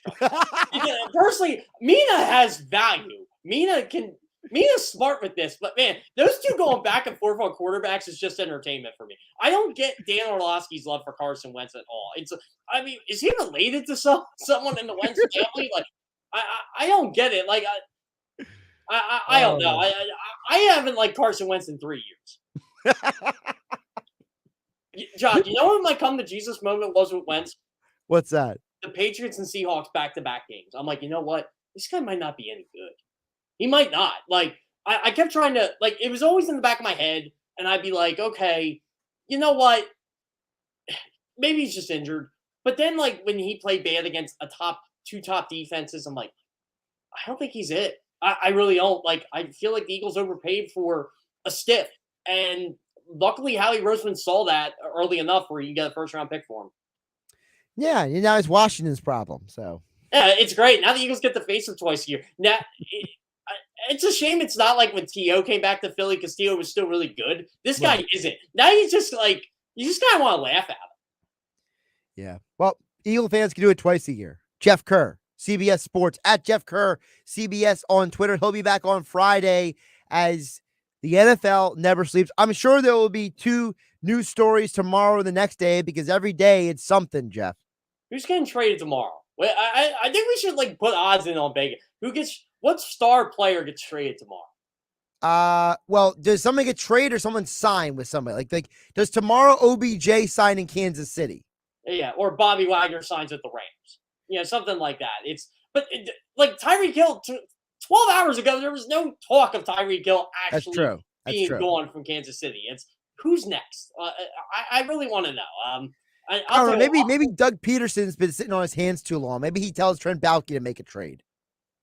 That'd be all. You know who I think could be the next one if I had to predict? Again, this is all speculation. What? I feel like the Cowboys are going to trade Ezekiel Elliott next. I don't know why. Oh, okay. I doubt it because Jerry loves him, but this offseason's nuts. Well, listen, Jerry supposedly loves his daughter, but he let a guy look up her skirt for years. So, who knows with Jerry? That is one of the underrated Jerry Jones stories we don't talk about enough. I mean, I talked about that earlier, Jeff. I got to go, but I'm just I mentioned that earlier. I'm like, I don't understand Jerry Jones. He doesn't make sense. None of these guys make sense. I'm still waiting for the Cleveland Browns press conference with Deshaun Watson so I can just kind of laugh at. We did our due diligence. Yeah, you really did it. That'll probably be Friday. We'll talk about it then. Sounds good, Josh. I'll talk to you then. Josh Hennig filling in for Mike Gill here on the Sports Bash on 97.3 ESPN. We will announce our winner of the final pair of Amy Schumer tickets next on 97.3 ESPN FM. From the first four to the final four. Listen to the NCAA tournament on 97.3 ESPN. Kendall Auto Plaza has the area's largest selection of pre-owned vehicles of all makes and models, with over 170 pre-owned vehicles on their huge 100-acre lot. Everything from sporty coupes to SUVs to trucks. Kendall offers the area's best buying experience, easy and hassle-free, with 60 years of customer satisfaction and community service. Discover why Kendall customers are so loyal. Shop for your next pre-owned vehicle at Kendall Auto Plaza, exit 10 of the Parkway, Stone Harbor Boulevard, or online at KendallAutoplaza.com. Dell's semi-annual sale is the perfect opportunity for a significant business upgrade. Save up to 45% on Dell computers with Windows 11 Pro and get an easy start to your workday. Plus, enjoy special pricing on Dell docks, monitors, servers, and more, all with easy financing options through Dell Financial Services. Speak to a Dell Technologies advisor today to find the right tech for your business with fast, free shipping. Call 877-ASK-DELL. That's 877-ASK-DELL. Hey, Ray Magliozzi here. I'd like to carry more parts at my shop, but I just don't have the room. Every time I go in the back to get wiper blades, I trip over a dusty crate of Honda air filters, then bang my head on some GTO radiator hoses. eBay Motors never has that problem. They stock all the right parts at the right prices. 122 million of them, with everything from new headlights to vintage gear shifters. I can't imagine being able to stock 122 million parts. I mean, where would I get all those shelves? eBay Motors. Let's ride. Want your biggest possible tax refund this year? Jackson Hewitt and Walmart have an offer you won't want to miss. Your Jackson Hewitt Tax Pro will prepare your federal return for as little as $59 and no more than $179. Taxes done where you shop. Your biggest federal refund guaranteed for no more than $179. Stop by Jackson Hewitt in any participating Walmart store today, because this offer won't last. Terms apply. How do you make the most of your mow? Tony and Melissa do it on a John Deere Z530M Z-Track mower. Jump out of the house, a cup of coffee, and I'm at work. You're riding around, it's like going on a go-kart. And for Rodney, he uses his John Deere X350 lawn tractor to turn his yard into My happy place. It's a great place to do Tai Chi. I work on my mind, body, and well-being. There are millions of ways to make the most of your mow. Learn how to make the most of yours at Deere.com. Nothing runs like a Deere. The uh-ohs are out there. Scratches, dents, unexpected natural events. But with Mako and their magic, your car is no longer tragic. So when life throws you uh-ohs, just say, better get Mako. And go to Mako.com to book your appointment today. When you want experience, go for the best. Pick up the phone and call Dennisville Fence. Fences and decks and outdoor showers made of vinyl, aluminum, and wood. They've been serving you since 1952. You're gonna be the envy of your neighborhood. Are you building a new home or renovating an existing one? As your exclusive South Jersey Active Yards dealer, we make it easy for contractors and homeowners alike to purchase high-quality fencing, railing, and shower enclosure kits. We have glass railing, cable railing, metal railing, and a mile of vinyl T-railing in stock. With materials delivered right to your home or job site, we make it easy to get the products you need when you need them. So start planning your project today. Visit DennisvilleFence.com or our newest location at 229 Shore Road in Summers Point. Again, that's 229 Shore Road in Summers Point. Pick up the phone and call Dennisville Fence. 1-800-499-FENCE. Visit DennisvilleFence.com. Now, back to the Sports Bash on 97.3 ESPN. All right, Josh Hennig finishing up the show today. What a light with Jeff, but just too much good football conversation. Our winner, the final pair of tickets, Kelly from Summers Point. Kelly got the final pair of tickets to go see the award-winning comedian Amy Schumer come to Ovation Hall at Ocean Casino Resort Saturday, August 6th. Tickets go on sale this Friday, 10 a.m. at theoceanac.com. I'll be back tomorrow filling in one more day for Mike Gill here on the Sports Bash on 97.3 ESPN. Thanks to everybody who joined the show today. Geoff Mosher, Paul Hudrick, Jeff Kerr, Mike McGarry, Dave Weinberg. We'll be back tomorrow for more sports talk. Who knows? Probably someone else get traded tomorrow. We'll talk about it at the top of the show. I'm Josh Hennig, at Josh Hennig on Twitter, here on 97.3 ESPN. Have a great night, everybody. I'm Jason Horowitz with a March Madness update.